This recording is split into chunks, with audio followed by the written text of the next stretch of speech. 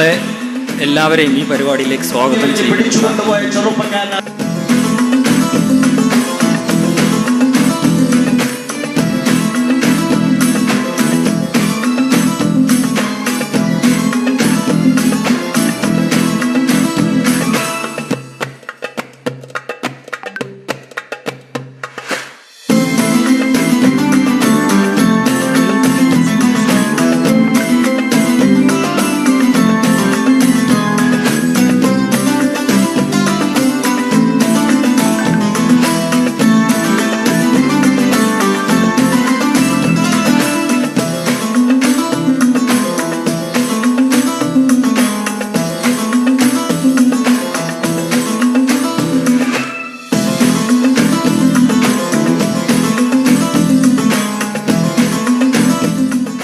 ഇതുപോലെ ദക്ഷിണാപരമായ ഒരു ചർച്ച ചെയ്യുന്നു.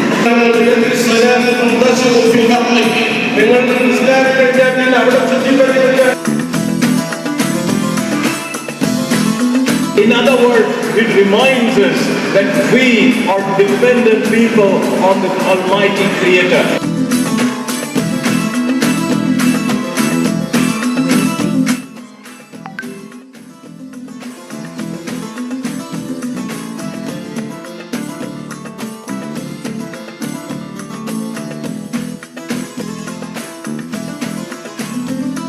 നമ്മൾ മുന്നോക്കത്തിൽ പിന്നോക്കം ഒരു ജീവിതം കാഴ്ചപ്പാട് ലോകത്തിൽ ഇസ്ലാമികപരമായ നമ്മുടെ വ്യക്തിപരമായ ജീവിതം കരുപിടിക്കാനും ഫിദിയ എന്നുള്ളത് അര സാഴ് എന്ന് പറഞ്ഞാൽ 1.5 കിലോ എന്നുള്ളതാണ് കണക്ക്.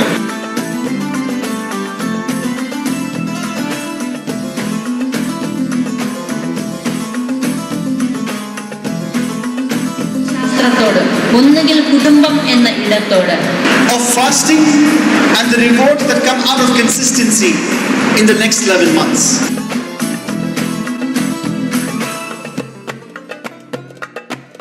Assalamu alaikum wa rahmatullahi wa barakatuh.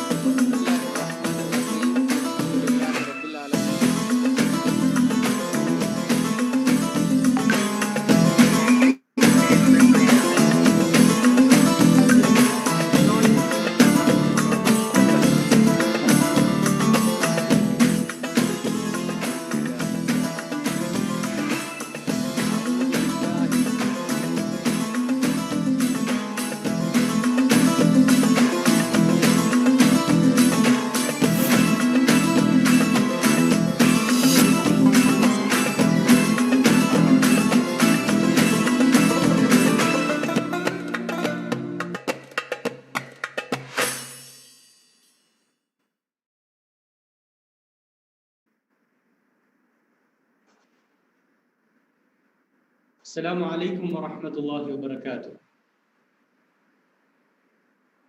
Bismillahir Rahmanir Rahim. Alhamdulillahi Rabbil Alamin.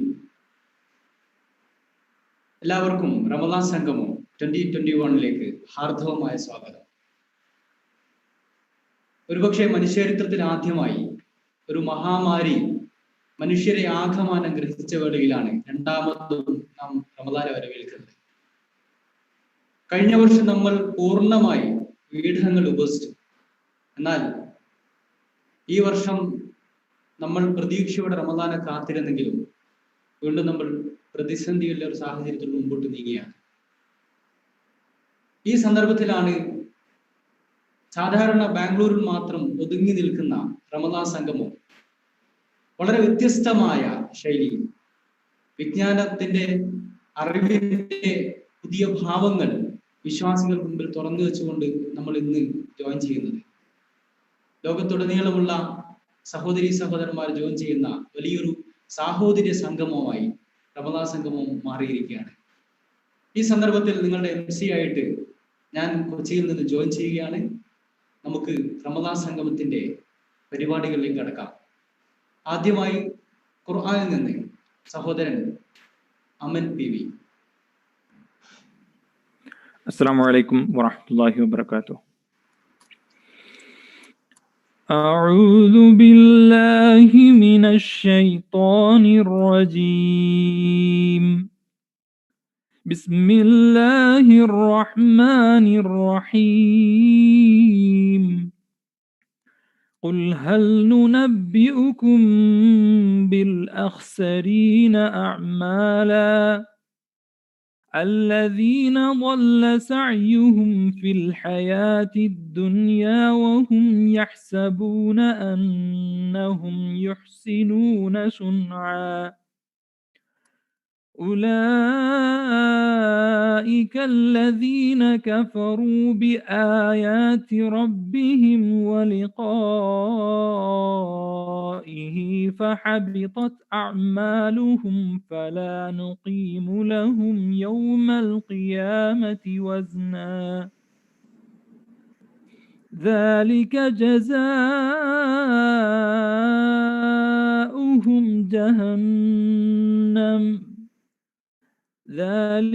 جزاؤهم جهنم بما كفروا واتخذوا آياتي ورسلي هزوا إن الذين آمنوا وعملوا الصالحات كانت لهم جنات الفردوس نزلا خالدين فيها لا يبغون عنها حولا قل لو كان البحر مدادا لكلمات ربي لنفد البحر قبل أن تنفد كلمات ربي ولو جئنا بمثله مددا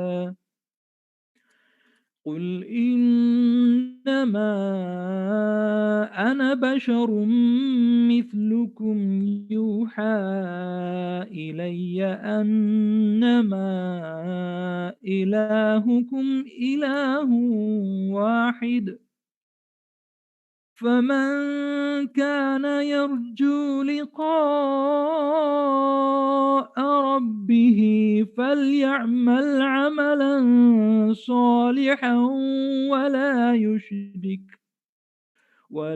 يشرك بعبادة ربه أحدا صدق الله العلي العظيم. പരമകാരുണികനും കരുണാവാരിധിയുമായ അള്ളാഹുവിൻ്റെ നാമത്തിൽ പറയുക, തങ്ങളുടെ കർമ്മങ്ങൾ തീർത്തും നഷ്ടപ്പെട്ടവരായി മാറിയവരാരെന്ന് ഞാൻ നിങ്ങളെ അറിയിച്ചു തരട്ടെയോ? ഇഹലോകത്തിൽ തങ്ങളുടെ പ്രവർത്തനങ്ങളൊക്കെ പിഴച്ചുപോയവരാണവർ. അതോടൊപ്പം തങ്ങൾ ചെയ്യുന്നതെല്ലാം നല്ലതാണെന്ന് കരുതുന്നവരും.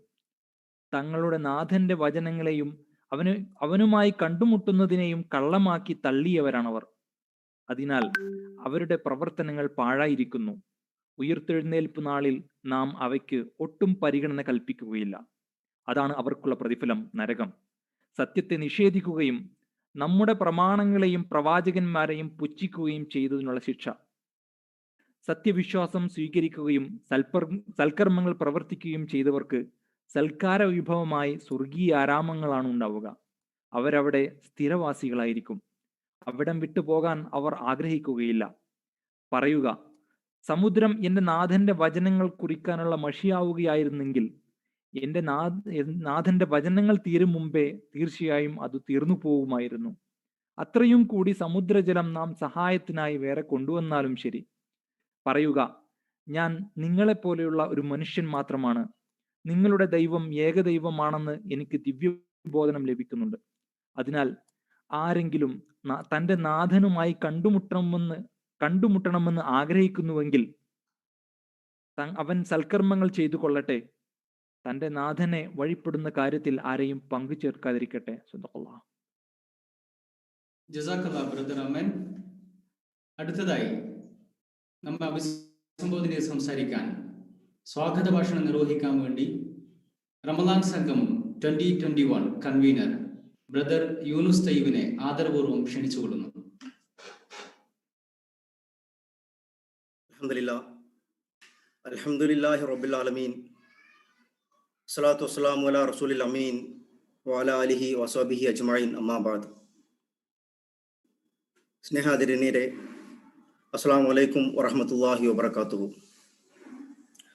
സർവശക്തനും ജഗനികന്താവുമായ അല്ലാഹു സുബ്ഹാനഹു തആലയുടെ എല്ലാവിധ കരുണയും കരുതലും നാം എവരിലും സദാ ഉണ്ടാകുമാറാകട്ടെ. കഴിഞ്ഞ 10-20 വർഷക്കാലമായി എല്ലാ വർഷവും റമദാനിൽ ബാംഗ്ലൂരിലെ മലയാളികൾ ഒത്തുകൂടുകയും പരസ്പരം സൗഹൃദങ്ങൾ പങ്കുവെക്കുകയും പുതിയ സൗഹൃദങ്ങൾ കണ്ടെത്തുകയും ബാംഗ്ലൂരിലെ ഇസ്ലാമിക സംവിധാനത്തെക്കുറിച്ച് മനസ്സിലാക്കുകയും പ്രവർത്തനങ്ങളെക്കുറിച്ച് ചർച്ച ചെയ്യുകയും പുതിയ പ്രവർത്തനങ്ങളെക്കുറിച്ച് ആസൂത്രണം ചെയ്യുകയും ഒക്കെ ചെയ്യുന്ന വലിയ സംഗമമാണ് റമദാൻ സംഗമം. നമുക്കറിയാം, ഇന്ന് നാടിന് പിടിപെട്ടിരിക്കുന്ന മഹാമാരി കാരണം കഴിഞ്ഞ 2 വർഷക്കാലമായി നമ്മുടെ ഫിസിക്കൽ ഒത്തുചേരലുകൾ താൽക്കാലികമായി ഇല്ലാതാവുകയും നമ്മൾ അകലങ്ങളിലിരുന്ന് ഒത്തുകൂടുകയും ചെയ്യുന്നു. അകലങ്ങളിലാണെങ്കിലും എല്ലാ റമദാൻ സംഗമങ്ങളിലും റമദാൻ സംഗമം മുന്നോട്ട് വെക്കാറുള്ള കാലിക പ്രാധാന്യമായിട്ടുള്ള വിഷയങ്ങൾ പോലെ തന്നെ ഇത്തവണയും വളരെ അനിവാര്യമായിട്ടുള്ള പ്രസക്തിയുള്ള കർമ്മപദത്തിലേക്ക് തിരിച്ചിറങ്ങുക എന്ന വിഷയവുമായിട്ടാണ് റമദാൻ സംഗമം 2021 ഒരുക്കിയിരിക്കുന്നത്.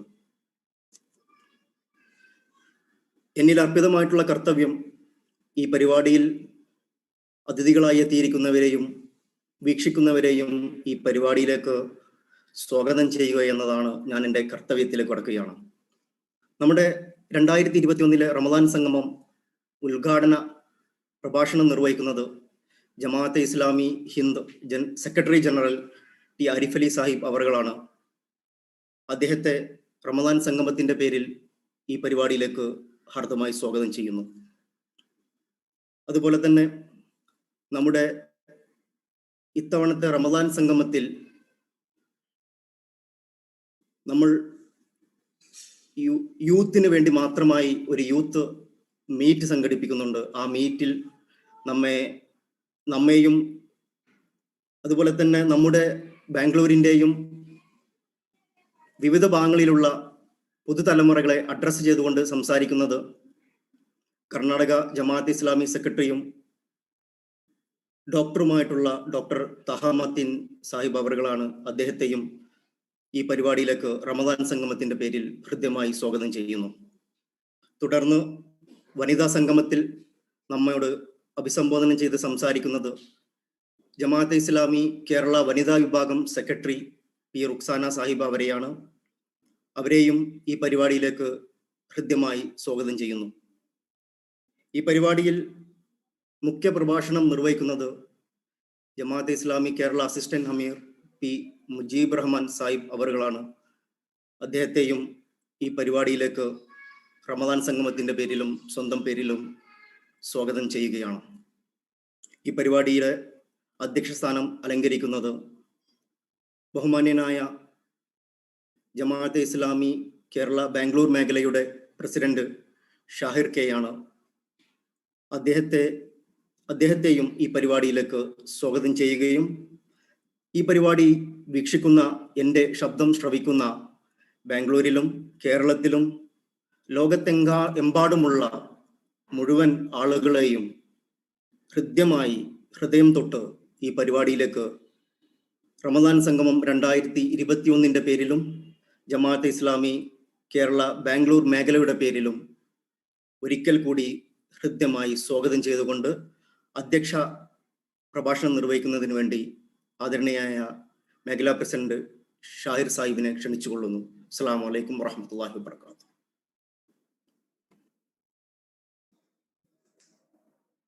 അൽഹംദുലില്ലാഹ് വസ്സലാത്തു വസ്സലാമു അലാ റസൂലില്ലാഹ് റബ്ബി ഇശ്റഹ് ലി സദ്രി വയസ്സിർ ലി അംരി വഹ്ലുൽ ഉഖ്ദതം മിൻ ലിസാനി യഫ്ഖഹു ഖൗലി. സ്നേഹം നിറഞ്ഞ സഹോദരന്മാരെ, സഹോദരികളെ, അസ്സലാമു അലൈക്കും വറഹ്മത്തുള്ളാഹി വബറകാതുഹു. കഴിഞ്ഞ 2 ദശകങ്ങളായി ബാംഗ്ലൂരിലെ ഇസ്ലാമിക പ്രവർത്തകരുടെ ആവേശവും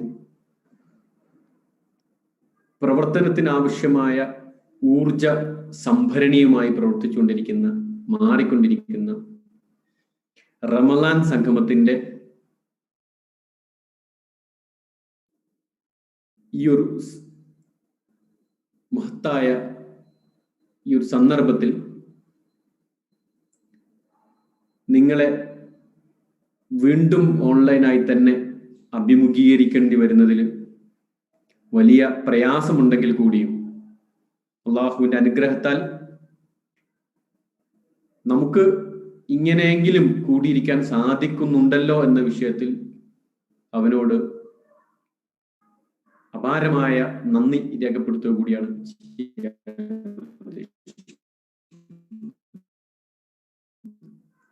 കാരണം സംഗമം പ്രഖ്യാപിക്കപ്പെട്ട ഉടൻ തന്നെയായിരുന്നു കോവിഡ് മഹാമാരി ആർക്കും പിടികിട്ടാത്ത രീതിയിൽ നമ്മുടെ പ്രവചനങ്ങളെല്ലാം കാറ്റിൽ പറത്തിക്കൊണ്ട് ആഗോളതലത്തിൽ പിടിമുറുക്കുകയും ആളുകൾ കൂടിയിരിക്കുന്നതും പരസ്പരമുള്ള ഇടപെടലുകളും വലിയ രീതിയിൽ അപകടം ചെയ്യുമെന്ന് മനസ്സിലാക്കിയപ്പോൾ നമ്മൾ റമളാൻ സംഗമത്തെ എന്ത് ചെയ്യണം എന്ന ചർച്ചയിൽ നമ്മളത് മാറ്റിവെക്കാനായിരുന്നില്ല തീരുമാനിച്ചത്. പകരം എങ്ങനെയാണ് റമളാൻ സംഗമം നമ്മൾ സംഘടിപ്പിക്കുക എന്നതിനെ കുറിച്ചായിരുന്നു ബാംഗ്ലൂരിലെ ഇസ്ലാമിക് പ്രവർത്തകർ ചിന്തിച്ചത്. കാരണം ഈ റമളാൻ സംഗമം ബാംഗ്ലൂരിലെ ഇസ്ലാമിക് പ്രസ്ഥാനത്തിന്റെ ഊർജമാണ്. ബാംഗ്ലൂർ മലയാളി മുസ്ലിം സംഗമങ്ങൾ എടുത്ത് പരിശോധിച്ചാൽ ഇത്ര കണിശമായി, ഇത്ര കൃത്യമായി, ഇത്ര അധികം ആളുകളെ ഉൾക്കൊള്ളുന്ന വാർഷിക സംഗമങ്ങൾ ഇല്ല എന്നതാണ് വാസ്തവം. എല്ലാ വർഷവും ബാംഗ്ലൂരിലെ പാലസ് ഗ്രൗണ്ടിൽ 3000-നും 5000-നും ഇടയ്ക്ക് ആളുകൾ ഇഫ്താർ സംഗമത്തിൽ പങ്കെടുക്കുകയും വലിയ രീതിയിലുള്ള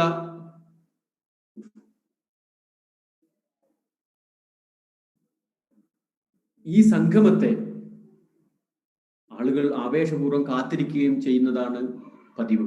അതായിരുന്നു കഴിഞ്ഞ വർഷം നമുക്ക് ഓൺലൈനിലേക്ക് മാറ്റേണ്ടി വന്നു. ഈ വർഷം ഞങ്ങൾ തീരുമാനിച്ചു, കഴിഞ്ഞ വർഷത്തിന്റെ കടം വീട്ടിക്കൊണ്ട് ഇത്തവണ റമളാൻ സംഗമം 2 ദിവസമായി സംഘടിപ്പിക്കാനായിരുന്നു യഥാർത്ഥത്തിൽ നേരത്തെ തീരുമാനിച്ചിരുന്നത്. പക്ഷേ അള്ളാഹുവിന്റെ വിധി മറിച്ചൊന്നായിരുന്നു. നിങ്ങൾ ഒന്ന് തീരുമാനിക്കുന്നു, അള്ളാഹു മറ്റൊന്ന് തീരുമാനിക്കുന്നു. അതാണല്ലോ അവസാനമായി സംഭവിക്കുക. അള്ളാഹുവിന്റെ തീരുമാനത്തെ ഞങ്ങൾ സ്വീകരിച്ചു. വീണ്ടും ഓൺലൈനിലേക്ക് മടങ്ങി വരേണ്ടി വന്നു. എങ്കിൽ പോലും ഈ സന്ദർഭത്തിൽ ഞാൻ എൻ്റെ സഹോദരങ്ങളെ ഓർക്കുകയാണ്. കോവിഡ് എന്ന മഹാമാരിയോട് പടവെട്ടിക്കൊണ്ട് ബാംഗ്ലൂരിലെ നിരത്തുകളിൽ കൂടി ഓടിക്കൊണ്ടിരിക്കുന്ന എൻ്റെ സഹപ്രവർത്തകർ, HWAയുടെ കോവിഡ് വോളണ്ടിയർമാർ, ഓക്സിജൻ സിലിണ്ടറുകളും പേറിക്കൊണ്ട്, മാസ്കുകൾ പേറിക്കൊണ്ട്, മരുന്നുകൾ പേറിക്കൊണ്ട്, ഭക്ഷണ സാധനങ്ങൾ പേറിക്കൊണ്ട്, ആശ്വാസ വചനങ്ങളുമായിക്കൊണ്ട് കുടുംബങ്ങൾ തോറും, അതിന് മതങ്ങളില്ല, മതഭേദങ്ങളില്ലാതെ, ജാതി മത ദേശവംശത്തിന്റെ അതിരുകളെല്ലാം മാറ്റിവെച്ചുകൊണ്ട് ബാംഗ്ലൂരിന്റെ തെരുവുകളിലോ കൂടി ഓടിക്കൊണ്ടിരിക്കുന്ന എൻ്റെ സഹപ്രവർത്തകരെ ഓർത്തുകൊണ്ടാണ് ഈ റമളാൻ സംഗമം. അതുപോലെ ഈ കോവിഡുമായി ബന്ധപ്പെട്ട് കോവിഡിന്റെ മഹാമാരിക്കിടയിൽ നമ്മുടെ പല പ്രവർത്തകർക്കും വലിയ നഷ്ടങ്ങൾ സംഭവിച്ചിട്ടുണ്ട്. എൻ്റെ 2-3 സുഹൃത്തുക്കളുടെ പിതാക്കൾ കഴിഞ്ഞ ഇന്നലെയും ഇന്നുമായി മരണപ്പെട്ടു. നമ്മുടെ പ്രവർത്തകരുടെ മാതാപിതാക്കൾ മരണപ്പെട്ടു. ഹാദിയുടെയും ഷമീലിന്റെയും ഒക്കെ നഷ്ടം അള്ളാഹു കാരുണ്യമായി തിരിച്ചു നൽകുമാറാകട്ടെ. അവരുടെ മാതാപിതാക്കൾക്ക് അള്ളാഹുവിന്റെ അനുഗ്രഹവും പാപമോചനവും ലഭിക്കുമാറാകട്ടെ.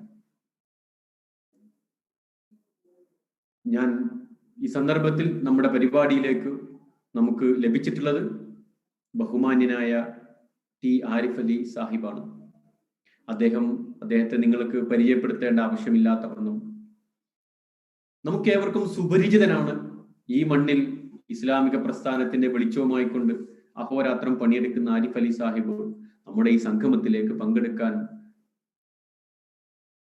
സമ്മതിച്ചു എന്നുള്ളത് തന്നെ വലിയ സന്തോഷത്തിന് കാരണമാകുന്നതാണ്. അതേസമയം നമ്മുടെ മുജീബ് സാഹിബ്, എന്നും ബാംഗ്ലൂരിനെ ആവേശപൂർവ്വം സ്വീകരിക്കുന്ന മുജീബ് സാഹിബ് ഈ പരിപാടിയിൽ പങ്കെടുക്കുന്നുണ്ട്. പി റുക്സാന സാഹിബ നമ്മുടെ പരിപാടിയിൽ പങ്കെടുക്കുന്നുണ്ട്.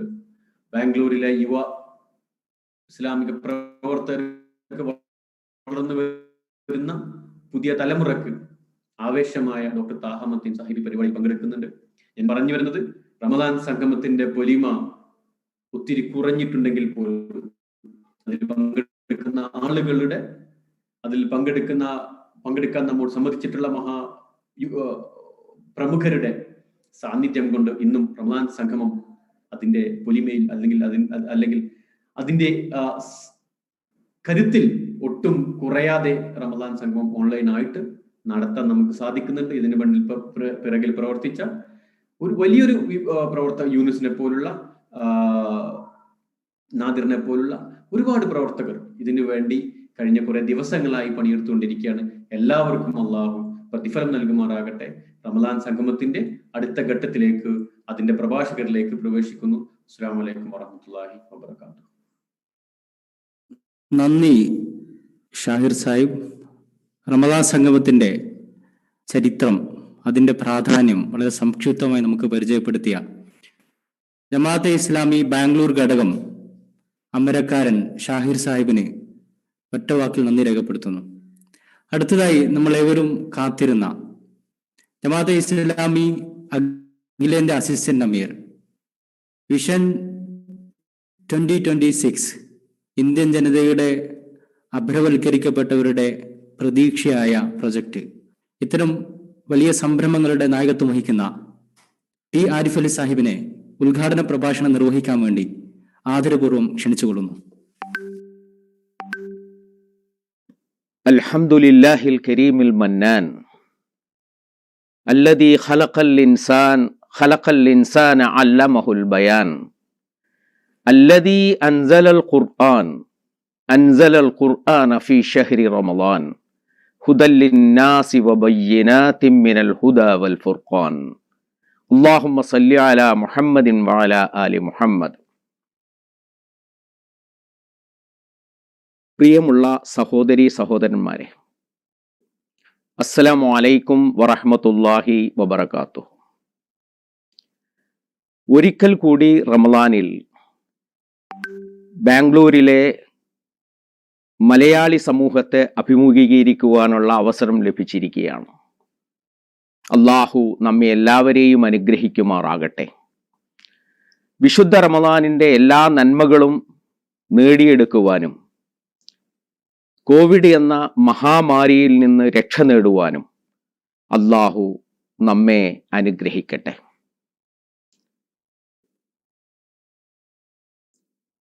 ഒ ഹെൻറി എന്ന പേരിൽ വിശ്വപ്രസിദ്ധനായ ഒരു എഴുത്തുകാരനുണ്ട്. അദ്ദേഹത്തിൻ്റെ പ്രസിദ്ധമായ ഒരു ചെറുകഥയുണ്ട്. ആ ചെറുകഥയുടെ പേര് ദി ലാസ്റ്റ് ലീഫ് എന്നാണ്. കഥ നടക്കുന്നത് ന്യൂയോർക്കിലെ ഗ്രീൻവിച്ച് വില്ലേജ് എന്ന കലാകാരന്മാർ അധിവസിക്കുന്ന ഒരു ഗ്രാമത്തിലാണ്. ഈ കഥ 114 വർഷങ്ങൾക്ക് മുമ്പ് എഴുതിയ കഥയാണ്. ആ കലാഗ്രാമത്തിലെ ജനങ്ങൾക്ക് വളരെ പെട്ടെന്ന് ന്യൂമോണിയ പിടികൂടി. ന്യൂമോണിയ പിടികൂടിയതോടുകൂടി ദൂരദിക്കുകളിൽ നിന്ന് പെയിന്റിങ്ങുകൾ വാങ്ങാനും നൃത്തങ്ങൾ കാണാനുമായി ആളുകൾ വരാതെയായി. അതുകൊണ്ട് കലാകാരന്മാർക്ക് ന്യൂമോണിയയുടെ ആഘാതം മാത്രമായിരുന്നില്ല, മറിച്ച് സാമ്പത്തികമായിട്ടുള്ള വലിയ പരിതോവസ്ഥയും വന്നു ചേർന്നു. ഒ ഹെൻറി പറയുന്ന കഥ 3 പേരുടെ കഥയാണ്. 2 പെൺകുട്ടികൾ, സൂയും ജോൺസിയും. അവർ 2 പേരും ഒരു ബിൽഡിങ്ങിന്റെ 3-ാം നിലയിലെ അപ്പാർട്ട്മെന്റിൽ താമസിച്ചു കൊണ്ടിരിക്കുകയായിരുന്നു, സ്റ്റുഡിയോ അപ്പാർട്ട്മെന്റിൽ. അതേ ബിൽഡിങ്ങിന്റെ തന്നെ താഴെ നിലയിൽ ബർഹ്മൻ എന്നുപേരായ ഒരു വൃദ്ധനായ കലാകാരനും ജീവിച്ചുകൊണ്ടിരിക്കുന്നുണ്ട്. 2 പെൺകുട്ടികളിൽ ഒരാളായ ജോൺസിക്ക് ന്യൂമോണിയ പിടികൂടിയിരുന്നു. ന്യൂമോണിയ പിടികൂടിയതോടുകൂടി ന്യൂമോണിയയും സാമ്പത്തികമായ പരിതാവസ്ഥയും രണ്ടും കൂടി ചേർന്നപ്പോൾ ഈ പെൺകുട്ടിക്ക് ജീവിതത്തിൽ ഒട്ടും പ്രതീക്ഷയില്ലാതെയായി. താൻ മരിച്ചുപോകും എന്ന നിലയിലായി അവൾ. മരണത്തിന്റെ സമയം കാത്തു കിടക്കുകയായിരുന്നു. ഡോക്ടർമാരെ വിളിച്ചു കൊണ്ടുവന്നു. സു അവളെ ശുശ്രൂഷിക്കാൻ വേണ്ടി വളരെയധികം ശ്രദ്ധിച്ചു. ഡോക്ടർമാർ പറഞ്ഞു, രോഗത്തിന്റെ ചികിത്സ മരുന്നുകൊണ്ട് പകുതി മാത്രമേ ആവുകയുള്ളൂ. അവൾക്ക് ജീവിക്കുവാനുള്ള പ്രതീക്ഷ നൽകുകയാണ് ആവശ്യം. ജീവിതത്തോട് താല്പര്യം ജനിപ്പിക്കുകയാണ് ആവശ്യം. ആ താല്പര്യം നിങ്ങൾക്ക് മാത്രമേ ജനിപ്പിക്കാൻ കഴിയുകയുള്ളൂ എന്ന് പറഞ്ഞു. ഒരു ദിവസം കിച്ചണിൽ ഭക്ഷണം ഉണ്ടാക്കിക്കൊണ്ടിരിക്കെ ഒന്ന് പുറത്തു വന്നു നോക്കി സു, ജോൺസിയെ കാണാൻ വേണ്ടി. ആ സമയത്ത് ജോൺസി പുറം തിരിഞ്ഞു കിടക്കുകയായിരുന്നു. ശാന്തമായുള്ള കിടത്തം. നെടുവീർപ്പുഴകൾ ഇട്ടുകൊണ്ടിരിക്കുന്നുണ്ട്. ഉറങ്ങുകയാണെന്നാണ് വിചാരിച്ചത്. പക്ഷേ കുറച്ചു കഴിഞ്ഞപ്പോൾ ഒരു പിറുപിറുക്ക് കേൾക്കുന്നു. അടുത്തു ചെന്ന് നോക്കിയപ്പോൾ അവൾ കീഴോട്ടെണ്ണുകയാണ്. 12, 11, 10 ആവർത്തിച്ചെണ്ണിക്കൊണ്ടിരിക്കുന്നു. അവളോട് ചോദിച്ചു, സു, എന്തു പറ്റി നിനക്ക്? നീ എന്താണ് പുറത്തേക്ക് നോക്കിക്കൊണ്ടിരിക്കുന്നത്? വിടർന്ന കണ്ണുകളുമായി ജനലിലൂടെ അവൾ പുറത്തേക്ക് നോക്കുന്നുണ്ട്.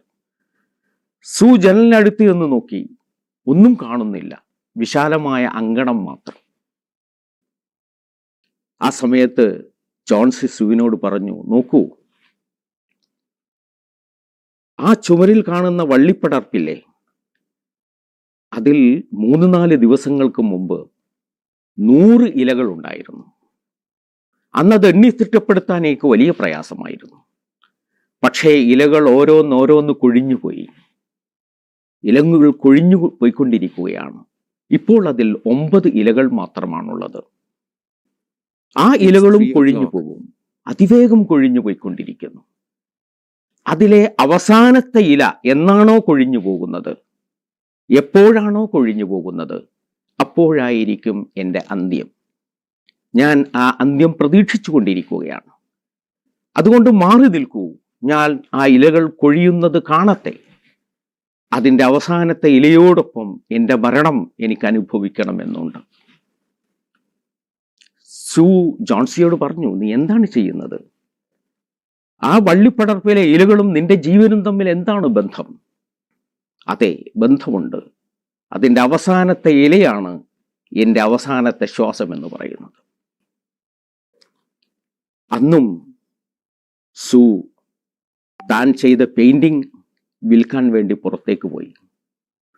പോകുന്ന സമയത്ത് തൻ്റെ രക്ഷിതാക്കളിൽ ഒരാളായ, തനിക്ക് കലാപ്രവർത്തനങ്ങളിൽ മാർഗദർശനം നൽകുന്ന ബർമനെ കണ്ടു. ഈ കഥ അദ്ദേഹത്തോട് പറഞ്ഞു. തിരിച്ചു പോരുമ്പോൾ അല്പം നനുത്ത മഴയുണ്ടായിരുന്നു. അവൾ ബർമനോട് പറഞ്ഞു, പ്രായമേറെയായില്ലേ, നിങ്ങൾ ഒരിക്കലും ഒരു പ്രയാസവും അനുഭവിക്കരുത്, സുരക്ഷിതമായിരിക്കൂ എന്ന് പറഞ്ഞു. സു മുകളിൽ കയറി വന്നു. അപ്പോഴേക്കും നനുത്ത മഴ മാത്രമല്ല, മഞ്ഞുവീഴ്ച തുടങ്ങിയിരുന്നു. കുറച്ചു കഴിഞ്ഞപ്പോഴേക്ക് കാറ്റ് കനത്തു. കാറ്റ് കനത്തപ്പോഴും ജോൺസി പറഞ്ഞു, ജനൽ അടയ്ക്കേണ്ടതില്ല, എനിക്ക് ആ അവസാനത്തെ ഇല വീഴുന്നത് കാണണം. പക്ഷെ സു പറഞ്ഞു, ഇത്രയും കടുത്ത മഴയും കാറ്റും ഉണ്ടാകുമ്പോൾ എങ്ങനെയാണ് ജനൽ അടക്കാതിരിക്കുന്നത്? ജനൽ അടച്ചു കഴിഞ്ഞിരുന്നു. അങ്ങനെ ആ രാവ് കഴിഞ്ഞുപോയി. ജോൺസി സുഖമായിട്ട് ഉറങ്ങി. സൂവും ഉറങ്ങി. പിറ്റേ ദിവസം പ്രഭാതത്തിൽ അല്പം വൈകിയാണ് ഉണർന്നത്. ജോൺസി സൂവിനോട് പറഞ്ഞു, തുറക്കൂ വാതിൽ. പേടിച്ചിട്ടാണെങ്കിലും ആ അവസാനത്തെ ഇലയും നഷ്ടപ്പെട്ടു പോയതിലുള്ള വിഷമം സഹിക്കുകയില്ല എന്ന് തീരുമാനിച്ചുകൊണ്ടാണെങ്കിലും വാതിൽ തുറന്നു. പക്ഷെ വാതിൽ തുറന്നത് ഒരു മനോഹരമായ പ്രഭാതത്തിലേക്കായിരുന്നു. നോക്കുമ്പോൾ ആ വള്ളിയിലുണ്ട് ഒരു ഇല മാത്രം. നടുവിൽ ചുവപ്പും നടുവിൽ നല്ല ഇരുണ്ട പച്ചയും ചുറ്റുഭാഗത്തും നല്ല യെല്ലോ വർണ്ണവുമുള്ള മഞ്ഞ വർണ്ണവുമുള്ള ഒരു ഇല അവിടെ നിൽക്കുന്നു. ഇത് കണ്ടു ജോൺസി പറഞ്ഞു, ഇല്ല, ആ ഇല ഇന്നലത്തെ കൊടുംകാറ്റിലും മഴയിലും പിടിച്ചു നിൽക്കാൻ കെൽപ്പുണ്ടെങ്കിൽ എനിക്ക് ഈ ജീവിതത്തിൽ പിടിച്ചു നിൽക്കാൻ കെൽപ്പുണ്ട്. അതുകൊണ്ട് കുറച്ച് സൂപ്പ് കൊണ്ടുവരൂ, മരുന്ന് കൊണ്ടുവരൂ. സൂപ്പും മരുന്നും കൊണ്ടുപോയി കൊടുത്തു. അവൾ അല്പാൽപമായി ജീവിതത്തിലേക്ക് തിരിച്ചു വരാൻ തുടങ്ങി. പിന്നീട് അവൾ പറഞ്ഞു, എനിക്ക് നിറങ്ങൾ കൊണ്ടുവരൂ, എനിക്ക് ക്യാൻവാസ് കൊണ്ടുവരൂ, ഞാൻ വരക്കട്ടെ. അവളിൽ നിന്ന് മനോഹരമായ ചിത്രങ്ങൾ 2 ദിവസങ്ങൾ കൊണ്ടുവരാൻ തുടങ്ങി.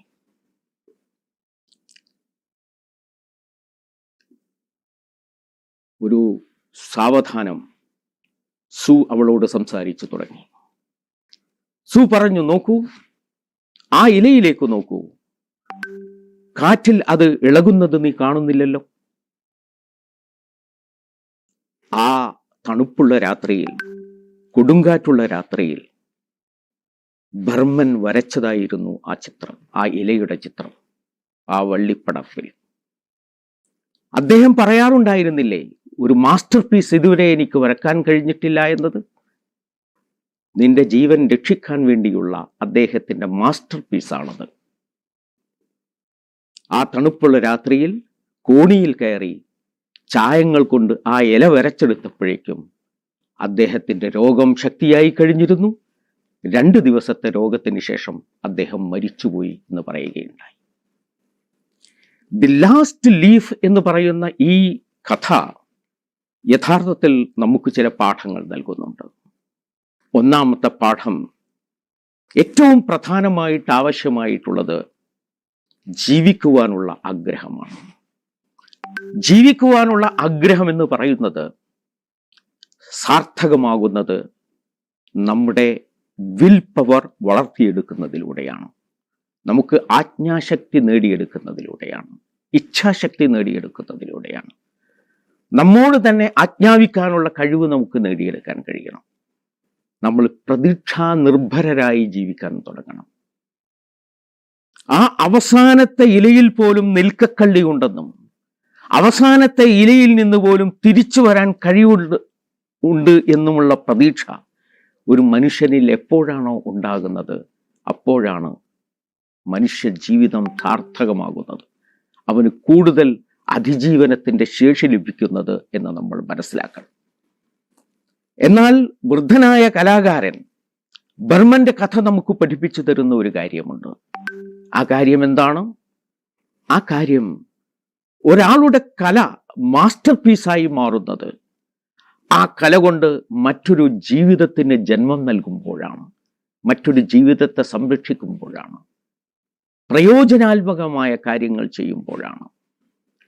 താൻ തൻ്റെ ജീവിതം ആഹൂതി ചെയ്യുന്നു. എന്തിനു വേണ്ടി? മറ്റൊരു ജീവൻ രക്ഷിക്കുവാൻ വേണ്ടി. ഒരു പാൻഡമിക്കിന്റെ കാലത്ത് നമ്മുടെ മനസ്സിൽ എപ്പോഴും ഉണ്ടാകേണ്ടുന്ന ചിന്തയാണ് ഇത് രണ്ടും എന്ന് നാം മനസ്സിലാക്കണം.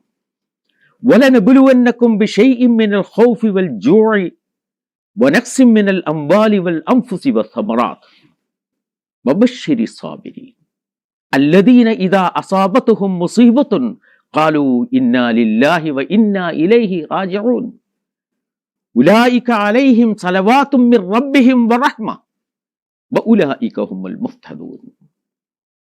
വളരെ മനോഹരമായ വിശുദ്ധ ഖുർആന്റെ താക്കീതാണ്. അതോടൊപ്പം വിശുദ്ധ ഖുർആന്റെ സന്തോഷ വാർത്തയാണ്. അല്പം വിശപ്പ് കൊണ്ട് നിങ്ങളെ പരീക്ഷിച്ചു എന്ന് വരും, ഭയം കൊണ്ട് നിങ്ങളെ പരീക്ഷിച്ചു എന്ന് വരും. പക്ഷേ അത് പരീക്ഷണമാണെന്ന് നിങ്ങൾക്ക് മനസ്സിലാക്കാൻ കഴിയണം. ചിലപ്പോൾ നിങ്ങൾക്ക് വേണ്ടപ്പെട്ടവർ നിങ്ങൾക്ക് നഷ്ടപ്പെട്ടു എന്ന് വരും. രോഗം കാരണമായി, ആക്സിഡന്റ് കാരണമായി, സ്വാഭാവികമായ മരണം കാരണമായി നിങ്ങൾക്ക് വേണ്ടപ്പെട്ട അനേകം ആളുകൾ ഒരേ സമയത്ത് നിങ്ങൾക്ക് നഷ്ടപ്പെട്ടു എന്ന് വരും. നിങ്ങൾക്ക് ധനനഷ്ടമുണ്ടായി എന്ന് വരും. നിങ്ങൾക്ക് ജോലി നഷ്ടമായി എന്ന് വരും. നിങ്ങളുടെ വരുമാന മാർഗം കുറഞ്ഞു എന്ന് വരും. ഒരുപക്ഷെ നിങ്ങളുടെ ധാന്യമണികൾ നിങ്ങൾക്ക് ലഭിക്കാൻ കഴിയാത്ത ഒരവസ്ഥ വന്നു എന്ന് വരും. അത് നിങ്ങൾക്ക് മനസ്സിലാക്കാൻ കഴിയണം. അതിനെ പരീക്ഷണമായി മനസ്സിലാക്കാൻ കഴിയണം. ഏതെങ്കിലും ഒരു സമൂഹത്തെ പടച്ചവൻ പരീക്ഷിക്കുന്നുണ്ടെങ്കിൽ അതിനർത്ഥം പടച്ചൻ അവരെ ശിക്ഷിക്കാൻ തീരുമാനിച്ചിട്ടുണ്ട് എന്നല്ല, അവരെ പരീക്ഷിച്ചു പാകപ്പെടുത്താൻ തീരുമാനിച്ചിട്ടുണ്ട് എന്നാണ്. അള്ളാഹു ആരെയും ശിക്ഷിക്കുകയല്ല പരീക്ഷണങ്ങളിലൂടെ ചെയ്യുന്നത്, അള്ളാഹു പരീക്ഷിക്കുകയാണ് ചെയ്യുന്നത് എന്ന് നമ്മൾ മനസ്സിലാക്കണം. വബശ്ശിരി സ്വാബിരീൻ, ആ സന്ദർഭത്തിൽ സബർ കാണിക്കുവാൻ നമുക്ക് കഴിയുന്നുണ്ടോ? ക്ഷമയവലംബിക്കുവാൻ നമുക്ക് കഴിയുന്നുണ്ടോ? ജീവിതത്തെക്കുറിച്ച് ചിന്തിക്കുവാൻ നമുക്ക് കഴിയുന്നുണ്ടോ എന്നുള്ളതാണ്. ഇതാണ് ഏറ്റവും പരമപ്രധാനമായിട്ടുള്ള കാര്യം. ഖാലു ഇന്നാ ലില്ലാഹി വ ഇന്നാ ഇലൈഹി റാജിഊൻ. ഇന്നാ ലില്ലാഹി വ ഇന്നാ ഇലൈഹി റാജിഊൻ എന്ന് പറയുന്നത് മനോഹരമായ ഒരു വാചകമാണ്. ആ വാചകം പലപ്പോഴും നമ്മൾ ഉപയോഗിക്കാറുള്ളത് ദുഃഖം പ്രകടിപ്പിക്കാൻ വേണ്ടിയാണ്. ദുഃഖം പ്രകടിപ്പിക്കാൻ വേണ്ടിയാണ് ഉപയോഗിക്കാറുള്ളത്. യഥാർത്ഥത്തിൽ ഇന്നാ ലില്ലാഹി വ ഇന്നാ ഇലൈഹി റാജിഊൻ എന്നത് ദുഃഖം പ്രകടിപ്പിക്കാനുള്ള ഒരു വാചകമല്ല. അത് പ്രതീക്ഷാനിർഭരമായ ഒരു വാചകമാണ്. നാം എല്ലാവരും ദൈവത്തിൽ നിന്ന് വന്നവരാണ്, ദൈവത്തിന് വേണ്ടിയുള്ളവരാണ്, ദൈവത്തിലേക്ക് തന്നെ നാം തിരിച്ചു പോകുന്നവരാണ്. ഒരാൾ മരിച്ചു എന്ന് കേൾക്കുമ്പോൾ അതെൻ്റെ ജീവിതത്തെ നഷ്ടപ്പെടുത്തേണ്ടതല്ല, ജീവിതത്തെ പ്രയാസപ്പെടുത്തേണ്ടതല്ല, ജീവിതത്തിൽ നിരാശ നൽകേണ്ടതല്ല.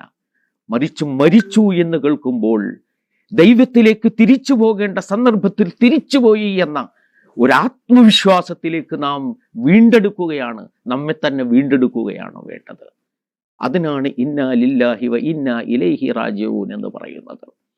പരീക്ഷണഘട്ടത്തെ ഇങ്ങനെ അഭിമുഖീകരിക്കാൻ കഴിയുന്നവർക്ക് അള്ളാഹുവിങ്കിൽ നിന്ന് ലഭ്യമാകുന്നത് എന്താണ് എന്ന് കൂടി അള്ളാഹു പറഞ്ഞു വെക്കുന്നുണ്ട്.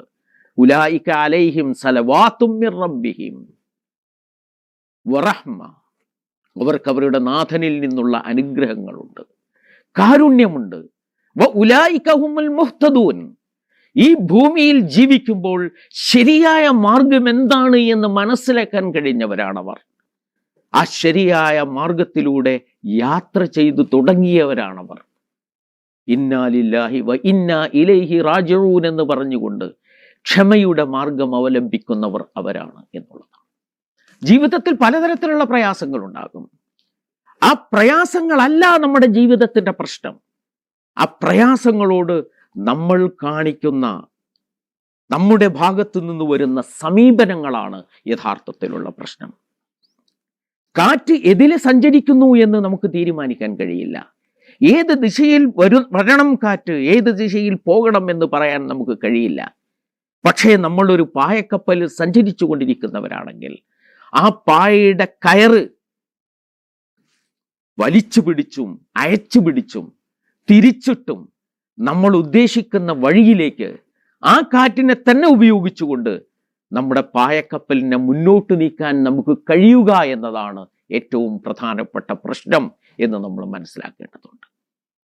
കഷ്ടപ്പാടുകളല്ല കഷ്ടപ്പാടുകൾ, കഷ്ടപ്പാടുകളോടുള്ള നമ്മുടെ സമീപനങ്ങളാണ് കഷ്ടപ്പാടുകൾ എന്ന് നമ്മൾ മനസ്സിലാക്കണം.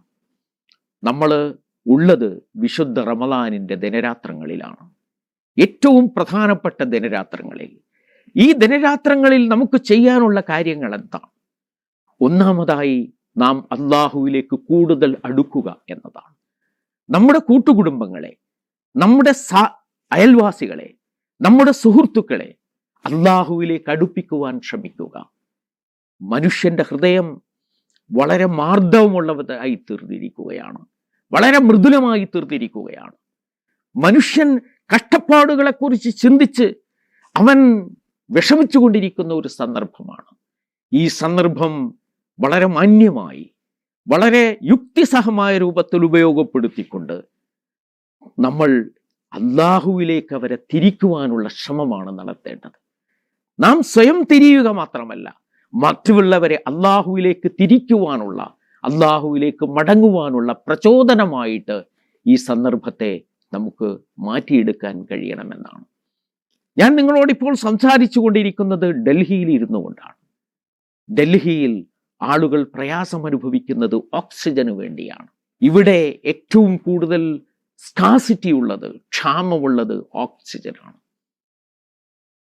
അന്തരീക്ഷത്തിൽ പടർന്നു നിൽക്കുന്ന ഓക്സിജൻ, ആ ഓക്സിജൻ ഒരു വിലയും കൊടുക്കാതെ നമ്മൾ ശ്വസിച്ചുകൊണ്ടിരിക്കുന്നു സാധാരണഗതിയിൽ.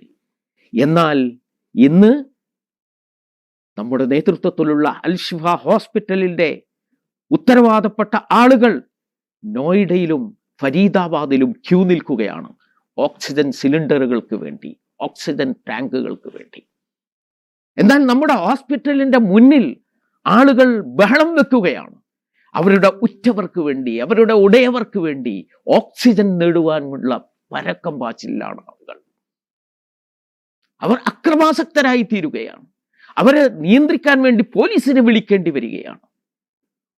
ഒരു ശ്വാസത്തിന് വേണ്ടി ഓക്സിജൻ ഉള്ളിലേക്ക് എടുക്കാൻ ആളുകൾ കാണിക്കുന്ന ഈ തിടുക്കമുണ്ടല്ലോ, ആ തിടുക്കത്തിന് ആശ്വാസം നൽകാൻ നമുക്ക് കഴിയുമോ എന്നതാണ് നമ്മുടെ പ്രശ്നം. അതുകൊണ്ട് നമ്മൾ സ്വയം അതിജീവിക്കുകയല്ല, നമ്മൾ മറ്റുള്ളവരെ അതിജീവിക്കാൻ വേണ്ടി സഹായിക്കുക എന്നുള്ളതാണ് പ്രശ്നം. തൻ്റെ ജീവൻ പണയപ്പെടുത്തിയെങ്കിലും ഒരു പെൺകുട്ടിയെ രക്ഷിക്കാൻ വേണ്ടി ഒരു അവസാനത്തെ ഇല വരക്കുവാൻ, പ്രതീക്ഷയുടെ ദി ലാസ്റ്റ് ലീഫ് വരക്കുവാൻ നമുക്ക് കഴിയുമോ എന്നുള്ളതാണ് നമ്മുടെ മുമ്പാകെയുള്ള പ്രശ്നം. യഥാർത്ഥത്തിൽ റമദാൻ മുവാസാത്തിന്റെ മാസമാണ്. ഷഹുറുൽ മുവാസാത്ത്, സഹാനുഭൂതിയുടെ മാസം. സഹാനുഭൂതി എന്ന വാക്കിന് ഇംഗ്ലീഷിൽ ഒരു അർത്ഥം പറയാമെങ്കിൽ അത് എംപതി എന്ന വാക്കാണ്. സിമ്പതിയും എംപതിയും തമ്മിൽ വ്യത്യാസമുണ്ട്. സിമ്പതി എന്ന് പറയുന്നത് ഒരാളോടുള്ള സഹതാപമാണ്. നിങ്ങൾ ദുഃഖിക്കുമ്പോൾ, നിങ്ങളുടെ ദുഃഖം കാണുമ്പോൾ എൻ്റെ മനസ്സിൽ വരുന്ന നിങ്ങളോടുള്ള സഹതാപത്തിനാണ് സിമ്പതി എന്ന് പറയുന്നത്. എന്നാൽ സിമ്പതി എപ്പോഴും ഒരു നല്ല ഗുണമായിക്കൊള്ളണമെന്നില്ല. പലപ്പോഴും നമ്മോട് ആരെങ്കിലും സിമ്പതി കാണിക്കുമ്പോൾ അത് നമുക്ക് തീരെയും ഇഷ്ടപ്പെടുകയില്ല. നമ്മുടെ ജോലി നഷ്ടമായി, നമ്മുടെ ശമ്പളം കുറക്കപ്പെട്ടു, നമ്മുടെ കുടുംബം നമ്മിൽ നിന്ന് അകറ്റപ്പെട്ടു, അല്ലെങ്കിൽ നമുക്ക് വേണ്ടവർ നഷ്ടപ്പെട്ടു, നമ്മൾ ഏതെങ്കിലും പരീക്ഷയിൽ പരാജയപ്പെട്ടു. ഈ സമയത്ത് മറ്റുള്ളവർ നമ്മോട് കാണിക്കുന്ന സിമ്പതി നമ്മൾ അനുഭവിക്കുന്ന ദുഃഖത്തെക്കാൾ കൂടുതൽ വലിയ ദുഃഖം നമുക്ക് സമ്മാനിക്കുമെന്നുള്ളതാണ്. എന്നാൽ എമ്പതി അങ്ങനെയല്ല. എമ്പതി എന്ന് പറയുന്നത്, നിങ്ങൾ ദുഃഖിക്കുന്നുണ്ടെങ്കിൽ ആ നിങ്ങൾ അനുഭവിക്കുന്ന വേദന, അതിൻ്റെ എല്ലാ സവിശേഷതകളോടും കൂടി ഞാൻ സ്വയം അനുഭവിക്കുക. ഇതിനാണ് എമ്പതി എന്ന് പറയുന്നത്. നമ്മുടെ അയൽക്കാരൻ്റെ കുട്ടി വേദനിച്ച് കരയുമ്പോൾ തൻ്റെ സ്വന്തം സന്താനം വേദിച്ചാലത്ത ഒരു വിചാരം നമ്മുടെ മനസ്സിൽ ഉണ്ടാകുമ്പോഴാണ് നമ്മളിൽ എമ്പതി ഉണ്ടാകുന്നത്. ആസാമിലെയോ ബീഹാറിലെയോ ഒരു പെൺകുട്ടി വിശന്ന് കരയുമ്പോൾ ആ കരച്ചിൽ നമ്മൾ കേൾക്കുന്നുവെങ്കിൽ ആ കരച്ചിലിനെ സ്വന്തം മകളുടെ കരച്ചിൽ പോലെ കാണാൻ കഴിയുമ്പോഴാണ് നമ്മുടെ മനസ്സിൽ എമ്പതി ഉണ്ടാകുന്നത്. റമദാൻ എമ്പതിയുടെ മാസമാണെന്ന് പറയുന്നത് റമദാനിൽ മാത്രമേ എമ്പതി വേണ്ടൂ എന്ന അർത്ഥത്തിലല്ല. എമ്പതി അക്വയർ ചെയ്യുവാനുള്ള മാസമാണ് റമദാൻ എന്ന് നമ്മൾ മനസ്സിലാക്കും. എമ്പതി സ്വയം സ്വീകരിക്കുവാനുള്ള മാസമാണ് റമദാൻ. എമ്പതി ജീവിതത്തിന്റെ ഭാഗമാക്കി മാറ്റുവാനുള്ള മാസമാണ് റമദാൻ എന്ന് നമ്മൾ മനസ്സിലാക്കണം. അള്ളാഹുവിനോട് നാം പ്രാർത്ഥിക്കാറുണ്ട്, പടച്ചവനെ എനിക്ക് നനഞ്ഞ ഒരു മനസ്സ് തരണമേ, എനിക്ക് കാരുണ്യത്തിന്റെ ആർദ്രതയുടെ ഒരു മനസ്സ് തരണമേ. ആർദ്രതയുടെ വാക്കുകൾ പറയാൻ, ആർദ്രതയുടെ നോട്ടം നോക്കാൻ, ആർദ്രതയുടെ ഭാവം പകർന്നു നൽകാനുള്ള ശേഷി എനിക്ക് നൽകണമേ എന്ന് നമ്മൾ അള്ളാഹുവിനോട് പറയാറുണ്ട്. അള്ളാഹു നമ്മുടെ തലയിൽ കുട്ടയിൽ ചുമന്ന് വന്നുകൊണ്ട് ആർദ്രതയും കാരുണ്യവും നിക്ഷേപിക്കുകയില്ല. മറിച്ച് നമ്മുടെ മുമ്പിൽ കഷ്ടപ്പെടുന്ന ജനങ്ങളെ അള്ളാഹു നൽകുന്നു. ഓക്സിജന് വേണ്ടി നിലവിളിക്കുന്നവരുടെ മുഖം അള്ളാഹു നമ്മുടെ മുന്നിൽ കൊണ്ടുവന്നു തരുന്നു. പട്ടിണി കിടക്കുന്നവരുടെ മുഖം അവൻ നമ്മുടെ മുമ്പിൽ കൊണ്ടുവരുന്നു. മരുന്നിനു വേണ്ടി യാചിക്കുന്നവരെ അവർ നമ്മുടെ മുമ്പാകെ കൊണ്ടുവരുന്നു. അവരോട് കാരുണ്യം കാണിച്ചു വേണം നാം കാരുണ്യത്തിന്റെ ഉടമകളായി മാറാൻ.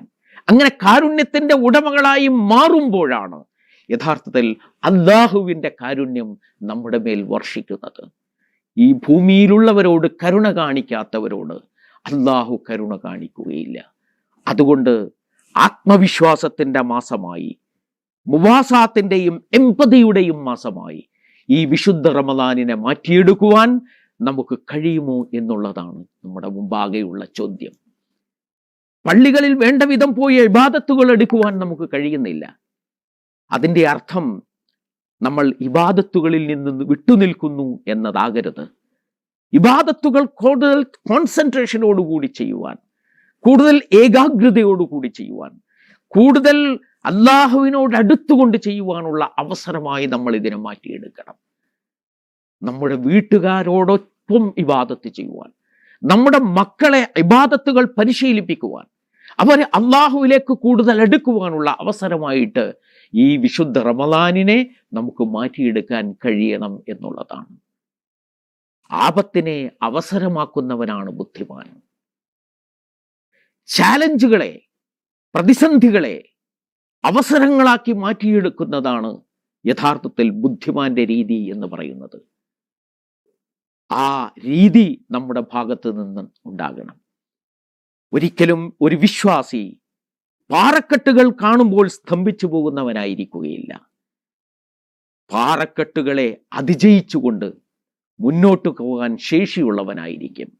ഒന്നുകിൽ പാറക്കെട്ടുകളെ അവൻ അതിനുപരിയായി അതിൻ്റെ പ്രവാഹം തുടർന്നുകൊണ്ടിരിക്കും, അല്ലെങ്കിൽ പാറക്കെട്ടുകൾക്കിടയിലൂടെ അതിൻ്റെതായ വഴികൾ തേടിക്കൊണ്ടിരിക്കും. അങ്ങനെ പ്രതിസന്ധികളിൽ തകരാതെ, തളരാതെ, പ്രതിസന്ധികളെ മറികടന്നുകൊണ്ട് മുന്നോട്ട് പോകാനുള്ള ശേഷി ഒരു വിശ്വാസിക്ക് സ്വായത്തമാകേണ്ടതുണ്ട്. പാൻഡമിക്കിന്റെ 2ാം വേവും റമദാനും ഒരേ സമയത്ത് ഒന്നിച്ചനുഭവിച്ചുകൊണ്ട് ജീവിതത്തിന് കൂടുതൽ കരുത്ത് നേടാൻ, കൂടുതൽ അതിജീവന ശക്തി ആർജിക്കാൻ നമുക്ക് കഴിയുമാറാകട്ടെ എന്ന് പ്രാർത്ഥിക്കുകയാണ്. അല്ലാഹുമ്മ റബ്ബന ആതിന ഫിദ്ദുനിയ ഹസന വഫിൽ ആഖിറതി ഹസനതൻ വഖിനാ അദാബന്നാർ. اللهم اجعل هذا الشهر الشريف شاهدا لنا لا شاهدا علينا واجعله حجة لنا لا حجة علينا يا رب العالمين وآخر دعوانا أن الحمد لله رب العالمين. السلام عليكم. വലൈക്കും അസ്സലാം വറഹ്മത്തുള്ളാഹി വബറകാതുഹു. മാഷാഅല്ലാഹ്, എത്ര പ്രതീക്ഷ നൽകുന്ന ഒരു സംസാരമാണ്. അതിലുപരി നമുക്ക് ശുഭപ്രതീക്ഷയും ആവേശവും പ്രചോദനവും നൽകുന്ന ഈ സംസാരം നിർവഹിച്ച ബഹുമാന്യനായ നവീർ ആരിഫ് അലി സാഹിബിന് ഒറ്റ വാക്ക് നന്ദി രേഖപ്പെടുത്തിക്കൊള്ളുന്നു. യഥാർത്ഥത്തിൽ വിശ്വാസികൾ പ്രതിസന്ധികളെ പരീക്ഷണങ്ങൾക്കപ്പുറം അവസരങ്ങളാക്കി ഉപയോഗപ്പെടുത്തണമെന്നും അത് മനുഷ്യ സ്നേഹത്തിലൂടെയും എമ്പതിയിലൂടെ ചെയ്യണമെന്നും നമ്മളെ ബോധ്യപ്പെടുത്തിയ ആരിഫ് അലി സാഹിബിനെ അള്ളാഹു അനുഗ്രഹിക്കുമാറാകട്ടെ. അടുത്തതായി ബാംഗ്ലൂരിന്റെ നഗരിയിൽ വിജ്ഞാന വിപ്ലവത്തിന് തുടക്കം കുറിച്ച സ്കൂൾ, നൂറുകണക്കിന് അധ്യാപകരും ഇന്ത്യക്കും വിദേശത്തുമായി ആയിരക്കണക്കിന് വിദ്യാർത്ഥികളും പഠിക്കുന്ന ഹിറാമർ സ്കൂളിനെ നമുക്ക് പരിചയപ്പെടാം.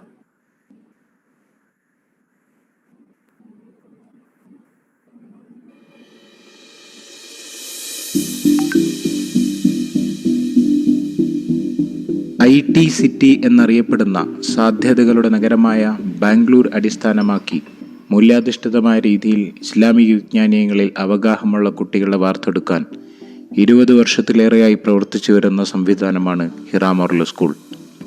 16 കേന്ദ്രങ്ങളിലായി പ്രവർത്തനം തുടരുന്ന സംവിധാനത്തിൽ 1000-ലധികം വിദ്യാർത്ഥികളും 60-ലധികം അധ്യാപകരും നിലവിലുണ്ട്. 8 വർഷത്തോളമായി 15-ലധികം രാഷ്ട്രങ്ങളിൽ വിദ്യാർത്ഥികൾ പങ്കെടുത്തുകൊണ്ടുള്ള ഓൺലൈൻ മദ്രസ സംവിധാനവും നടന്നുവരുന്നു. ഹിറാമൂർ സ്കൂൾ മുന്നോട്ട് വെക്കുന്ന പാഠ്യപദ്ധതി പ്രകാരം മദ്രസ പഠനം ആഗ്രഹിക്കുന്ന മുഴുവൻ കുട്ടികൾക്കും നൂതന സാങ്കേതിക വിദ്യയുടെ സഹായത്തോടെ മതവിദ്യാഭ്യാസം തീർത്തും ലളിതവും ഫലപ്രദവുമായ രീതിയിൽ എത്തിക്കണം എന്നാണ് HMS ലക്ഷ്യം വെക്കുന്നത്. പ്രാദേശിക അതിർവരമ്പുകൾ ഏതുമില്ലാതെ കഴിഞ്ഞ 8-9 വർഷമായി ലോകത്തിലെ ഏത് കോണിലുള്ള വിദ്യാർത്ഥിക്കും ഫലപ്രദമായ രീതിയിൽ മദ്രസ പഠനം എത്തിക്കാൻ HMSന് സാധിക്കുന്നുണ്ട്. കേരളത്തിനകത്തും പുറത്തുമായി 1000-ലധികം മദ്രസകൾ നടത്തിക്കൊണ്ടിരിക്കുന്ന കേരള മജ്ലിസ് എഡ്യൂക്കേഷൻ ബോർഡിൻ്റെ കീഴിലുള്ള സിലബസാണ് ഹിറാമൂർ സ്കൂൾ ഫോളോ ചെയ്യുന്നത്. അതിനെ ഇംഗ്ലീഷ് ട്രാൻസ്ലേഷൻ നടത്തുക വഴി ലോകത്തിന് തന്നെ വലിയൊരു സംഭാവനയാണ് ഹിറാമൂർ സ്കൂൾ നടത്തുന്നത്. 5 വയസ്സ് മുതൽ 15 വയസ്സ് വരെയുള്ള കുട്ടികളെ ഉൾക്കൊള്ളുന്നതാണ് നമ്മുടെ കരിക്കുലം. മുതിർന്ന കുട്ടികൾക്ക് അഥവാ ടീനേജ് പ്രായത്തിലുള്ള കുട്ടികൾക്ക് തെസ്കിയ എന്ന പേരിൽ നമ്മൾ രൂപീകരിച്ച കോഴ്സ് വളരെ വിജയപ്രദമായിരുന്നു. കുട്ടികളുടെ പ്രായത്തിനനുസരിച്ച് സിലബസ് മാറുന്നത് പോലെ ജോഗ്രഫിക്കലായ മാറ്റത്തിനനുസരിച്ച് അഥവാ കൾച്ചറൽ ഡിഫറൻസിനനുസരിച്ച് ടീച്ചിങ് മെത്തഡോളജി വ്യത്യാസപ്പെട്ടിരിക്കുന്നു. കുട്ടികളുടെ സാമൂഹിക ഇടപെടൽ, പഠനത്തിലെ മികവ് എന്നിവ മെച്ചപ്പെടുത്തുന്നതിന് വേണ്ടി social awareness programme, parenting orientation camp തുടങ്ങിയവ നടക്കുന്നു. പഠനാന്തരീക്ഷത്തിൽ നിന്നും മാറി വിദ്യാർത്ഥികളുടെ മാനസികോന്മേഷം ലക്ഷ്യമിട്ടുകൊണ്ടുള്ള വിനോദയാത്രകളും നടത്തിവരുന്നു. ഞാൻ അരീഷ, ബാംഗ്ലൂർ HMSന്റെ കൂടെ 12 വർഷമായിട്ടുള്ള ഒരു പാരന്റ് ആണ്. ബാംഗ്ലൂർ HMS എന്ന് പറയുമ്പം ബാംഗ്ലൂരിലുള്ള മലയാളീസിന്റെ വലിയൊരു അനുഗ്രഹവും അതോടൊപ്പം വലിയൊരു അഭിമാനവും കൂടിയാണ്. അൽഹംദുലില്ലാ. ഞങ്ങളുടെ ഒക്കെ മദ്രസ വിദ്യാഭ്യാസം HMSലായത് ഒരു വലിയ ഭാഗ്യമാണ്. പഠനത്തോടൊപ്പം കളിക്കാനും ആഘോഷിക്കാനും ആടിപ്പാടാനും ഒക്കെ അവസരം തരുന്ന HMS എന്തായാലും അടിപൊളിയാണ്. We had very dedicated teachers. അത് വലിയൊരു അനുഗ്രഹമായി ഞാൻ കാണുന്നു. അവർ both school education and Islamic എഡ്യൂക്കേഷന് ഭയങ്കര മോട്ടിവേറ്റിങ്ങും സപ്പോർട്ടിങ്ങും ആയിരുന്നു. നമുക്കിപ്പം നോളജ് ഗെയിനിങ്ങിന് ഒരുപാട് സോഴ്സസ് അവൈലബിൾ ആണ്. പക്ഷെ ഒരു മദ്രസ വിദ്യാഭ്യാസം എന്ന് പറയുമ്പം കുട്ടികൾക്ക് ഇസ്ലാം മുറുകെ പിടിച്ചുകൊണ്ട് ഏതൊരു സിറ്റുവേഷനിലും സർവൈവ് ചെയ്യാനുള്ള ഒരു ധൈര്യം, അത് വളരെ സന്തോഷത്തോടു കൂടി കുട്ടികൾക്ക് ചെയ്യാൻ പറ്റണം. അത് ഏറെക്കുറെ ബാംഗ്ലൂർ HMSന് അത് സാധിച്ചിട്ടുണ്ട്. അൽഹംദുലില്ലാ. ടീച്ചേഴ്സ് നമുക്ക് മനസ്സിലാവുന്ന രീതിയിൽ വളരെ സിമ്പിളായിട്ടാണ് ക്ലാസുകൾ എടുക്കുന്നത്. ഒപ്പം നടക്കുന്ന ടീച്ചേഴ്സാണ് അതിന്റെ ഹൈലൈറ്റ് എന്ന് പറയുന്നത്. കുട്ടികളെ ഖുർആനും അതിലെ സന്ദേശവും എത്തിക്കുക എന്നുള്ളത് എൻ്റെ ഏറ്റവും വലിയ പാഷനാണ്. ആ പാഷൻ ഒരു കരിയർ ആക്കാൻ സാധിച്ചത് HMSലൂടെയാണ്. ടീച്ചേഴ്സിലെ കഴിവുകൾ കണ്ടെത്തി അത് പോളിഷ് ചെയ്ത് അവരെ ഏറ്റവും ഉന്നത നിലയിലുള്ള അധ്യാപകരാക്കാനാണ് HMS ശ്രമിക്കുന്നത്. ഈ കരിയറാണ് ഇപ്പോൾ എൻ്റെ ഏറ്റവും വലിയ പാഷൻ. ഈ ഒരു സംവിധാനത്തിലൂടെ ഇഹപര വിജയത്തിന്റെ ഭാഗമാവാൻ നിങ്ങളിൽ ഓരോരുത്തരെയും ഞങ്ങൾ ക്ഷണിക്കുന്നു.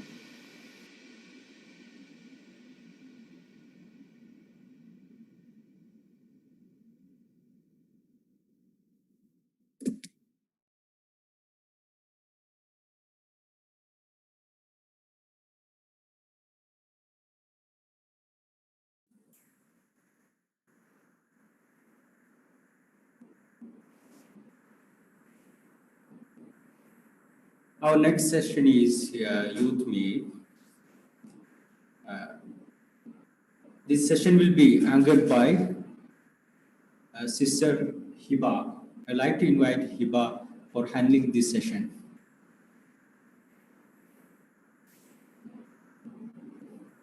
Thank you, Mubashir sir. Assalamu alaikum wa rahmatullahi wa barakatuhu. We, the youth team of Ramadan Sangamam, are delighted to welcome you to the first ever Ramadan Sangamam Youth Meet, where we interact, bond, and go back with a fresh perspective. We hope this event will give you all a lot to take back. So this team has taken up the initiative to make a change within ourselves and in the society, one step at a time. Comprising mostly of college students and graduates, we focus on being able to actively participate in social issues. We organize sessions and workshops for the youth and also engage in volunteer work. Those of you who are interested in being a part of our team, our contact details will be given below. To begin with today's session, we have a talk about the importance of the active involvement of the youth in contributing to the society by Dr. Taha Mateen, who is a renowned scholar, physician, secretary of Jamaat-e-Islami Karnataka, MD of Acura Hospital and HBS Hospital. So without any further ado, I'd like to hand over this platform to our speaker. Over to you, sir.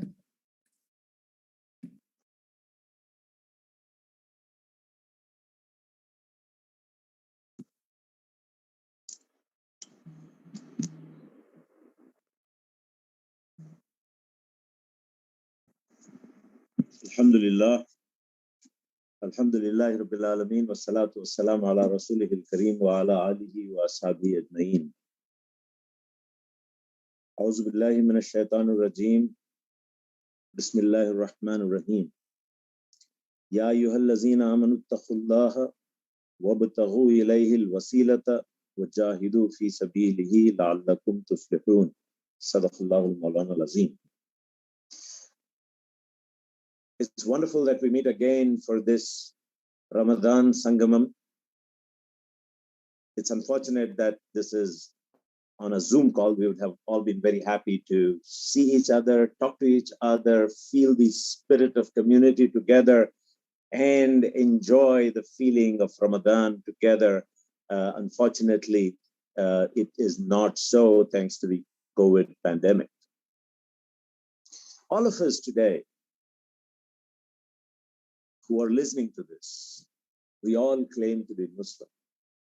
And Allah subhanahu wa ta'ala has promised us an amazing promise that you are the best. You will get the best. You will be raised to the best, both in this dunya and in the akhirah. I mean, the promise of Allah subhanahu wa ta'ala, He said, I will help you. Go ahead. I am there with you. وَعَلَمُوا أَنَّ اللَّهَ مَعَ الْمُتَّقِينَ مَعَ الْمُحْسِنِينَ. He is with us, مَعَ الْمُسْلِمِينَ. There are great promises for the Muslims, the real Muslims. Allah subhanahu wa ta'ala calls us the khayr ummah. Hey guys, you know what? You are the best of people. The best. Isn't that amazing to be called the best of people? But before we really believe that we are the best of people, let us find out, what does it really mean to be Muslim? All these days, I thought it was a particular name, Muhammad, Ahmed, or is it a dress code, or is it a cultural issue that we are all Muslim? Or is it a matter of a kalima that we all say, Ashhadu an la ilaha illallah? Or is it a matter of following certain obligations? The 5 pillars of Islam. Friends, certainly it is. It certainly has a name. It has a kalima. It has certain obligations. Yet, let us come to a certain spiritual definition of what Islam is all about, what Muslim is all about, what being Muslim is all about.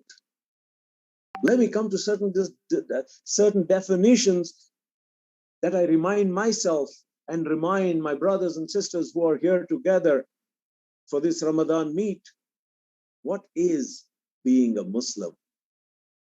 The Quran in a beautiful verse says, وَالَّذِينَ آمَنُوا, those who have faith, those who are Muslim, أَشَدُّ حُبًّا لِلَّهِ. These are people who are deeply in love with Allah subhanahu wa ta'ala. Do we really understand what love means? I think love has another word called passion. If you go to the English dictionary and check in the lexicon, you will find that passion means suffering. Love is an act of suffering. Are you really in love with Allah subhanahu wa ta'ala? Do you really want to suffer for that love? Are you willing to give up anything for that love of yours? You know, when you look at love stories, Romeo and Juliet, the height of love is when the lover dies for the other. He says, I'm going to give up my life. And that too what? Happily so. I'm happy, very happy to live and die for you. I will give up food for you. I will give up whatever you want. You want me to look this way? I'll look that way. You want me to die for you? You want me, whatever. I'm going to do that for you. And that is love. That is passion. That is suffering. And you know what? You don't even feel the pain. People ask, oh God, why are you doing this? Hey, I'm doing it for love.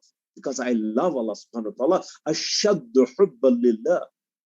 In Ramadan, we get up at 4 o'clock. Why are you doing that? For Allah subhanahu wa ta'ala. We start eating at 4 o'clock. Why are you doing that? For Allah subhanahu wa ta'ala. We stop eating at 4:45. Why are you doing that? For Allah subhanahu wa ta'ala. We don't drink. We don't get angry. We don't use our tongue abnormally. Why? For Allah subhanahu wa ta'ala. For His pleasure. No problem. I give up my tea. No problem. Somebody give up something else. No problem. I'm happy to do that. I don't feel the pain. I don't feel bad about it. I feel good that my Lord is happy about it. And that is what love is all about. When He tells you to do something, we do it happily. In another verse, again from Surah Baqarah, faith and being Muslim has been defined as somebody. وَمِنَ النَّاسِ مَنْ يَشْرِي نَفْسَهُ بِابْتِغَاءِ مَرْضَاتِ اللَّهِ. Somebody who sells himself, who demolishes himself, who decimates himself, who makes himself fana to seek the pleasure of his lover, to seek the pleasure of his love, to seek the pleasure of Allah subhanahu wa ta'ala. Imagine selling yourself. Who do we sell ourselves to? To IBM, to a company, to somebody else's pleasure. But here is a man who do anything for love and love of Allah subhanahu wa ta'ala alone. That is amazing. That quality of fearing Allah and wabtahu ilayhil wasilata. Do something that can get you that pleasure of Allah subhanahu wa ta'ala. What is that something? We will come to that later. However, there are other people. In Surah Tawbah, it is defined as people who spend in order to get closer to Allah subhanahu wa ta'ala. مَنْ يَتَّخِذُ مَا يُنْفِقُ خُرُبَاتٍ إِنَّ اللَّهِ وَالصَّلَوَاتِ الرَّسُولِ. I did this. I spent 1 lakh, 2 lakhs, 10 lakhs for what? Not to buy a house, not to buy a car, not to buy clothes, not to buy a bike. I did that quietly and nobody knew about it, only because I know my Lord is watching me and I'm going to do this so that Allah is happy with me. That is what being Muslim is all about. It's not about a name. It's not about going to the masjid. It's not just about going to pray. It's not just about fasting. It is about loving. It is about spending. It is about suffering. It is about taking pain. It is this. It is about taking a challenge. Do we have any challenge in life? I mean, that's something we need to know. There's no challenge in life.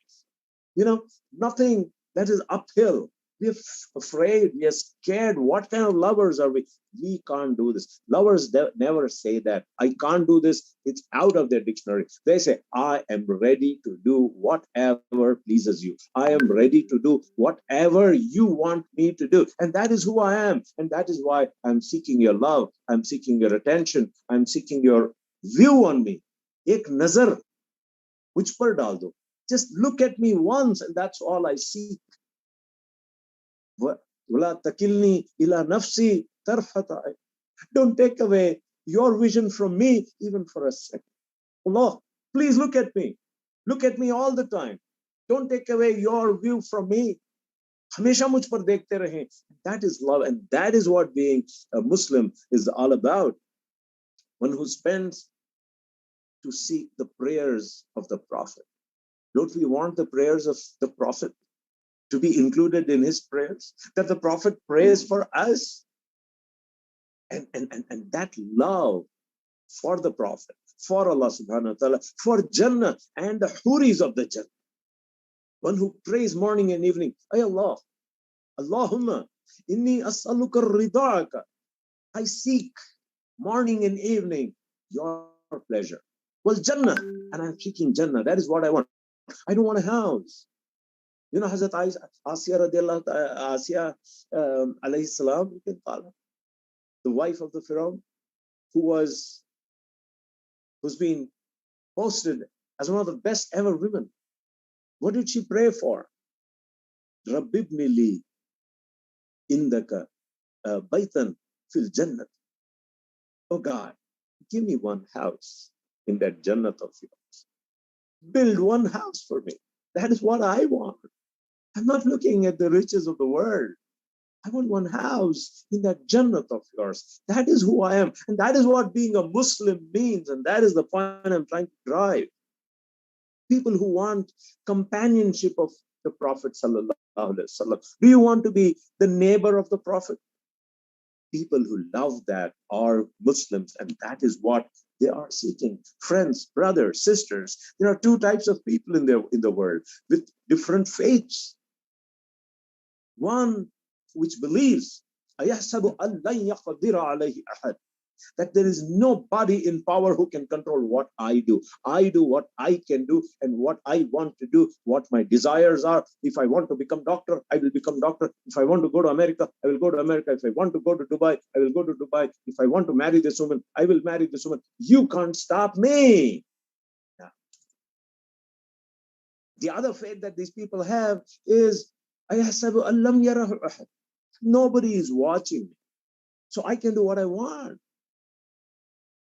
Yesterday, the commissioner and IAS officer lied right in front of me. He said there is no oxygen problem in Bangalore. Really? How blatantly do you lie? Don't you see Allah subhanahu wa ta'ala is watching you? These are men with different faiths. They don't believe that somebody is watching you. They don't believe that somebody has control over you. They don't believe that somebody owns you. And somebody has given you that power, given you that money, given you that knowledge, given you those skills. And you don't own what you had. You came alone and you will go back alone. You came empty-handed, you go back empty-handed. You came from mud and you go back into the mud. That is who you are. But people don't believe that. People believe and you can do what you want. And what do such people do with such faith? They lie. What do? They don't share. What do? What do these people do? They spend money for fame, for show, for wastefulness, for clothes, for jewelry, for houses upon houses, land upon land. You raid an officer's house and you get hundreds of crores, property worth billions. What are they trying to do? Where are they going to take this? What kind of an attitude is this? Dawat for 15,000 people in the nikah, 25 different types of food. I have attended a wedding where there was about 50 types of desserts, 50 types of juices, 50 types of mutton, 50 types of biryani. What nonsense. Is this what you spend for so that people call you great and big and wonderful? Compared to that, from this moral depravity, from the pits, there are people who think very high, go into moral heights. They seek anonymity. They don't seek fame. They also spend, but quietly. The right hand does not know what the left hand does. They do it very quietly. They are not after fame. As we speak, there is a man in the hospital with COVID. And he is one of the biggest benefactors for this country's Muslims. He wrote the Sachar Committee report. And you know what? He's so humble. He can't get a bed. And you know what? He has no companion with him. He has no attender with him. He's lonely in that hospital bed. Is there anyone amongst you who would like to quietly go and serve him day and night? Just sit there. Allah is watching. You will find Allah subhanahu wa ta'ala in that hospital bed. He is watching you. You don't have to make an announcement about it. He's alone.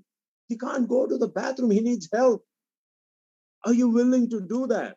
Can you overcome your fear of corona? And that is what Muslims are all about. They're looking at these people and saying, hey, can I do something? Can I spend? Can I be with this man? Well, it is not famous. It is nobody is going to give you anything. You may die. You're doing a stupid thing. Are you willing to do such stupid things? And that is what Islam is all about.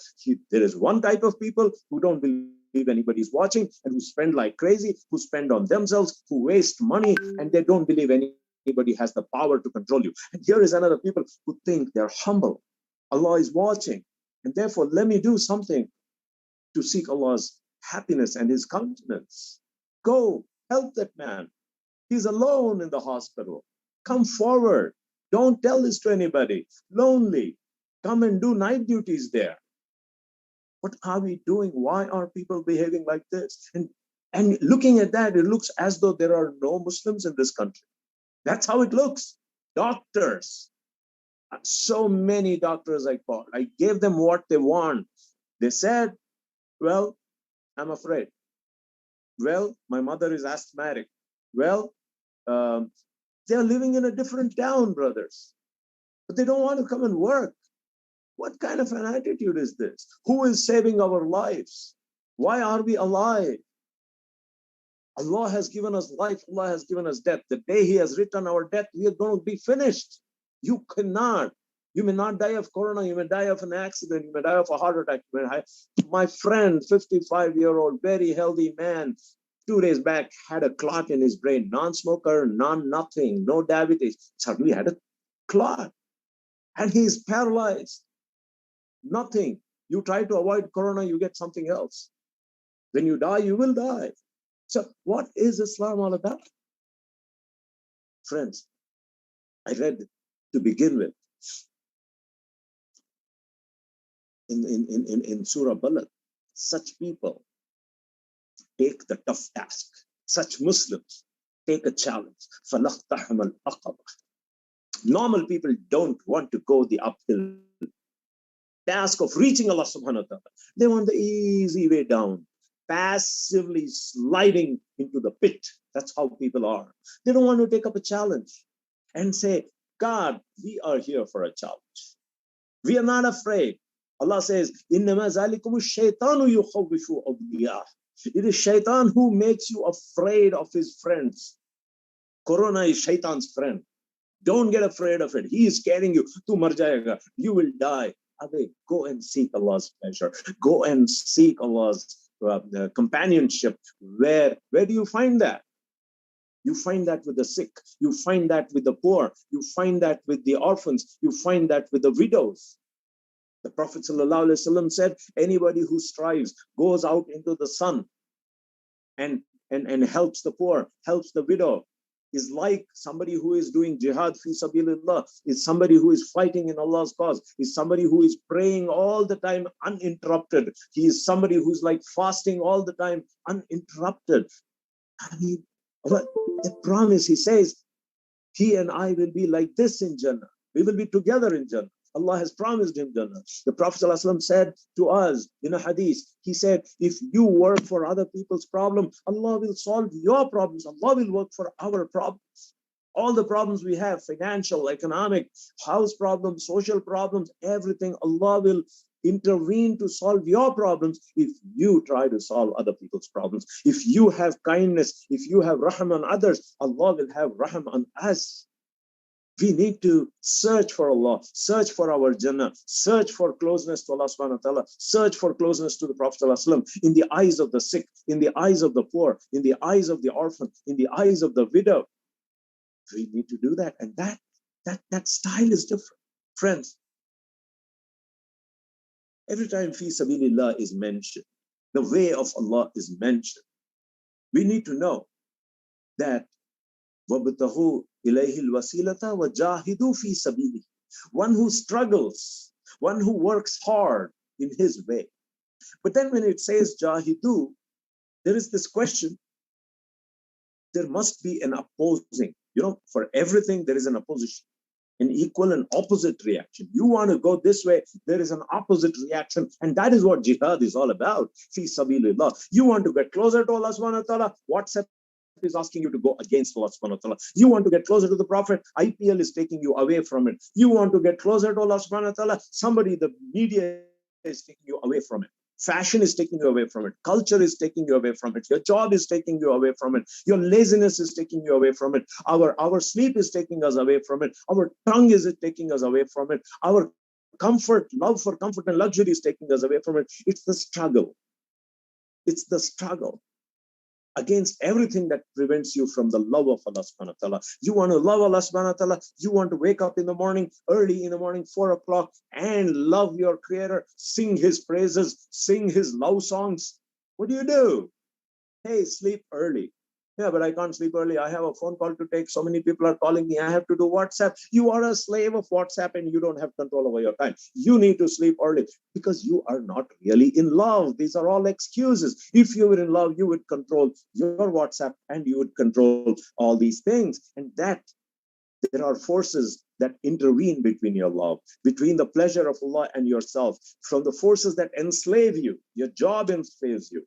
It prevents you. It stops you. It diverts you many times. Nahin, IPL dekhna halal hai na. It is perfectly halal to watch cricket. When people are dying, when people don't have food, when people don't have shelter, when people are not getting married, what do?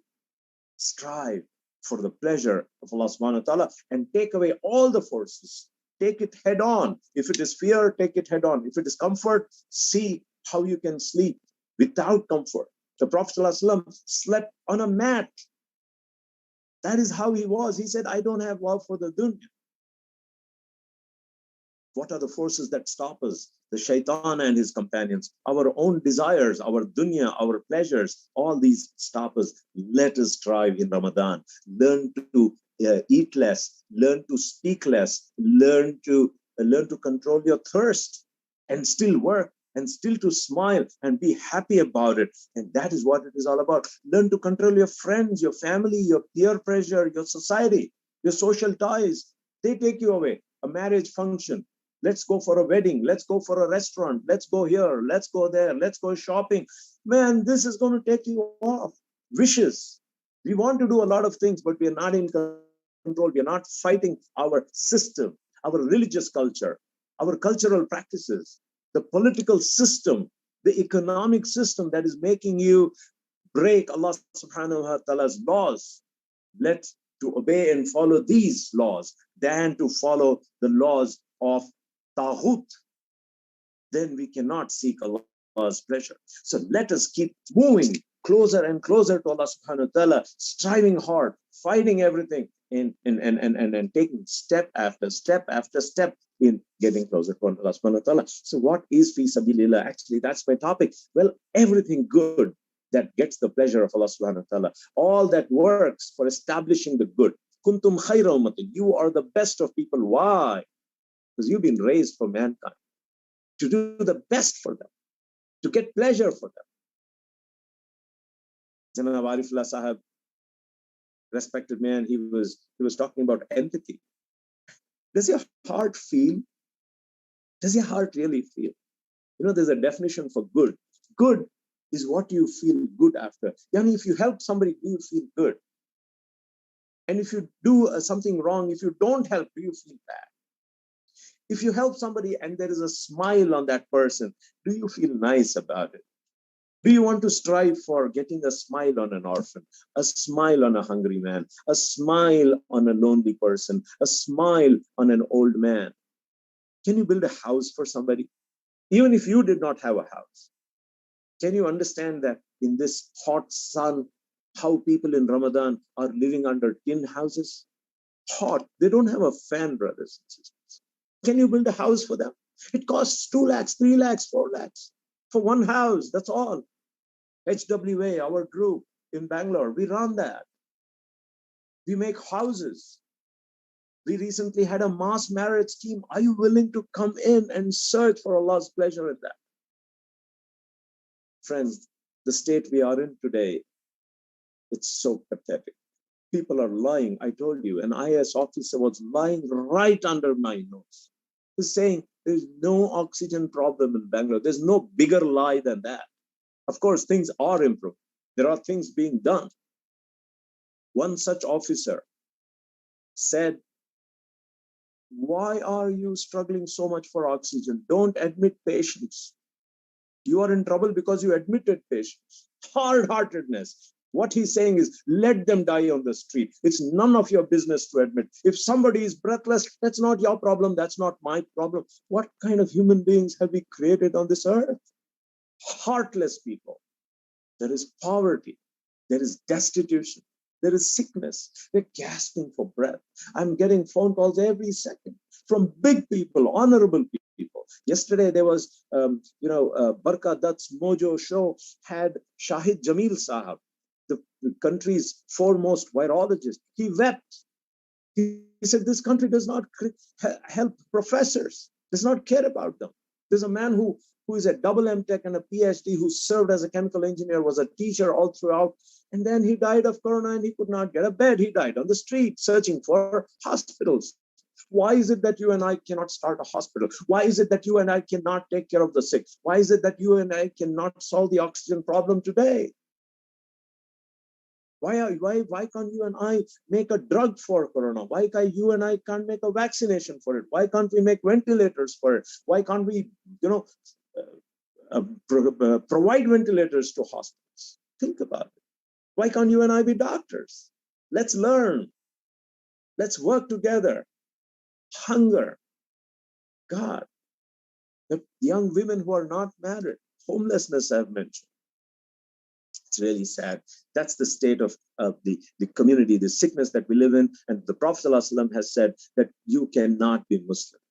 No Ramadan, no nothing. You cannot achieve Jannah if your neighbor is hungry. If you see poverty all along, amidst plenty, amidst billionaires, we, friends, are not going anywhere. Anywhere. Let me tell you about a very interesting paradox that helps us understand the world. The more you run away from dunya, the dunya will come towards you. The more you run away from wealth, the wealth will come up towards you. The more you run away from fame, fame follows you. This is a paradox of life that we need to understand. The more we try to go after this, the more it eludes us, and the more we get stressed, and the more we spoil our head. Friends, I'm sure, as Muslims, as good human beings, as people who are primed in Ramadan, we are people who wish to do for Corona, who wish to help the unmarried young women. We wish to build houses for the homeless. We wish to build hospitals. We wish to become doctors. But you know what? There is a but. Magar. Oh, it's only because of this I can't do that. I don't have the money. Then you go and earn the money. Search for that pleasure of Allah subhanahu wa ta'ala. You should envy that. Make the money. Make the grouping. Get the education. There is a man in the US, whatever his name is, Elon Musk. He makes electric cars. He makes space vehicles. He makes rockets. He is a neuroscientist. How can one man do that?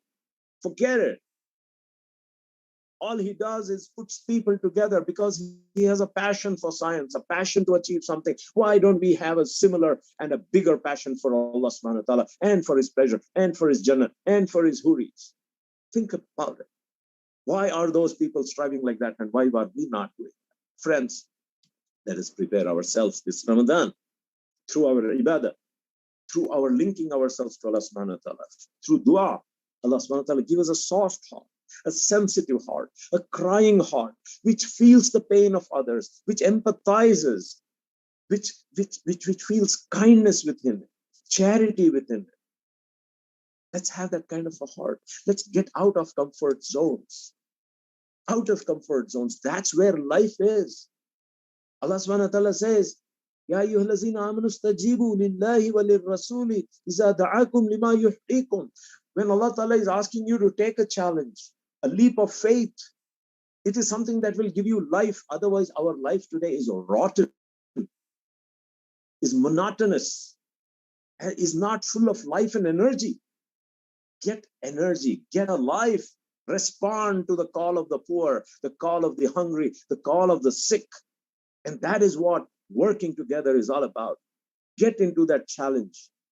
The fear of loss of wealth. وَلَنَبْلُوَنَّكُمْ. You will be tested through this. But you know what? Wallahu Rawufum bil ibad. Wallahu zul fadlil azim. He will never ever let you lose, brothers. Never. Never.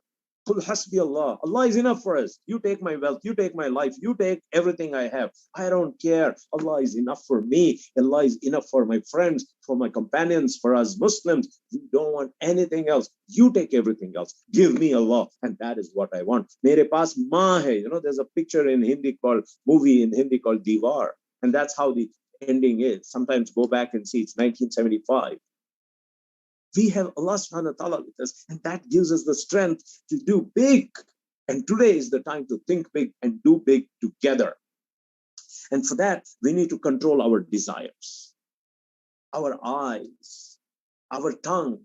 We control our time. For a moment, think and wonder, who is controlling your time? Do you get up when you want to get up, or do you get up when the company asks you to get up? Or when you're finished sleeping? Or do you keep an alarm and say, I want to pray tahajjud, I will get up? Do you control your time? Or WhatsApp controls your time? Friends control your time? TV shows control your time? Companies control your time? They tell you when to sleep, when to get up, when to travel. Come on. Such slaves have no value in Allah's ways. When you have to follow the way of Allah, then you have to become independent. You have to liberate yourself from all these things, from economic dependence, from all kinds of dependence. Control your priorities, control your spending and earning. Who decides that? You become the decision maker. That is what preparedness is. Only such prepared volunteers can do something in this world and for the akhirah. Learn to say no. Many of us just say yes. Learn to say no to a lot of things. Allah subhanahu wa ta'ala describes the people who go to Jannah as people who say no to their desires. No, I will not do that. No, I will not sleep now. No, I will not eat now. No, I will not talk now. I'm angry, but I will not talk. And that control, self-control, is what Ramadan is all about. It prepares you for a life of fi sabilillah.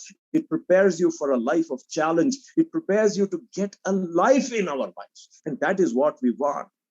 Have you seen a lamp? Flies all around it. They die. They die in the fire.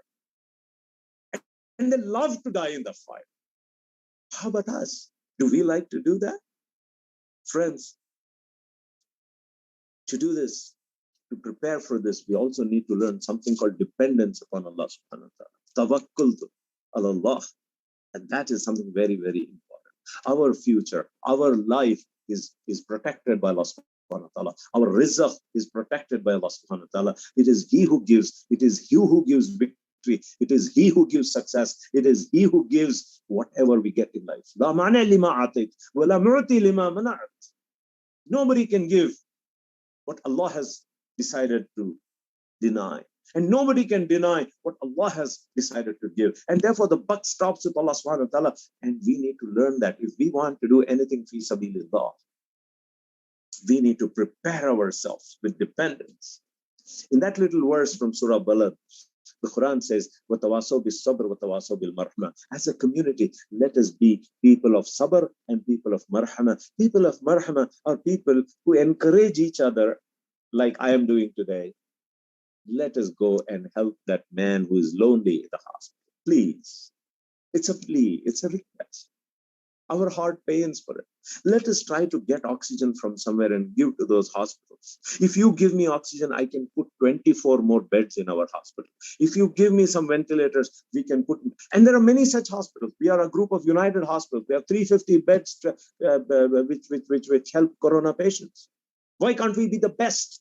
The biggest? Why can't we make it 1,000 beds in the next 2 weeks? If people come forward and they say, Tawakkaltu ala Allah, Hasbi Allah, we are here for you, Allah, and take our lives for this, Allah subhanahu wa ta'ala. And that is what we want.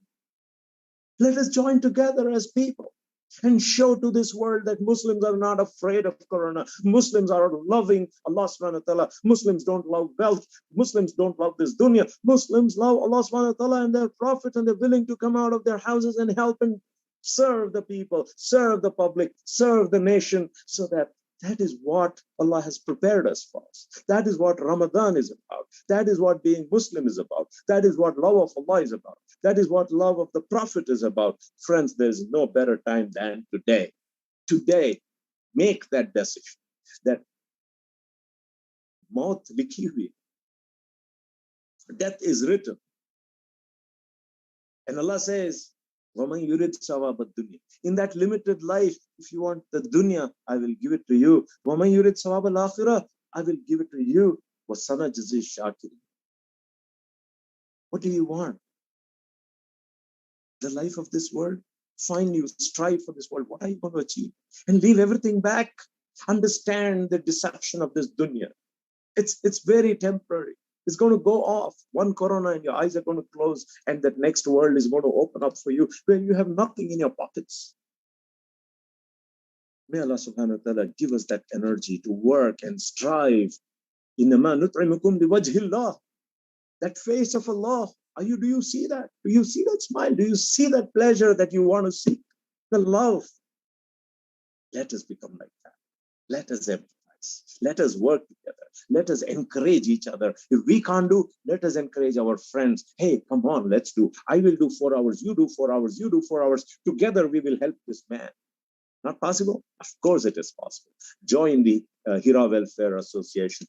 Join any other group that does good work. Make your groups and come forward, and together let's change the destiny of a people, of a community, of a society, and of the nation at large. This Ramadan is our decision-making point. May Allah subhanahu wa ta'ala accept what we do and forgive us for what we don't. Allahumma salli ala Sayyidina Muhammadin wa ala ali Sayyidina Muhammadin wa barik wa sallim. Wa akhir dawana alhamdulillahi rabbil alamin. Assalamu alaikum wa rahmatullahi wa barakatuh. It is indeed of extreme importance to work fi sabilillah, and Dr. Mateen has energized us as always. And now I'm confident we're going to have more sign-ups into the youth team. Strategies. Thank you, Dr. Mateen, for that insightful and awakening session. I hope everyone has taken away at least one lesson from this and makes the best out of this blessed month, and continue to do so even after Ramadan. May Allah accept our noble actions and equip us to work in His way. Ameen. Over to you, Mubashir, brother. Yeah, thank you, Hiba. Actually, it was a wonderful session. As my teacher and mentor, I would like to express my gratitude to Dr. Tahamati.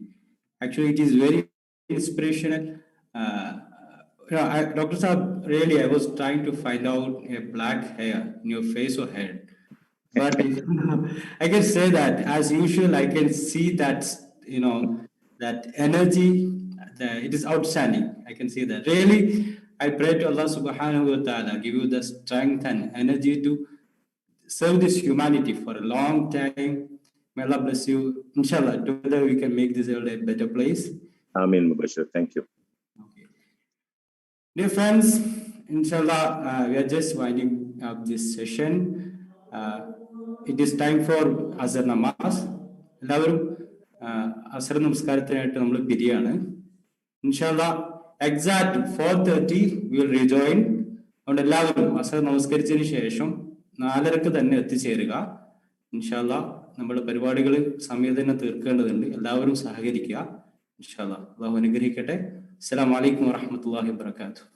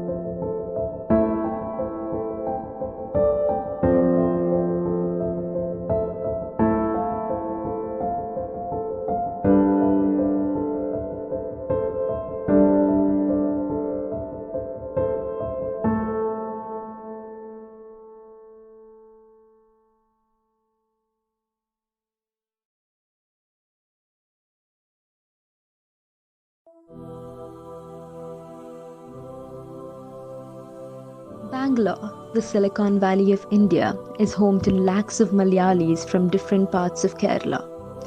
Malayali Muslims constitute a considerable part of this Pravasi community, contributing culturally, physically, and financially to the Bangalore cosmopolitan.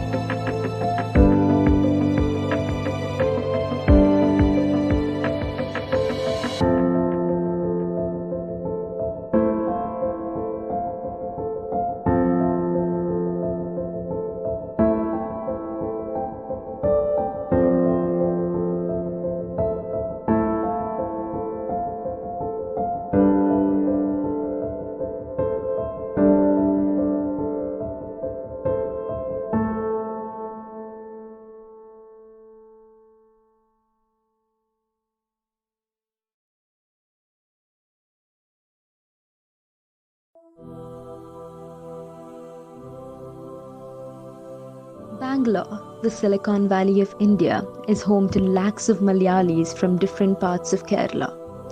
Malayali Muslims constitute a considerable part of this Pravasi community, contributing culturally, physically, and financially to the Bangalore cosmopolitan life. In the early 2000s, with the intention of uniting Malayali Muslims on the basis of Quran and its teachings, Jamaat-e-Islami Hind, under the leadership of K.V. Kunnu Muhammad, started an organized Quran learning system in Vivek Nagar, connecting the Malayali IT crowd, students and job-seeking professionals in Bangalore. Later, in 2001, they started a Quran class for ladies at Shantinagar, and thus the journey of Quran Study Center started in Bangalore among Malayali Muslim families. The Quran Study Center started to grow into different parts of Bangalore. By 2012, a centralized curriculum started, and by 2016, it became an organized structure with principal, proper curriculum, examination, and certification. The Quran Study Center conducts family get-togethers connecting the families from different parts of Bangalore and conducts innovative programs like Quran exhibition that attracts even the non-Muslim crowd. Today in 2021, QSC has 31 branches across Bangalore with 9 classes for gents, 19 classes for ladies and families as well. Bangalore metro നഗരത്തിലേക്ക് കേരളത്തിൽ നിന്ന് പല ലക്ഷ്യങ്ങൾക്ക് വേണ്ടി വരുന്ന ഒരുപാട് മലയാളികളുണ്ട്. ജോലി ആവശ്യാർത്ഥവും കച്ചവട ആവശ്യാർത്ഥവും വിദ്യാഭ്യാസ ആവശ്യാർത്ഥവും ഒക്കെ വരുന്നത്. ഇവരൊക്കെ ഖുർആനികവും ഇസ്ലാമികവുമായി വൈജ്ഞാനികമായി വളർത്തിയെടുക്കുക എന്നുള്ള ഒരു വളരെ പ്രധാനപ്പെട്ട ഒരു വിഷനാണ് ഖുർആൻ സ്റ്റഡി സെൻറ്റർ ബാംഗ്ലൂരിനുള്ളത്.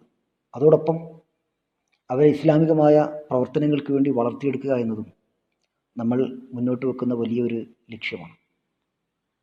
അതിൻ്റെ ഭാഗമായിട്ട് ഇന്ന് ബാംഗ്ലൂർ ഖുർആൻ സ്റ്റഡി സെൻറ്ററിൻ്റെ കീഴിൽ 32ഓളം സെൻറ്ററുകൾ ലേഡീസിനും ജെൻസിനും സെപ്പറേറ്റ് പഠിക്കാൻ വേണ്ടി സംവിധാനിച്ചിട്ടുണ്ട്.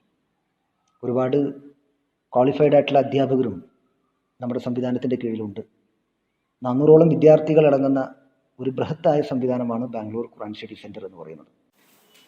തികച്ചും വ്യത്യസ്തവും വ്യവസ്ഥാപിതവുമായ ഒരു സിലബസാണ് ബാംഗ്ലൂർ ഖുർആൻ സ്റ്റഡി സെന്ററിൻ്റെത്. എല്ലാ പ്രായക്കാർക്കും സാധാരണക്കാർക്കും പ്രൊഫഷണൽസിനും ഒരുപോലെ ഫോളോ ചെയ്യാൻ പറ്റുന്ന ഒരു കരിക്കുലമാണ് ഇത് സംവിധാനിച്ചിരിക്കുന്നത്. IT ഉദ്യോഗസ്ഥർ, ഡോക്ടർമാർ, സിവിൽ ഉദ്യോഗസ്ഥർ എല്ലാവരും ഖുർആൻ സ്റ്റഡി സെന്ററുകളുടെ പഠിതാക്കളായിട്ടുണ്ട്. കേവലം ഖുർആൻ പഠിച്ചു പോവുക എന്നതിലുപരിയായി ഖുർആനിൽ നിന്നുള്ള പാഠം ഉൾക്കൊണ്ടുകൊണ്ട് അത് ജീവിതത്തെ ശുദ്ധീകരിക്കുകയും സമൂഹത്തിലേക്ക് ഇറങ്ങി പ്രവർത്തിക്കുകയും ചെയ്യുന്ന പഠിതാക്കളെ നമുക്ക് കാണാൻ കഴിയുന്നതാണ്. സാമൂഹ്യ സേവന സംരംഭങ്ങൾക്ക് തുടക്കം കുറിക്കുകയും അതിന് ചുക്കാൻ പിടിക്കുകയും ചെയ്യുന്ന ധാരാളം പഠിതാക്കൾ നമ്മുടെ ഖുർആൻ സ്റ്റഡി സെന്ററിന്റെ നേട്ടമാണ്. ഖുർആൻ പഠനവേദി എന്നതോടൊപ്പം തന്നെ കേരളത്തിൽ നിന്നും ബാംഗ്ലൂരിലെത്തുന്ന വനിതകൾക്ക് പരസ്പരം പങ്കിടാനും പരസ്പരം ആശയം കൈമാറാനുമുള്ള ഒരു സൗഹൃദ വേദിയായി കൂടി ഈ ഖുർആൻ സ്റ്റഡി സെന്റർ മാറുന്നുണ്ട്. ഇങ്ങനെ ധാരാളം ആളുകളിലേക്ക് ഖുർആനിന്റെ വെളിച്ചം എത്തിക്കുവാൻ ഖുർആൻ സ്റ്റഡി സെന്റർ പ്രേരകമാവട്ടെ. അസ്സലാമു അലൈക്കും. We have started 2 new short-term courses, the first one being the Quran Reading Certified course and the second one being the Islamic Foundation course. Interested candidates can apply using the following information.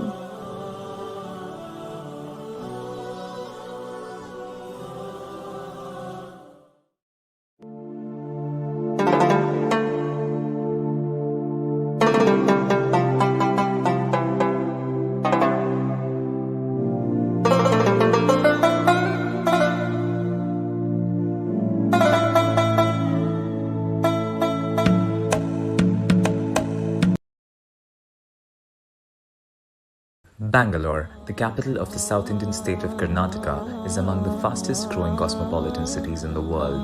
Whitefield in Bangalore is today a prominent IT hub within the city and houses in excess of 200 companies like IBM, Intel, and HP, to name just a few. This is in addition to the presence of other establishments like DRDO, ISRO, HAL, etc. The ever-growing population of Bangalore is therefore a constant, with the Muslim community making up a considerable portion of the same. Unlike central Bangalore, places like Whitefield are faced with the dearth of community spaces for Muslims. To be sure, the area has just 3 overcrowded mosques along a stretch of several kilometers, and none of these are very welcoming to the fairer sex. There is also a dire shortage of hostels and accommodation facilities that provide an Islamic environment. It is with all these challenges in view that the Hira Foundation Trust, a long-standing organization dedicated to Islamic and social activities, has come forward with the vision for Whitefield Islamic Center.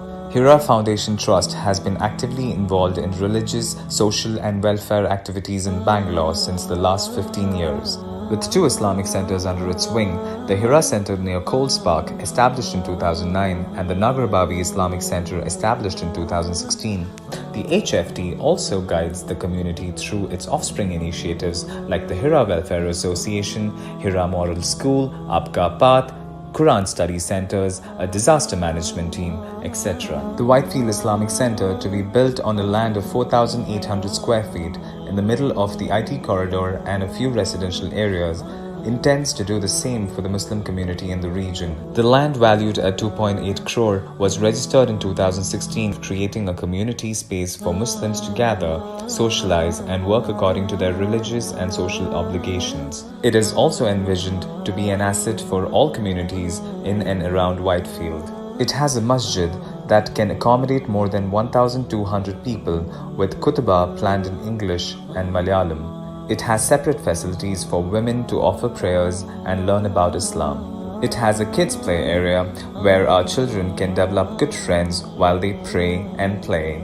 The center is also designed to be friendly for the specially abled. It has facility for pre-burial rituals. It has a public library and visitors gallery for people from other communities to watch and hear the khutbah. Well-equipped auditorium with a capacity of 400 people will help in conducting Islamic talks and classes for the masses. Career Guidance Center run by Aapka Path. Classrooms for Islamic education. Counseling centers for family and children. Conference room with state-of-the-art facilities like video conferencing for disaster management. It forms a 24/7 community space for coordination of social and welfare activities and a space for Muslims to gather, socialize, and work on their religious and social obligations. Doubtless, the WIC is a noble initiative aimed at enriching the personal and public life of Muslims in and around Whitefield. This project is expected to comprise of 7 floors in a 30,400 square feet building and is expected to have an expenditure of around 5 crores. This project can become a reality, inshallah, only with your support. You can be a part of this project physically and financially, and most importantly, with your du'as. Thank you.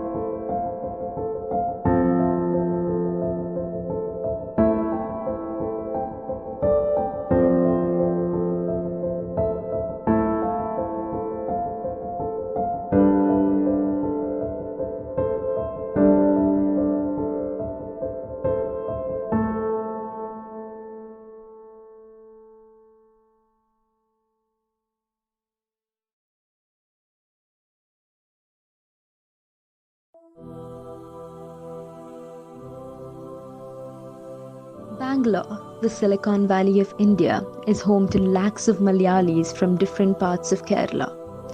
Malayali Muslims constitute a considerable part of this Pravasi community, contributing culturally, physically, and financially to the Bangalore cosmopolitan life. In the early 2000s, with the intention of uniting Malayali Muslims on the basis of Quran and its teachings, Jamaat-e-Islami Hind, under the leadership of K.V. Kunnu Muhammad, started an organized Quran learning system in Vivek Nagar, connecting the Malayali IT crowd, students and job-seeking professionals in Bangalore. Later, in 2001, they started a Quran class for ladies at Shantinagar, and thus the journey of Quran Studies Center started in Bangalore among Malayali Muslim families.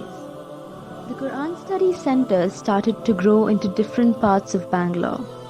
By 2012, a centralized curriculum started, and by 2016, it became an organized structure with principal, proper curriculum, examination, and certification. The Quran Studies Center conducts family get-togethers connecting the families from different parts of Bangalore and conducts innovative programs like Quran exhibition that attracts even the non-Muslim crowd.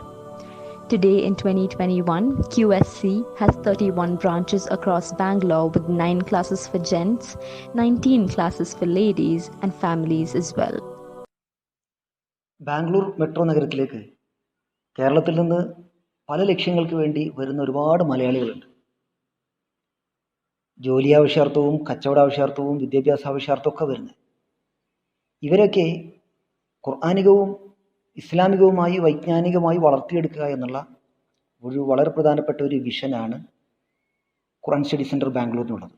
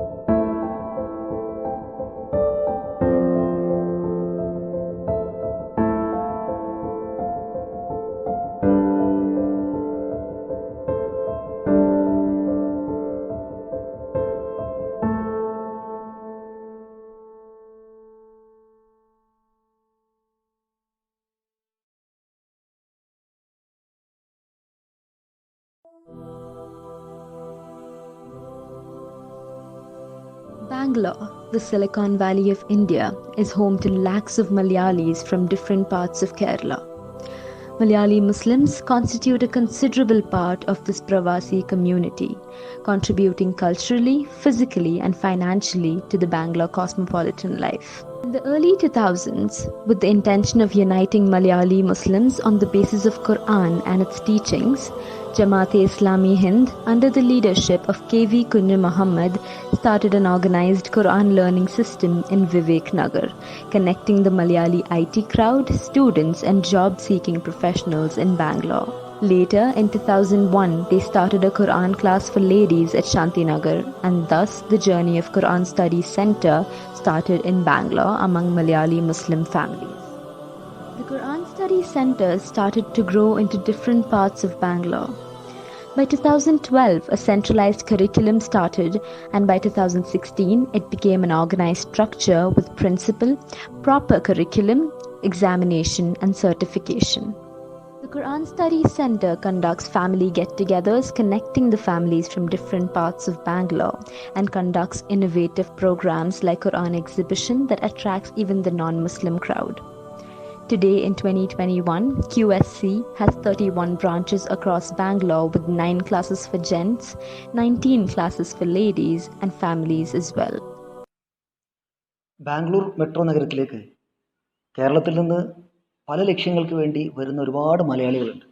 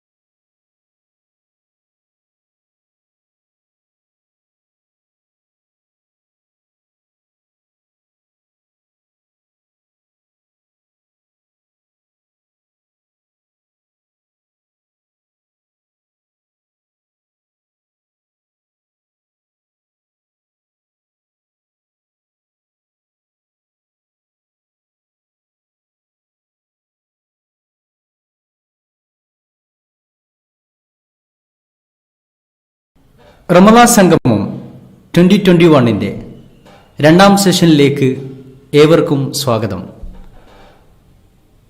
ബാംഗ്ലൂരിലെ ജനസേവന പ്രവർത്തനങ്ങളുടെ മുഖമുദ്രയാണ് Hira welfare association. സേവന പ്രവർത്തന മേഖലയിൽ മായ്ച്ചു കളയാൻ പറ്റാത്ത അടയാളം രേഖപ്പെടുത്തിയ ചാരിറ്റബിൾ ഫൗണ്ടേഷൻ HWയെ നമുക്കൊന്ന് പരിചയപ്പെടാം.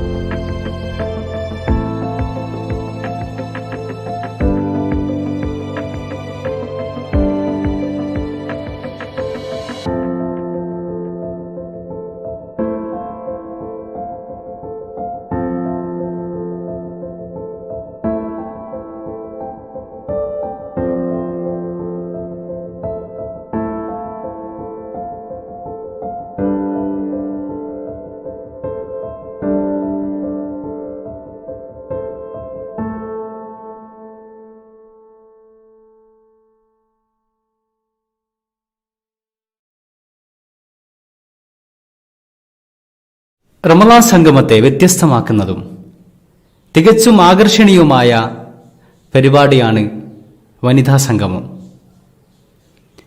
വനിതാ സംഗമത്തിൽ നമ്മെ അഭിസംബോധന ചെയ്ത് സംസാരിക്കുന്നത് കേരള യുവതിയുടെ പ്രതീകവും പ്രചോദനവും ജമാഅത്തെ ഇസ്ലാമി സംസ്ഥാന സെക്രട്ടറിയുമായ പി റുക്സാന സാഹിബയാണ്. റുക്സാന സാഹിബയെ ആദരപൂർവ്വം ക്ഷണിച്ചുകൊള്ളുന്നു. അഊദു ബില്ലാഹി മിനശ് ശൈത്താനിർ റജീം. ബിസ്മില്ലാഹിർ റഹ്മാനിർ റഹീം. അൽഹംദുലില്ലാഹി റബ്ബിൽ ആലമീൻ. അസ്സലാത്തു വസ്സലാമു അലാ റസൂലിഹിൽ അമീൻ വഅലാ ആലിഹി വസ്വഹ്ബിഹി അജ്മഈൻ. അമ്മാ ബഅദ്. ബഹുമാന്യരായ പ്രിയ സഹോദരിമാരെ, സഹോദരന്മാരെ, അസ്സലാമു അലൈക്കും വറഹ്മത്തുള്ളാഹി വബറകാതുഹു. അള്ളാഹുവിൻ്റെ കാരുണ്യവും മഅഫിറത്തും ധാരാളമായി നമ്മിലേക്ക് ചൊരിയുന്ന ഈ ദിനത്തിൽ അള്ളാഹുവിൻ്റെ എല്ലാവിധ അനുഗ്രഹവും നമ്മിൽ വർഷിക്കുമാറാവട്ടെ. ഈ ഒരു കൂടിയിരുത്തത്തെ സ്വാലിഹായ അമലായി അവൻ സ്വീകരിക്കുമാറാവട്ടെ. ആദ്യമേ ജമാഅത്തെ ഇസ്ലാമി ബാംഗ്ലൂർ ഘടകം സംഘടിപ്പിക്കുന്ന ഈ റമളാൻ സംഗമത്തിന് എല്ലാവിധ പ്രാർത്ഥനകളും നേരുകയാണ്. വിശുദ്ധ റമളാനിൻ്റെ ഓരോ രാവും പകലും നമ്മിൽ നിന്നും കഴിഞ്ഞു പോവുകയാണ്. റമളാനിനെ വരവേറ്റ സത്യവിശ്വാസികൾ എന്ന നിലയിൽ ഒരുപാട് മുന്നൊരുക്കങ്ങളോടുകൂടിയാണ് നമ്മൾ റമളാനിനെ വരവേറ്റത്. ഏറെ സന്തോഷത്തോടുകൂടി അസ്സലാമു അലൈക്കും യാ ഷഹ്റു റമളാൻ, റമളാൻ മാസമേ നിനക്ക് ഇതാ സ്വാഗതം, അഹ്ലൻ വസഹലൻ യാ ഷഹ്ർ റമളാൻ, നിനക്കിതാ സ്വാഗതം എന്ന് പറഞ്ഞുകൊണ്ടാണ് നമ്മൾ റമളാൻ മാസത്തെ സ്വീകരിച്ചത്. അള്ളാഹു തൻ്റെ പ്രാർത്ഥന സ്വീകരിക്കണം, അള്ളാഹുവിൻ്റെ അനുഗ്രഹം എന്നിലേക്ക് ചൊരിയണം, അവനെൻ്റെ പാപമോചനത്തിനുള്ള പ്രാർത്ഥനകൾ സ്വീകരിക്കണം, അങ്ങനെ എൻ്റെ പാപങ്ങൾ പുറത്തു കിട്ടണം എന്നതായിരുന്നു നമ്മുടെ നിയ്യത്ത്. അതിനുവേണ്ടി നമ്മൾ വീടകങ്ങൾ മാത്രമല്ല ശുദ്ധിയാക്കിയത്, നമ്മുടെ ഹൃദയവും നമ്മൾ ശുദ്ധിയാക്കി. നമ്മുടെ കുടുംബ ബന്ധങ്ങളിൽ വന്നിട്ടുള്ള ചില പോരായ്മകൾ നമ്മൾ തിരുത്തി.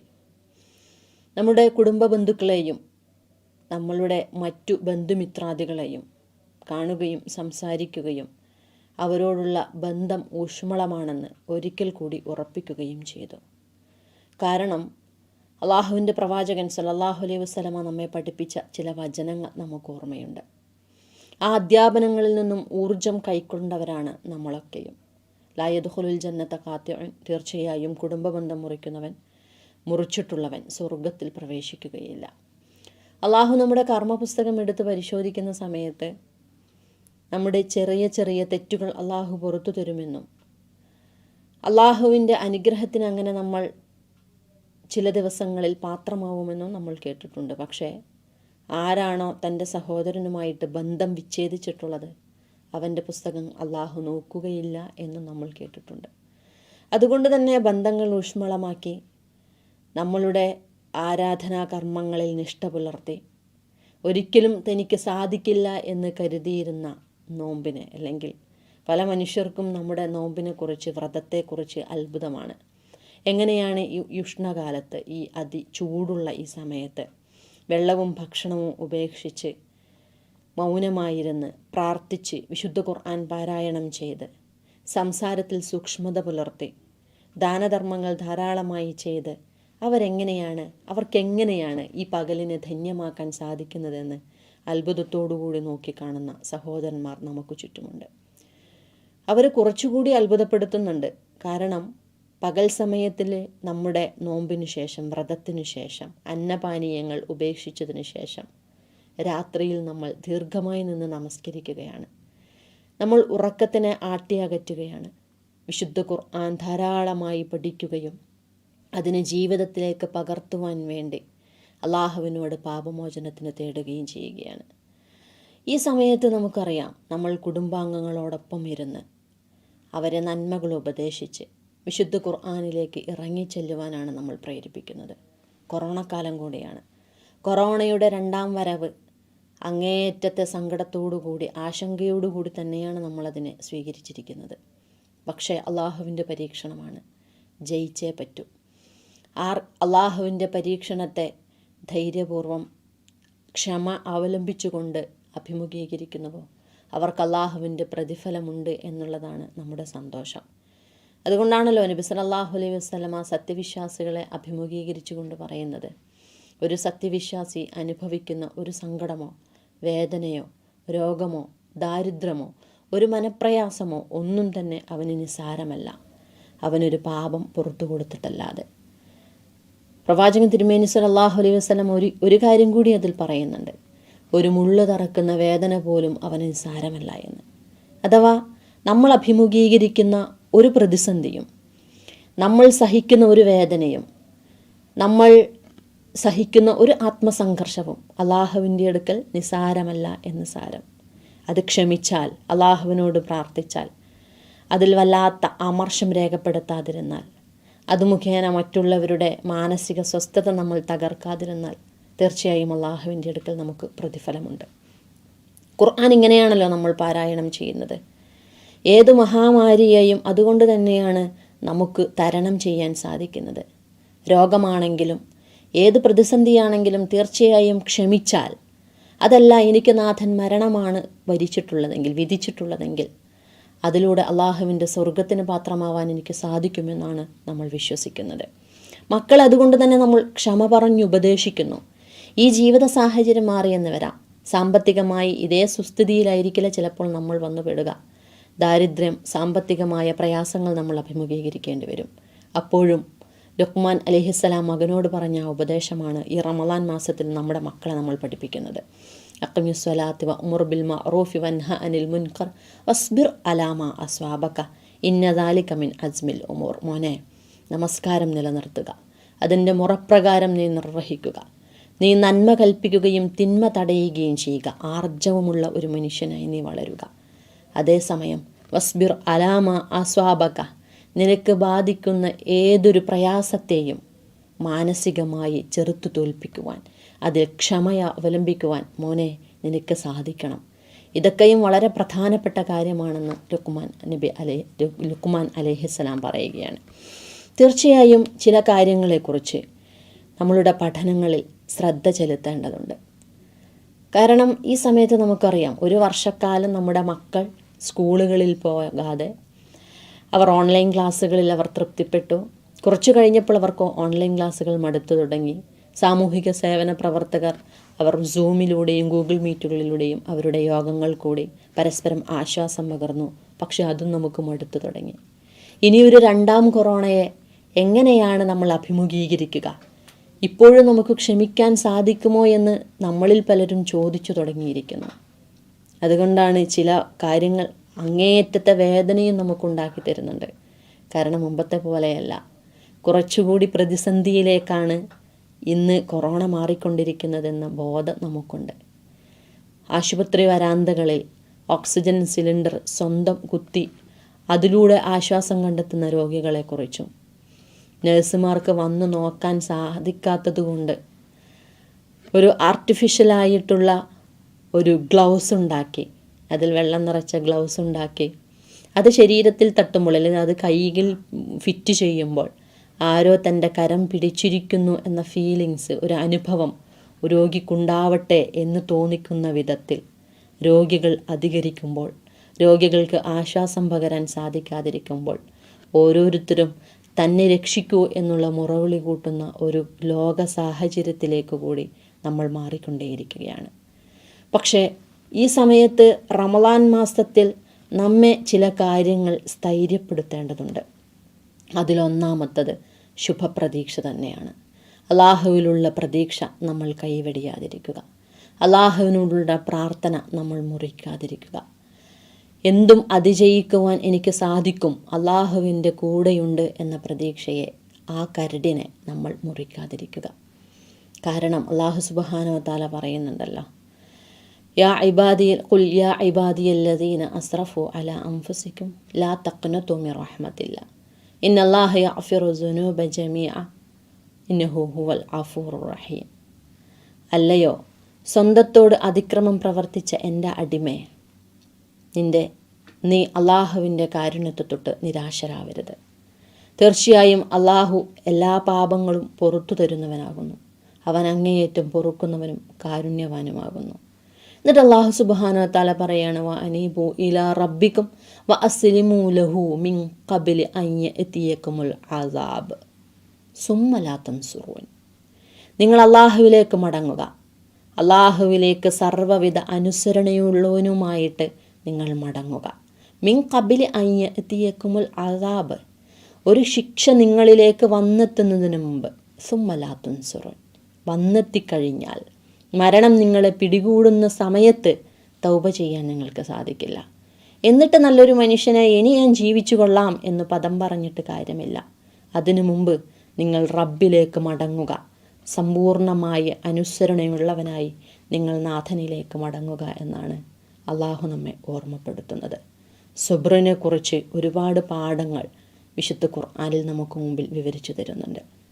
നമുക്കറിയാം, തൻ്റെ മകൻ യൂസഫ് നബി അലൈഹിസ്സലാമയെ സഹോദരന്മാർ പൊട്ടക്കിണറ്റിലേക്ക് തള്ളിയിട്ടതിന് ശേഷം അദ്ദേഹത്തിൻ്റെ കുപ്പായത്തിൽ രക്തം പുരട്ടിക്കൊണ്ട് യക്കൂബ് നബി അലൈഹിസ്സലാമയുടെ മുമ്പിലേക്ക് മക്കൾ വരുന്നുണ്ട്. എന്നിട്ട് പറയുന്നുണ്ട്, പിതാവേ, ഇതാ യൂസുഫിൻ്റെ വസ്ത്രമാണിത്.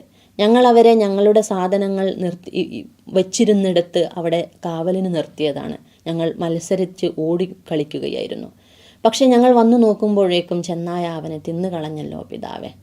അപ്പോൾ യക്കൂബ് നബി അലൈഹിസ്സലാം പറയുന്ന ഒരു മറുപടി ഖുർആൻ നമുക്ക് പരിചയപ്പെടുത്തി തരുന്നുണ്ട്.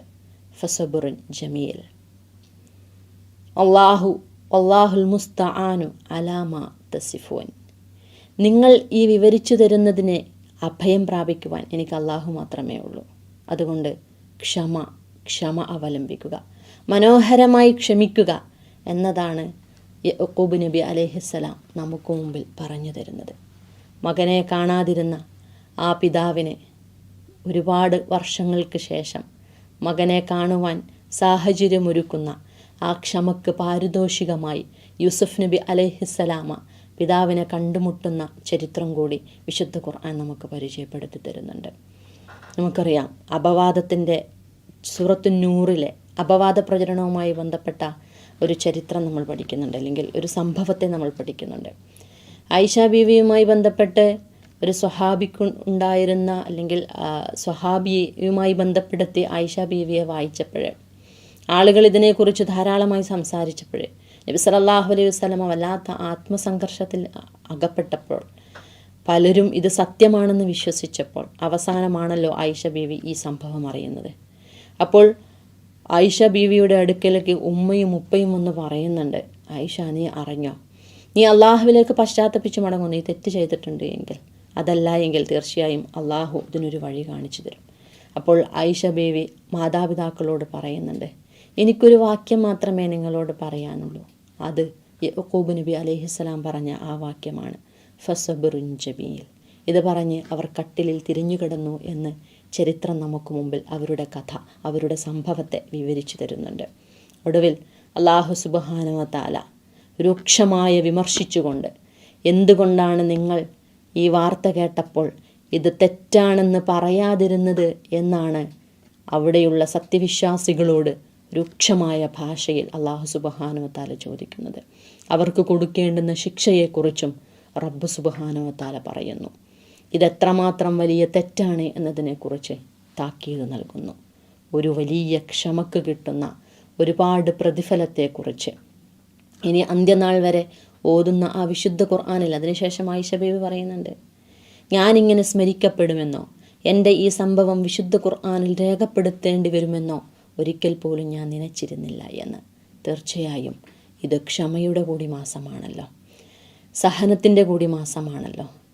അള്ളാഹുവിനെ കാണുന്നുണ്ട്, ഞാൻ അള്ളാഹുവിനെ കാണുന്നില്ലെങ്കിലും എന്ന് നമ്മെ തന്നെ നമ്മൾ പറഞ്ഞു പഠിപ്പിക്കുന്ന മാസമാണല്ലോ.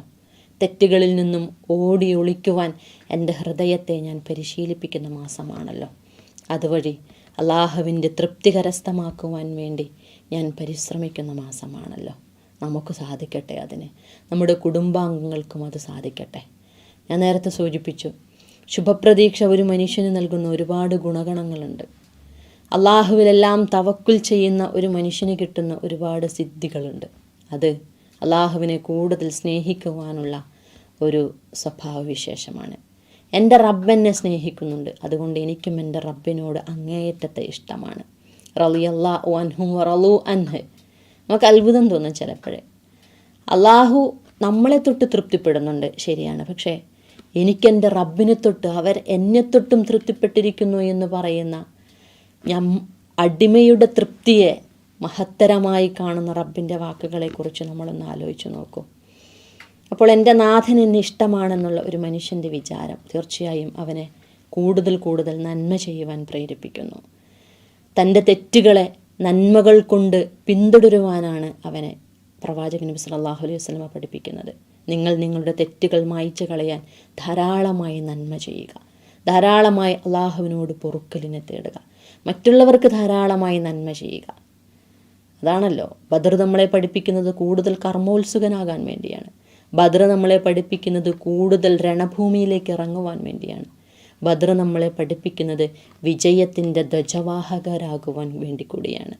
മടി പിടിക്കാതെ, അലസരായിരിക്കാതെ, നിസ്സഹായരായിരിക്കാതെ, വീണ്ടും വീണ്ടും നിരാശയിലേക്ക് പതിക്കാതെ, തീർച്ചയായും ചെറിയൊരു കൂട്ടമാണെങ്കിലും ഞങ്ങൾ അതിജയിക്കുക തന്നെ ചെയ്യും എന്നുള്ള ആത്മവിശ്വാസമാണല്ലോ ബദറിൽ നമ്മൾ കണ്ടത്. അതാണല്ലോ ബദറിനെ ജയിച്ചടക്കിയത്. തീർച്ചയായും ഈ ബദറിൻ്റെ നാളുകളിൽ കൂടി നമ്മൾ കടന്നു പോകുമ്പോൾ അതിൻ്റെ അനുസ്മരണങ്ങൾ നമ്മുടെ ഹൃദയത്തിൽ കൂടുതൽ ക്ഷമയും സ്ഥൈര്യവും നൽകട്ടെ. ശുഭപ്രതീക്ഷയുള്ളവരാക്കി നമ്മൾ മാറട്ടെ. നബി സല്ലല്ലാഹു അലൈഹി വസല്ലമ ബദറിൻ്റെ വേളയിൽ അൻസാരി സമൂഹത്തെ അഭിസംബോധന ചെയ്തുകൊണ്ട് പറയുന്നുണ്ട്, ഖുറൈശികൾ ഇങ്ങനെ സന്നാഹങ്ങളുമായി പുറപ്പെട്ടിട്ടുണ്ട്, നമ്മളവരെ എതിരിട്ടാലോ? സഅദ് ഇബ്നു മുആദ് റളിയല്ലാഹു അൻഹു, അൻസാരി സമൂഹത്തിൽപ്പെട്ട അദ്ദേഹം പ്രവാചകൻ നബി സല്ലല്ലാഹു അലൈഹി വസല്ലമയോട് ചോദിക്കുന്നുണ്ട്, അല്ലയോ പ്രവാചകരെ, താങ്കൾ ഞങ്ങളോട് ആണല്ലോ സംസാരിച്ചു കൊണ്ടിരിക്കുന്നത്, താങ്കൾ ഞങ്ങളോട് അഭിപ്രായം ചോദിക്കുകയാണെന്ന് തോന്നുന്നു. എന്നാൽ ഈ അൻസാരികളായ മുഴുവൻ ആളുകളെയും പ്രതിനിധീകരിച്ചുകൊണ്ട് ഞാനൊരു കാര്യം താങ്കളോട് പറയട്ടെ. താങ്കൾ പുറപ്പെട്ടുകൊള്ളുക. താങ്കൾ ആരോടാണോ ബന്ധം ചേർക്കേണ്ടത് അവരോട് ബന്ധം ചേർത്ത് കൊള്ളുക. ആരോടാണോ ബന്ധം മുറിക്കേണ്ടത് അവരോട് ബന്ധം മുറിക്കുകയും ചെയ്തു കൊള്ളുക. തീർച്ചയായും താങ്കളുടെ കൂടെ ഞങ്ങളുണ്ടായിരിക്കും. ഞങ്ങളുടെ എല്ലാം താങ്കൾക്കുള്ളതാണ്. ഞങ്ങളുടെ സ്വത്തും സമ്പാദ്യങ്ങളും മുഴുവൻ താങ്കൾ എടുത്തുകൊള്ളുക. വല്ലതും തിരിച്ചു തരാൻ ആഗ്രഹിക്കുന്നുവെങ്കിൽ അതും തിരിച്ചു തരിക. താങ്കൾ എല്ലാം എടുക്കുന്നതാണ് ഞങ്ങൾക്ക് ഇഷ്ടം. ഇനി താങ്കൾ ഒരു കടലിലേക്ക് ചാടുവാൻ വേണ്ടിയാണ് ഞങ്ങളോട് കൽപ്പിക്കുന്നതെങ്കിൽ തീർച്ചയായും ഞങ്ങൾ താങ്കളോടൊപ്പം ഉണ്ടാകും. ഒരിക്കലും നീയും നിൻ്റെ റബ്ബും പോയി യുദ്ധം ചെയ്തു കൊള്ളുക എന്ന മൂസാ നബി അലൈഹിസ്സലാമയോട് അദ്ദേഹത്തിൻ്റെ ജനത പറഞ്ഞതുപോലെ ഞങ്ങളൊരിക്കലും പ്രവാചകരെ താങ്കളോട് പറയുകയില്ല എന്ന് ബദറിൻ്റെ എല്ലാവിധ കോപ്പും കൂട്ടുന്ന ആ ശുഹദാക്കൾ അള്ളാഹുവിൻ്റെ പ്രവാചകനോട് പറയുന്ന സന്ദർഭം നമുക്ക് കാണുവാൻ സാധിക്കും. ഇത് ഒരു ആത്മവിശ്വാസമാണ്. കർമ്മോത്സുകരായ ഞങ്ങളെയാണ് പ്രവാചകരെ താങ്കൾക്ക് കാണുവാൻ സാധിക്കുക എന്ന് പറയുന്ന റമദാനിൽ ബദറിനെ ഓർക്കുമ്പോൾ കൂടുതൽ ആവേശത്തോടുകൂടി നന്മ ചെയ്യുവാൻ നമുക്ക് സാധിക്കട്ടെ. കൂടുതൽ എനർജറ്റിക് ആകുവാൻ നമുക്ക് സാധിക്കട്ടെ. വിശുദ്ധ ഖുർആനിൻ്റെ അർത്ഥങ്ങളിലേക്ക്, അതിൻ്റെ പഠനത്തിലേക്ക് കൂടുതൽ മുഴുകുവാൻ, അതിനെ കാര്യമാത്ര പ്രസക്തമായി പഠിക്കുവാൻ നമുക്ക് സാധിക്കട്ടെ. മക്കൾ അവർ കൈവിട്ടു പോകാതിരിക്കാൻ നമ്മൾ ശ്രദ്ധിക്കണം. അവർ ആകെ ചടച്ചു പോയിട്ടുണ്ട്. അവരുടെ മാനസിക നില മെല്ലെ മെല്ലെ താഴേക്ക് പോയിക്കൊണ്ടിരിക്കുകയാണ്.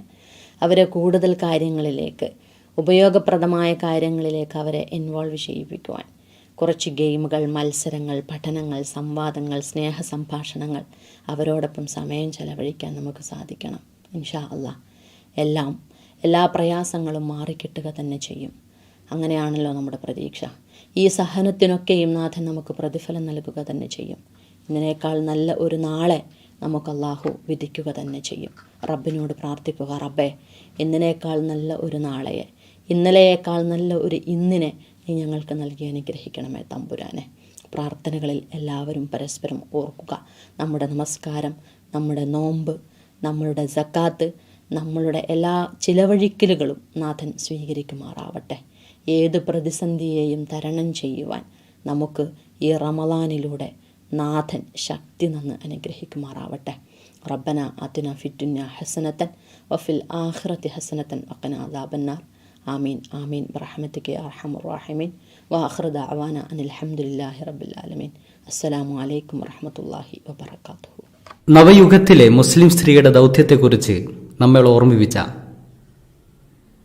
റമളാൻ സംഗമത്തെ ധന്യമാക്കിയ പി റുക്സാന സാഹിബക്ക് നന്ദി രേഖപ്പെടുത്തുന്നു. അടുത്തതായി ബാംഗ്ലൂർ നഗരിയുടെ നവോത്ഥാന ചരിത്രത്തിൽ തങ്കലിപികളാൽ ഉല്ലേഖനം ചെയ്യപ്പെടേണ്ടതാണ് ഖുർആൻ സ്റ്റഡി സെന്റർ. വിശുദ്ധ ഖുർആന്റെ വെളിച്ചത്തിലേക്ക് ബാംഗ്ലൂർ മലയാളികളെ കൈപിടിച്ചുയർത്തിയ ഖുർആൻ സ്റ്റഡി സെന്റർ ബാംഗ്ലൂർ, QSC ബാംഗ്ലൂരിനെ നമുക്കൊന്ന് പരിചയപ്പെടാം.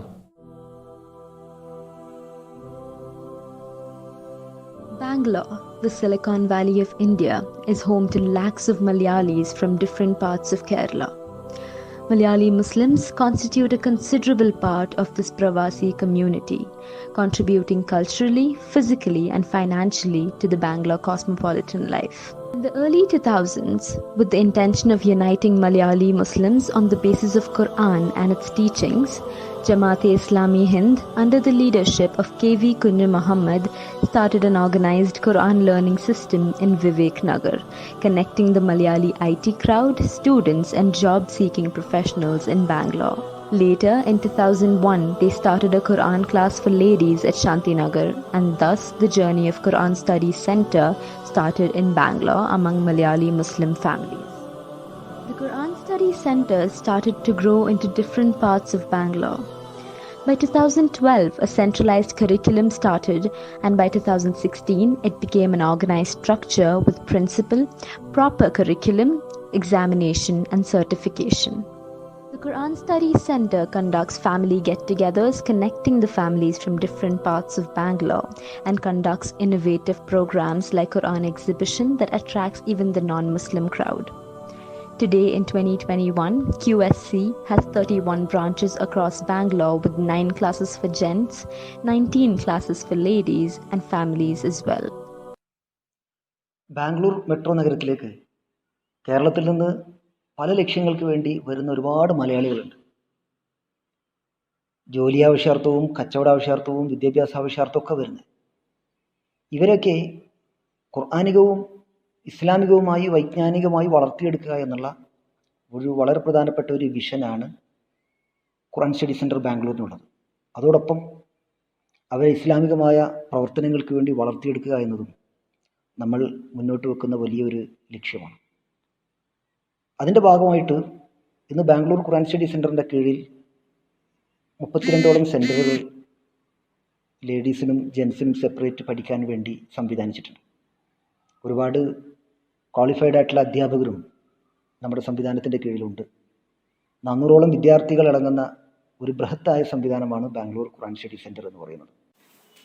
തികച്ചും വ്യത്യസ്തവും വ്യവസ്ഥാപിതവുമായ ഒരു സിലബസാണ് ബാംഗ്ലൂർ ഖുർആൻ സ്റ്റഡി സെന്ററിൻ്റെത്. എല്ലാ പ്രായക്കാർക്കും സാധാരണക്കാർക്കും പ്രൊഫഷണൽസിനും ഒരുപോലെ ഫോളോ ചെയ്യാൻ പറ്റുന്ന ഒരു കരിക്കുലമാണ് ഇത് സംവിധാനിച്ചിരിക്കുന്നത്. IT ഉദ്യോഗസ്ഥർ, ഡോക്ടർമാർ, സിവിൽ ഉദ്യോഗസ്ഥർ എല്ലാവരും ഖുർആൻ സ്റ്റഡി സെന്ററുകളുടെ പഠിതാക്കളായിട്ടുണ്ട്. കേവലം ഖുർആൻ പഠിച്ചു പോവുക എന്നതിലുപരിയായി ഖുർആനിൽ നിന്നുള്ള പാഠം ഉൾക്കൊണ്ടുകൊണ്ട് അത് ജീവിതത്തെ ശുദ്ധീകരിക്കുകയും സമൂഹത്തിലേക്ക് ഇറങ്ങി പ്രവർത്തിക്കുകയും ചെയ്യുന്ന പഠിതാക്കളെ നമുക്ക് കാണാൻ കഴിയുന്നതാണ്. സാമൂഹ്യ സേവന സംരംഭങ്ങൾക്ക് തുടക്കം കുറിക്കുകയും അതിന് ചുക്കാൻ പിടിക്കുകയും ചെയ്യുന്ന ധാരാളം പഠിതാക്കൾ നമ്മുടെ ഖുർആൻ സ്റ്റഡി സെന്ററിന്റെ നേട്ടമാണ്. ഖുർആൻ പഠനവേദി എന്നതോടൊപ്പം തന്നെ കേരളത്തിൽ നിന്നും ബാംഗ്ലൂരിലെത്തുന്ന വനിതകൾക്ക് പരസ്പരം പങ്കിടാനും പരസ്പരം ആശയം കൈമാറാനുമുള്ള ഒരു സൗഹൃദ വേദിയായി കൂടി ഈ ഖുർആൻ സ്റ്റഡി സെന്റർ മാറുന്നുണ്ട്. ഇങ്ങനെ ധാരാളം ആളുകളിലേക്ക് ഖുർആനിന്റെ വെളിച്ചം എത്തിക്കുവാൻ ഖുർആൻ സ്റ്റഡി സെന്റർ പ്രേരകമാവട്ടെ. അസ്സലാമു അലൈക്കും. We have started 2 new short-term courses, the first one being the Quran Reading Certified course and the second one being the Islamic Foundation course. Interested candidates can apply using the following information.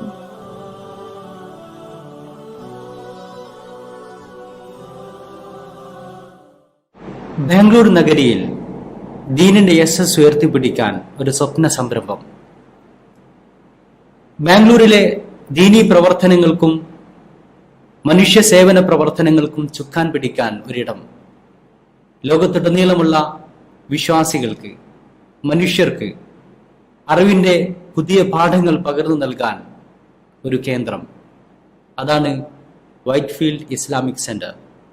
WICയെ നമുക്കൊന്ന് പരിചയപ്പെടാം. Bangalore, the capital of the South Indian state of Karnataka, is among the fastest growing cosmopolitan cities in the world. Whitefield in Bangalore is today a prominent IT hub within the city and houses in excess of 200 companies like IBM, Intel, and HP, to name just a few. This is in addition to the presence of other establishments like DRDO, ISRO, HAL, etc. The ever-growing population of Bangalore is therefore a constant, with the Muslim community making up a considerable portion of the same. Unlike central Bangalore, places like Whitefield are faced with the dearth of community spaces for Muslims. To be sure, the area has just 3 overcrowded mosques along a stretch of several kilometers, and none of these are very welcoming to the fairer sex. There is also a dire shortage of hostels and accommodation facilities that provide an Islamic environment. It is with all these challenges in view that the Hira Foundation Trust, a long-standing organization dedicated to Islamic and social activities, has come forward with the vision for Whitefield Islamic Center. Hira Foundation Trust has been actively involved in religious, social and welfare activities in Bangalore since the last 15 years. With 2 Islamic centers under its wing, the Hira Center near Coles Park, established in 2009, and the Nagarbavi Islamic Center, established in 2016.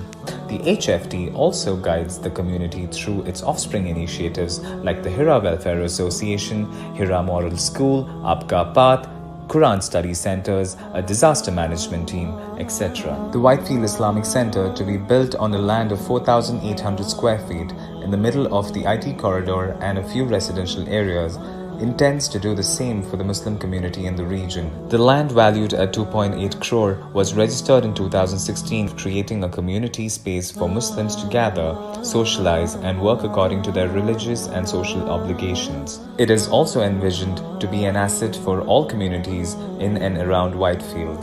It has a masjid that can accommodate more than 1,200 people, with khutbah planned in English and Malayalam. It has separate facilities for women to offer prayers and learn about Islam. It has a kids' play area where our children can develop good friends while they pray and play. The center is also designed to be friendly for the specially abled. It has facility for pre-burial rituals. It has a public library and visitors gallery for people from other communities to watch and hear the khutbah. Well-equipped auditorium with a capacity of 400 people will help in conducting Islamic talks and classes for the masses. Career Guidance Center run by Aapka Path.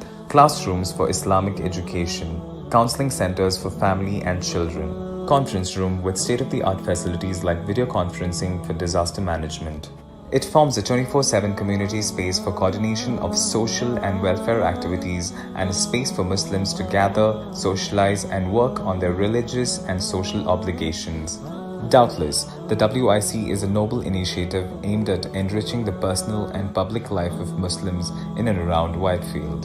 This project is expected to comprise of 7 floors in a 30,400 square feet building and is expected to have an expenditure of around 5 crores. This project can become a reality, inshallah, only with your support. You can be a part of this project physically and financially, and most importantly, with your du'as. Thank you. അടുത്തതായി റമദാൻ സംഗമം 2021 മുഖ്യ പ്രമേയത്തിൽ ഊന്നിക്കൊണ്ട് അതിജീവനത്തിലൂടെ കർമ്മപദത്തിലേക്ക് എന്ന വിഷയത്തിൽ മുഖ്യപ്രഭാഷണം നടത്താൻ Jamaat-e Islami Kerala assistant അമീർ P Mujeeb റഹ്മാനെ ആദരപൂർവ്വം ക്ഷണിച്ചുകൊള്ളുന്നു. അസ്സലാമു അലൈക്കും. അൽഹംദുലില്ലാഹി റബ്ബിൽ ആലമീൻ വസ്സലാത്തു വസ്സലാമു അലാ റസൂലിഹിൽ അമീൻ വഅലാ ആലിഹി വസഹ്ബിഹി അജ്മഈൻ അമ്മാബാദ്. സ്നേഹം നിറഞ്ഞ സഹോദരി സഹോദരന്മാരെ, സഹപ്രവർത്തകരെ, അള്ളാഹു നമ്മെ അനുഗ്രഹിക്കുമാറാകട്ടെ. സാധാരണഗതിയിൽ ബാംഗ്ലൂരിൽ ഇതുപോലെ ഒരു ഒത്തുകൂടൽ ഓൺലൈനിലല്ല നടക്കാറുള്ളത്.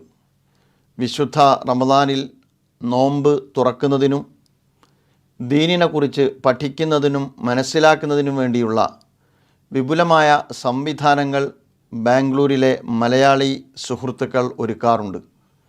പക്ഷേ കൊറോണ മഹാമാരി നമ്മുടെ ജീവിത താളം തെറ്റിച്ചുകൊണ്ടിരിക്കുന്ന ഒരു സാഹചര്യത്തിലാണ് നാം ഇപ്പോഴുള്ളത്. ഒരു വർഷം കഴിഞ്ഞു. രണ്ടാമത്തെ വർഷത്തിൽ കോവിഡിൻ്റെ രണ്ടാം വരവ് ഏറെ പ്രഹരശേഷിയോടുകൂടിയാണ്. നമ്മുടെ ആരോഗ്യരംഗത്തെ മാത്രമല്ല, സാമൂഹ്യ ജീവിതത്തെ, വിദ്യാഭ്യാസത്തെ, തൊഴിൽ രംഗത്തെ, സമ്പദ്ഘടനയെ തന്നെ സാരമായി ബാധിക്കുന്ന സ്വഭാവത്തിൽ മഹാമാരിയുടെ ദുരന്തം ഇന്ന് ലോകം അനുഭവിച്ചു കൊണ്ടിരിക്കുകയാണ്. ആവശ്യത്തിന് ഓക്സിജൻ ലഭിക്കാത്ത, ആവശ്യത്തിന് മെഡിസിൻ ലഭിക്കാത്ത, ഇത് സൃഷ്ടിക്കപ്പെട്ട സാമ്പത്തിക പ്രതിസന്ധി കാരണം ആവശ്യത്തിന് ഭക്ഷ്യധാന്യങ്ങൾ ലഭിക്കാത്ത ആയിരക്കണക്കിന് ആളുകൾ നമ്മുടെ ചുറ്റും വർദ്ധിച്ചു കൊണ്ടേയിരിക്കുകയാണ്. പ്രിയ സുഹൃത്തുക്കളെ, ഇതെന്താണ് എന്ന് നമുക്കിനിയും പ്രവചിക്കാൻ ഒന്നും കഴിയാത്ത സ്വഭാവത്തിലാണ് മുന്നോട്ട് പോകുന്നത്. ഇത് ശിക്ഷയാണോ, പരീക്ഷണമാണോ, അതല്ല മനുഷ്യൻ്റെ ആർത്തിയും ആസക്തിയും നിറഞ്ഞ ജീവിതത്തിന് പ്രകൃതി സ്വാഭാവികമായി കൊടുത്ത തിരുത്താണോ, ഒന്നും നമുക്ക് പറയുക സാധ്യമല്ല. ഈ സന്ദർഭത്തെ നേരിടാൻ സമൂഹത്തെ മൊത്തം ബാധിച്ച ഈ ദുരന്തം, അതിൻ്റെ ഭാഗമാണ് നമ്മൾ ഓരോരുത്തരും. അതിൽ സഹജീവികളെ ചേർത്ത് നിർത്താൻ നമ്മൾ ഓരോരുത്തരും ബാധ്യസ്ഥരാണ്. മെഡിസിൻ എത്തിക്കുന്നിടത്ത്, ഭക്ഷ്യധാന്യങ്ങൾ എത്തിക്കുന്നിടത്ത്, ആത്മവിശ്വാസം പകരുന്നിടത്ത്, ഓക്സിജൻ സംവിധാനങ്ങൾ ഏർപ്പെടുത്തുന്നിടത്ത് ചുറ്റുമുള്ള ധാരാളക്കണക്കിന് ആളുകൾ വലിയ അസ്വസ്ഥതയിലേക്കും അരക്ഷിതാവസ്ഥയിലേക്കും എടുത്തെറിയപ്പെടുമ്പോൾ നമ്മൾ ഓരോരുത്തരും വിശ്വാസി സമൂഹം എന്ന നിലക്ക് കൂടെ നിൽക്കാനും സഹജീവികൾക്ക് വേണ്ടി സാധ്യമായത് നിർവഹിക്കുവാനും ഈ സന്ദർഭം പ്രയോജനപ്പെടുത്തേണ്ടിയിരിക്കുന്നു. മാത്രമല്ല, ധാരാളക്കണക്കിന് ജീവിതവുമായി ബന്ധപ്പെട്ട ബദൽ രീതികളെക്കുറിച്ച് നാം ചിന്തിക്കേണ്ടുന്ന സന്ദർഭം കൂടിയാണ് ഇത്. ഓഫ്ലൈനിൽ നിന്ന് ആശയവിനിമയങ്ങൾ ഓൺലൈനിലേക്ക് മാറിയതുപോലെ ജീവിതത്തിലും ഒരുപാട് മാറ്റങ്ങൾ ഇപ്പോൾ സംഭവിച്ചുകൊണ്ടിരിക്കുകയാണ്. സാമ്പത്തിക രംഗത്ത് അച്ചടക്കത്തോടെയും കരുതലോടുകൂടിയും ബദൽ ജീവിത രീതികൾ ആരായുന്നിടത്തും ഈ പ്രതിസന്ധിയെ അതിജീവിക്കുന്നിടത്തും നാം ഓരോരുത്തരും ശ്രദ്ധാലുക്കളായിരിക്കേണ്ടതാണ്. അത് നമ്മുടെ ദീനിൻ്റെ കൂടി താല്പര്യത്തിൻ്റെ ഭാഗമാണ്. മുസ്ലിം സമൂഹം എന്ന നിലയിൽ തന്നെ ധാരാളം വെല്ലുവിളികളെ നമ്മുടെ രാജ്യത്ത് നേരിട്ടുകൊണ്ടിരിക്കുന്നുണ്ട്. നമുക്കതറിയാവുന്നതാണ്. മുസ്ലിം ഐഡൻറ്റിറ്റി ചോദ്യം ചെയ്യപ്പെടുന്ന സാഹചര്യം, വംശീയത ലോകത്ത് തന്നെ നിറഞ്ഞു നിൽക്കുന്ന ഏറ്റവും വലിയൊരു സാമൂഹ്യ തിന്മയാണ്. നമ്മുടെ രാജ്യത്തും വംശീയ ഭ്രാന്ത് അതിൻ്റെ മൂർത്തഭാവം പ്രാപിച്ചു കഴിഞ്ഞിരിക്കുന്നു. അധികാര രൂപം പ്രാപിച്ച വംശീയതയാണ് നമ്മുടെ രാജ്യത്തിൻ്റെ ഏറ്റവും വലിയ അപകടം. അതുകൊണ്ട് തന്നെ ഭരണഘടനാ സംവിധാനങ്ങളെല്ലാം ഇത്തരം ഒരു വംശീയ ഭ്രാന്തിൻ്റെ ചട്ടുകമായി വർത്തിച്ചുകൊണ്ടിരിക്കുകയാണ്. ബാബരി മസ്ജിദുമായി ബന്ധപ്പെട്ട ഭൂമിയിൽ നാം കണ്ട വിധി അതിൻ്റെ ഏറ്റവും നല്ല ഉദാഹരണമാണ്. ബാബരി മസ്ജിദ് തകർത്ത, അതിന് നേതൃത്വം കൊടുത്ത വ്യക്തികളുമായി ബന്ധപ്പെട്ട കോടതി വിധിയിലും അത് നമുക്ക് ദർശിക്കാവുന്നതാണ്. മുത്തലാഖ് നിയമനിർമ്മാണം അതിൻ്റെ ഭാഗമാണ്. വിദ്യാഭ്യാസ നയത്തിലുണ്ടായ മാറ്റം നിങ്ങൾ ശ്രദ്ധിച്ചുവല്ലോ. രാജ്യത്തിൻ്റെ പാരമ്പര്യത്തിൻ്റെയും പൈതൃകത്തിൻ്റെയും മറപിടിച്ചുകൊണ്ട് പഴയകാല ഐതിഹ്യങ്ങളിലേക്ക്, അന്ധവിശ്വാസങ്ങളിലേക്ക് ഒരു ഏകശില സാമൂഹ്യ നിർമ്മിതിക്ക് അനിവാര്യമായ സ്വഭാവത്തോടു കൂടിയുള്ള ഒരു വിദ്യാഭ്യാസ സംവിധാനം നമ്മുടെ രാജ്യത്ത് രൂപപ്പെട്ട് കഴിഞ്ഞിരിക്കുന്നു. ഒട്ടുമിക്ക സംസ്ഥാനങ്ങളിലും അത് നടപ്പാക്കിക്കൊണ്ടേയിരിക്കുകയാണ്. മുസ്ലിം സമൂഹത്തെ സംബന്ധിച്ചിടത്തോളം വംശീയ മുൻവിധിയോടുകൂടിയുള്ള നീക്കം അവരുടെ സുരക്ഷയെ തന്നെ ബാധിച്ചുകൊണ്ടിരിക്കുന്നു. ഇസ്ലാമോഫോബിയ നമ്മുടെ കേരള സംസ്ഥാനത്ത് പോലും ശക്തമാണ് എന്നെൻ്റെ പ്രിയപ്പെട്ട സുഹൃത്തുക്കൾക്കറിയാം. മതേതര ബോധമുള്ള ഉയർന്ന ബുദ്ധിജീവികളിൽ നിന്നും സാംസ്കാരിക വ്യക്തിത്വങ്ങളിൽ നിന്നും വരെ ഇസ്ലാം ഭീതി, ഇസ്ലാമോഫോബിയ നമ്മൾ അനുഭവിച്ചുകൊണ്ടേയിരിക്കുകയാണ്. മുസ്ലിം കർത്തൃത്വത്തിൻ്റെ ഭാഗത്ത് നിന്നുണ്ടാകുന്ന ഏത് നീക്കങ്ങളെയും ആശങ്കയോടുകൂടിയാണ് ഒരു ബഹുസ്വര സമൂഹത്തിൽ കാണേണ്ടത് എന്ന വിദ്യാഭ്യാസം ഏതോ അളവിൽ സാക്ഷര കേരളത്തിലെ മലയാളികൾക്കിടയിൽ പോലും പ്രചരിപ്പിക്കപ്പെട്ട് കഴിഞ്ഞിരിക്കുന്നു. വെറുപ്പുൽപ്പാദിപ്പിക്കുക ബോധപൂർവം എന്നത് വംശീയ ഭരണകൂടത്തിൻ്റെ അജണ്ടയാണ്. ആ അജണ്ട വലിയൊരളവോളം സമൂഹത്തിനകത്ത് സ്വാധീനം നേടിക്കൊണ്ടിരിക്കുന്നു. അത് സൃഷ്ടിക്കുന്നത് ദലിതുകളുടെയും മുസ്ലിം ന്യൂനപക്ഷങ്ങൾ ഉൾപ്പെടെയുള്ള വലിയൊരു സാമൂഹ്യ ജനവിഭാഗത്തിൻ്റെയും അരക്ഷിതാവസ്ഥയാണ് എന്ന് നമുക്ക് കാണാവുന്നതാണ്. ഇത്തരമൊരു സാഹചര്യത്തിൽ പൗരത്വം പോലും ചോദ്യചിഹ്നമായി നിലകൊള്ളുകയാണ്. NRCCA സമരം ഇന്ത്യയിലുടനീളം സൃഷ്ടിച്ച പ്രക്ഷുബ്ധാവസ്ഥ നമ്മുടെ ഓരോരുത്തരുടെയും മുമ്പിലുണ്ടാവും. കൊറോണയാണ് അതിന് തൽക്കാലത്തിന് വിരാമമിട്ടത് എന്ന് നമുക്കെല്ലാവർക്കും അറിയാം. അതവിടെ നിർത്തിയോ? ഇല്ല എന്നാണല്ലോ നമ്മുടെ ഭരണകൂടം പറയുന്നത്. കൊറോണയൊന്ന് കഴിയട്ടെ, എന്നിട്ട് വേണം അത്തരം പൗര അവകാശവുമായി ബന്ധപ്പെട്ട് പൗരത്വ പട്ടികയുമായി ബന്ധപ്പെട്ട് മുന്നോട്ട് പോകാൻ എന്ന് നമ്മുടെ ഉത്തരവാദപ്പെട്ട ഭരണാധികാരികൾ നമ്മോട് പങ്കുവച്ച് കഴിഞ്ഞു. അവരെ സംബന്ധിച്ചിടത്തോളം അവരതുമായി മുന്നോട്ട് പോകും. ഏക സിവിൽ കോഡിനെ കുറിച്ചും വളരെ സജീവമായ ചർച്ച ഭരണസിരാകേന്ദ്രങ്ങളിൽ നടന്നുകൊണ്ടിരിക്കുന്നുണ്ട്. 2024 ആകുമ്പോഴേക്ക് സംഘപരിവാർ ആഗ്രഹിക്കുന്ന സ്വഭാവത്തിൽ ഒരു ബഹുസ്വര സമൂഹത്തിനകത്ത് ഒരു ഏകശിലാ സാമൂഹ്യക്രമം കെട്ടിപ്പടുക്കുക എന്ന നിർലജ്ജമായ ഭരണഘടനാ മൂല്യങ്ങളെ അട്ടിമറിച്ചുകൊണ്ടുള്ള നീക്കങ്ങളാണ് നമ്മുടെ രാജ്യത്ത് നടന്നുകൊണ്ടിരിക്കുന്നത്. പ്രിയമുള്ള സുഹൃത്തുക്കളെ, ഇത് നമ്മുടെ മുമ്പിലുള്ള ഒരു പ്രതിസന്ധിയുടെ കാലമാണ്.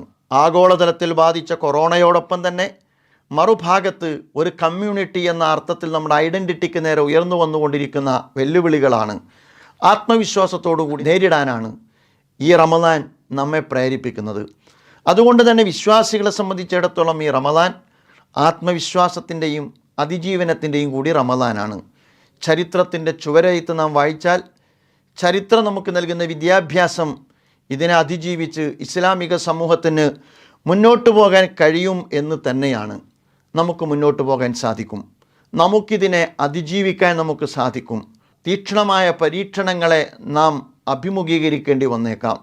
പക്ഷേ ആ പരീക്ഷണത്തിന് ശേഷം സാമൂഹ്യ അന്തരീക്ഷത്തിൽ മാറ്റങ്ങൾ ഉണ്ടാകും. സാമൂഹ്യക്രമം നമ്മൾ ആഗ്രഹിക്കുന്ന സമാധാനത്തിൻ്റെയും നിർഭയത്വത്തിൻ്റെയും ഒരു തലത്തിലേക്ക് വരും. ഇവിടെ നാം നിർവഹിക്കേണ്ടുന്ന നിരവധി കാര്യങ്ങളുണ്ട്.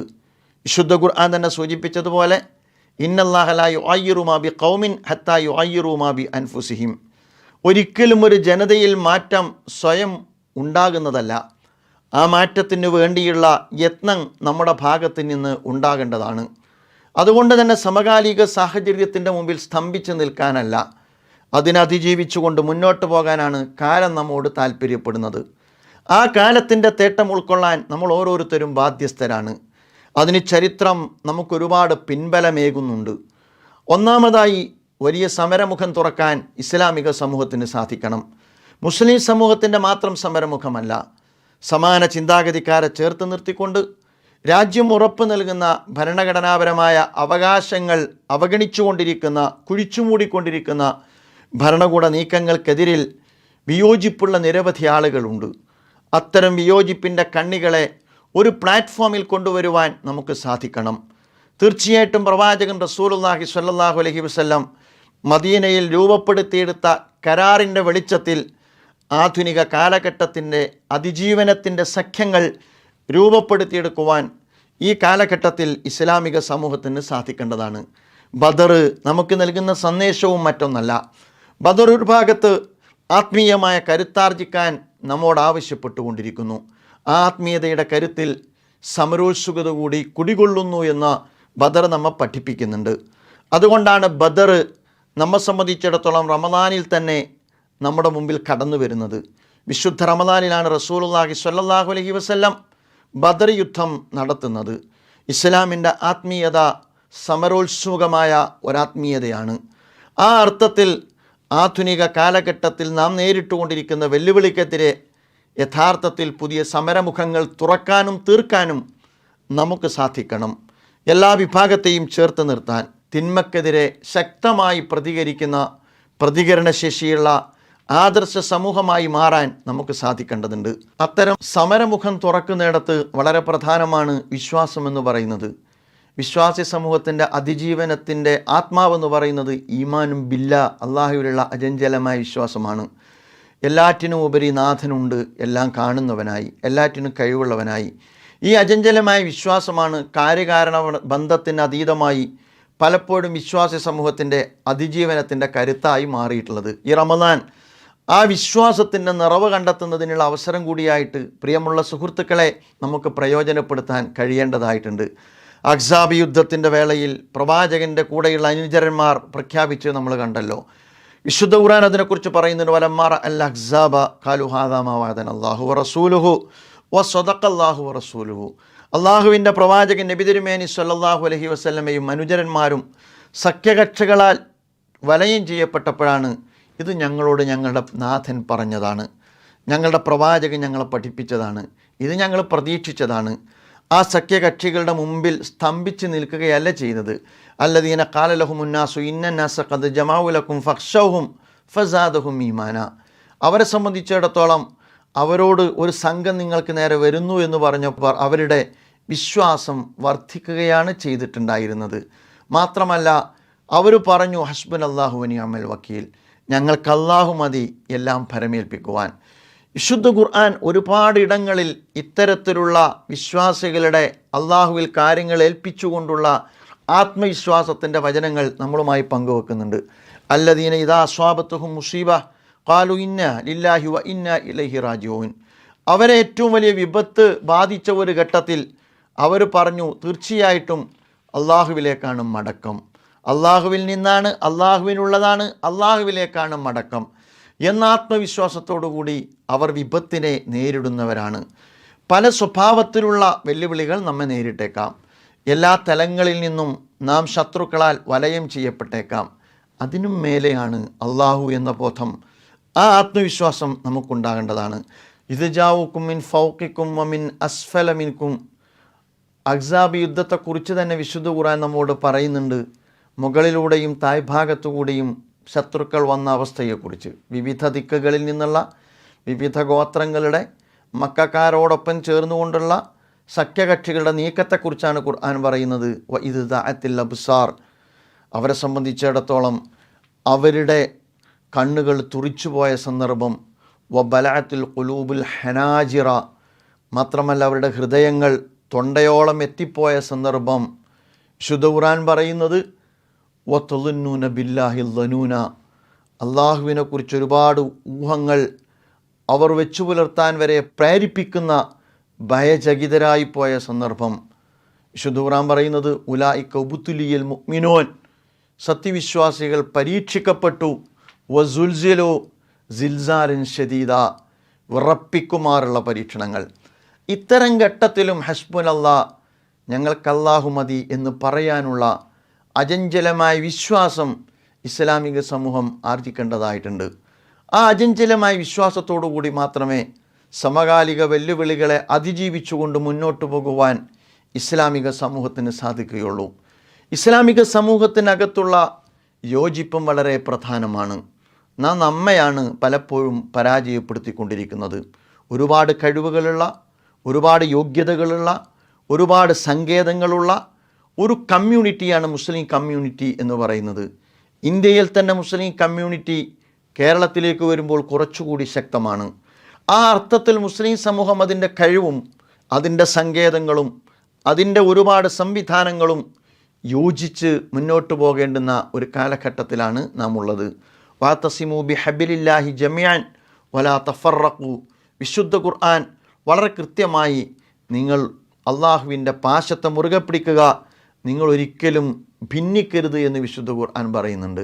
അൽ മുഅ്മിനു ലിൽ മുഅ്മിനി കറജുലിൻ വാഹിദ്. ഒരു മുഅ്മിൻ മറ്റൊരു മുഅ്മിനിന് ഒരു ശരീരം പോലെയാണ് സത്യവിശ്വാസികളെന്ന് പ്രവാചകൻ സ്വല്ലല്ലാഹു അലൈഹി വസല്ലം നമ്മെ പഠിപ്പിക്കുന്നുണ്ട്. അതുപോലെ തന്നെ കഅന്നഹും ബുന്യാനും മർസൂസ്. അവരുടെ മുന്നേറ്റം ഒരു കോട്ട പോലെയാണ് എന്ന് ഖുർആൻ തന്നെ നമ്മെ ഉപമിക്കുന്നുണ്ട്. പ്രിയമുള്ള സുഹൃത്തുക്കളെ, ആ ഒരു സ്വഭാവത്തിലേക്ക് സംഘടനാപരമായ സങ്കുചിതത്വത്തിൻ്റെ മതിൽക്കെട്ടുകൾ തകർത്തെറിഞ്ഞുകൊണ്ട് വിശാലമായ യോജിപ്പിൻ്റെ പ്രതലങ്ങളെ രൂപപ്പെടുത്തി ആ പ്രതലത്തിൽ നിന്നുകൊണ്ട് വേണം ആധുനിക വെല്ലുവിളികളെ മുസ്ലിം സമൂഹം അഭിമുഖീകരിക്കുവാനും അതിജീവിക്കുവാനും എന്ന് നാം മനസ്സിലാക്കേണ്ടതാണ്. മുസ്ലിം സമുദായത്തെ സമുദ്ധരിക്കുക എന്ന് പറയുന്നതും വളരെ പ്രധാനപ്പെട്ട കാര്യമാണ്.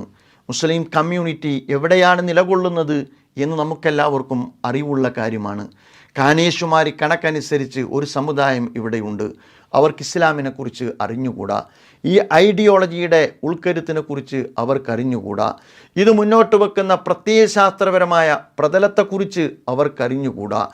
ആധുനിക കാലഘട്ടം അനുഭവിച്ചു കൊണ്ടിരിക്കുന്ന നിരവധി സമസ്യകൾക്ക് പൂരണം കണ്ടെത്താൻ കഴിയുന്ന സുന്ദരമായ ഒരു ദർശനമാണ് ഇസ്ലാം എന്നത് അവരൊരിക്കലും കേട്ടിട്ട് പോലുമില്ല. ഒരു സമുദായ ചട്ടക്കൂടിനകത്ത് സമുദായം എന്ന അർത്ഥത്തിൽ വെല്ലുവിളികൾ നേരിടുമ്പോൾ ആ വെല്ലുവിളികളെ അതിജീവിക്കുന്നിടത്ത് കേവല സാമുദായികമായോ ആത്യന്തികമായോ വൈകാരികമായോ ആയുള്ള ഒരു സംഘാടനമല്ല ഇസ്ലാമിക സമൂഹത്തിൻ്റെ ഭാഗത്തു നിന്നും രൂപപ്പെട്ടു വരേണ്ടത്. മുസ്ലിം സമുദായത്തെ സംബന്ധിച്ചിടത്തോളം മുസ്ലിം സമുദായത്തെ ആദർശത്തിൻ്റെ അടിസ്ഥാനത്തിൽ സുസജ്ജമാക്കാനുള്ള ബാധ്യത ഈ കാലഘട്ടത്തിൽ മുസ്ലിം സംഘടനകൾക്ക് കൂടിയുണ്ട്. നാം സുസംഘടിതരായി മുന്നോട്ട് പോകേണ്ടത് സാമുദായിക ചട്ടക്കൂടിനകത്ത് നിന്നുകൊണ്ടല്ല, മറിച്ച് ആദർശത്തിൻ്റെ വിശാലമായ പ്രതലത്തിൽ നിന്നുകൊണ്ടാണ്. നിങ്ങൾ ആലോചിച്ചു നോക്കൂ, മഹാനായ പ്രവാചകൻ റസൂലുള്ളാഹി സ്വല്ലല്ലാഹു അലൈഹി വസല്ലമയ്ക്ക് മുമ്പ് ഏറ്റവും കൂടുതൽ വംശീയമായ അധിക്ഷേപങ്ങൾക്കും വംശഹത്യക്കും വിധേയമായ സമൂഹം ബനു ഇസ്രായേൽ സമൂഹമാണ്. മൂസാ നബി അലൈഹി സ്വലാത്തു വസ്സലാമാണ് അവിടേക്ക് കടന്നു വന്ന പ്രവാചകൻ എന്ന് നമുക്കെല്ലാവർക്കും അറിയാം. ആ മൂസാ നബി അലൈഹി സ്വലാത്തു വസ്സലാം അദ്ദേഹത്തിൻ്റെ പ്രബോധന പ്രവർത്തനം നിർവഹിക്കുന്നതോടൊപ്പം തന്നെ ബനു ഇസ്രായേൽ സമൂഹത്തിൻ്റെ വിമോചനവും അദ്ദേഹത്തിൻ്റെ അജണ്ടയുടെ ഭാഗം തന്നെയായിരുന്നു. ഇദ്ഹബ് ഇലാ ഫിറഔന ഇന്നഹു തഗ ഫഖുൽ ഹല്ലക ഇലാ അൻ തസക്ക വ അഖ്ദിയക ഇലാ റബ്ബിക ഫതഖ്ഷ.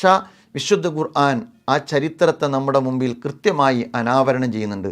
അവൻ ധിക്കാരിയായ വംശീയ ഭ്രാന്തനാണ്. അത് ആ അർത്ഥത്തിൽ തന്നെയാണ് ആളുകൾക്കിടയിൽ അവൻ വിഭജനം സൃഷ്ടിച്ചു കൊണ്ടിരിക്കുന്നത്. അതുകൊണ്ട് അവരുടെ അടുത്തേക്ക് നിങ്ങൾ പോകണം എന്ന് പ്രവാചകനോട് പറയുന്നുണ്ട്. ആ പ്രവാചകനും അർസിൽ മഈ ബനി ഇസ്രായേൽ സമൂഹത്തെ എൻ്റെ കൂടെ വിട്ടുതരണം എന്ന് മർദ്ദിതരായ വംശഹത്യക്ക് വിധേയമാകുന്ന ഇസ്രായേൽ സമൂഹത്തിൻ്റെ കൂടെ നിന്ന് പ്രവാചകൻ മൂസാ നബി അലൈഹിസ്സലാം അധികാരവർഗത്തോട് ആവശ്യപ്പെടുന്നുണ്ട്.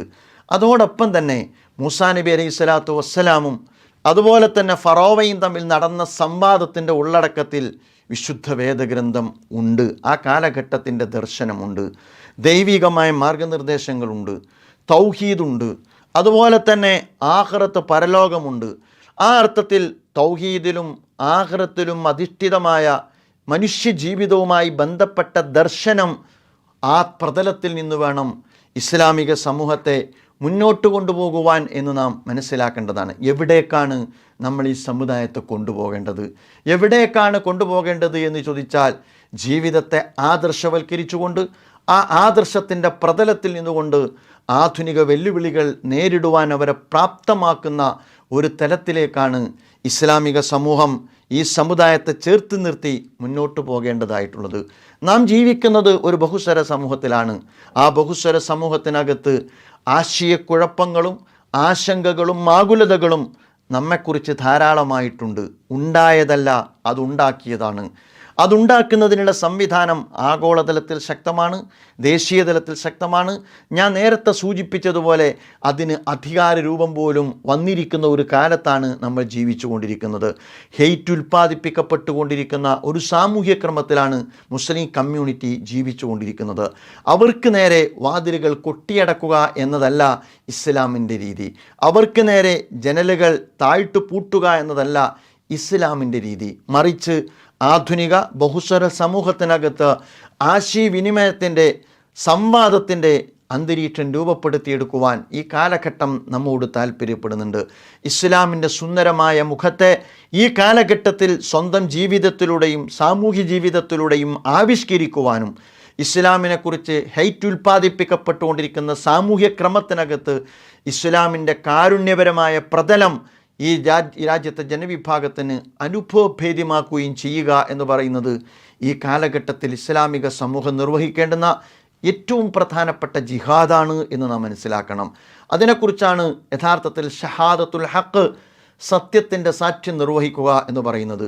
എൻ്റെ വാക്കുകളിലല്ല, എൻ്റെ കയ്യിലുള്ള വേദഗ്രന്ഥത്തിലോ എൻ്റെ കയ്യിലുള്ള ടെക്സ്റ്റ് ബുക്കുകളിലോ അല്ല, എൻ്റെ ജീവിതത്തിലൂടെ, മുസ്ലിം സമൂഹത്തിൻ്റെ ജീവിതത്തിലൂടെ, മുസ്ലിം സാമൂഹ്യ ജീവിതത്തെക്കുറിച്ച് തെറ്റായ പ്രചരണവും തെറ്റായ പൊതുബോധവും നിലനിൽക്കുന്ന ഒരു കാലഘട്ടത്തിൽ മുസ്ലിം സാമൂഹ്യ ജീവിതത്തിൻ്റെ സുന്ദരമായ ആവിഷ്കാരങ്ങളിലൂടെ അതിന് തിരുത്തു കുറിക്കുവാൻ ഇസ്ലാമിക സമൂഹത്തിന് ഈ കാലഘട്ടത്തിൽ സാധിക്കേണ്ടതാണ്. നമുക്കിടയിൽ, വ്യത്യസ്തമായ ജനവിഭാഗങ്ങൾക്കിടയിൽ സമാധാനത്തിൻ്റെയും സൗഹൃദത്തിൻ്റെയും അന്തരീക്ഷത്തിൽ ആശയങ്ങളുടെ പങ്കുവെപ്പിനുള്ള അവസരമൊരുക്കുക എന്ന് പറയുന്നത് അസാധ്യമായ കാര്യമല്ല.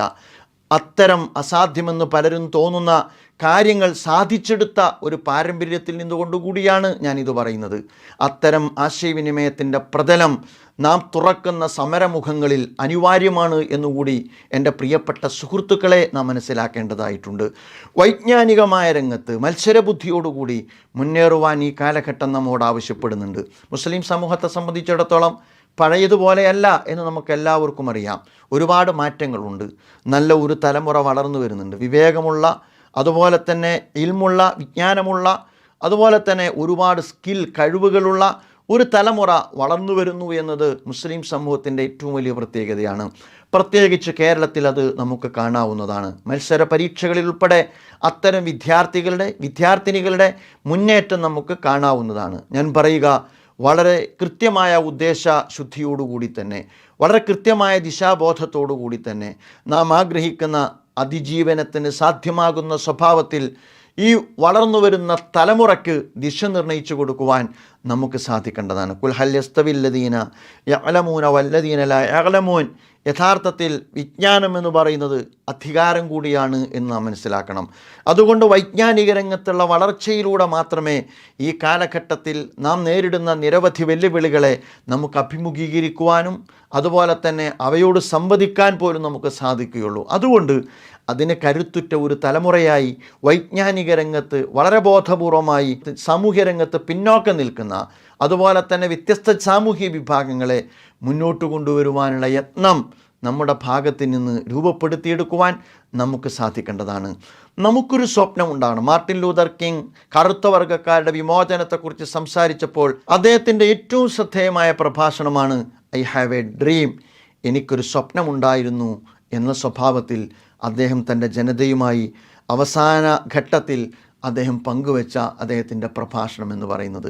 എൻ്റെ പ്രിയപ്പെട്ട സുഹൃത്തുക്കളോട് ഞാൻ പറയുന്നു, നമുക്ക് സ്വപ്നമുണ്ടാകണം, നമുക്ക് ജീവിതത്തിന് ലക്ഷ്യമുണ്ടാകണം. നാം അനുഭവിക്കുന്ന പ്രതിസന്ധിയുടെ ആഴം നമ്മൾ മനസ്സിലാക്കണം. അതിൽ നമുക്ക് കൂട്ടുത്തരവാദിത്വം ഉണ്ടാകണം.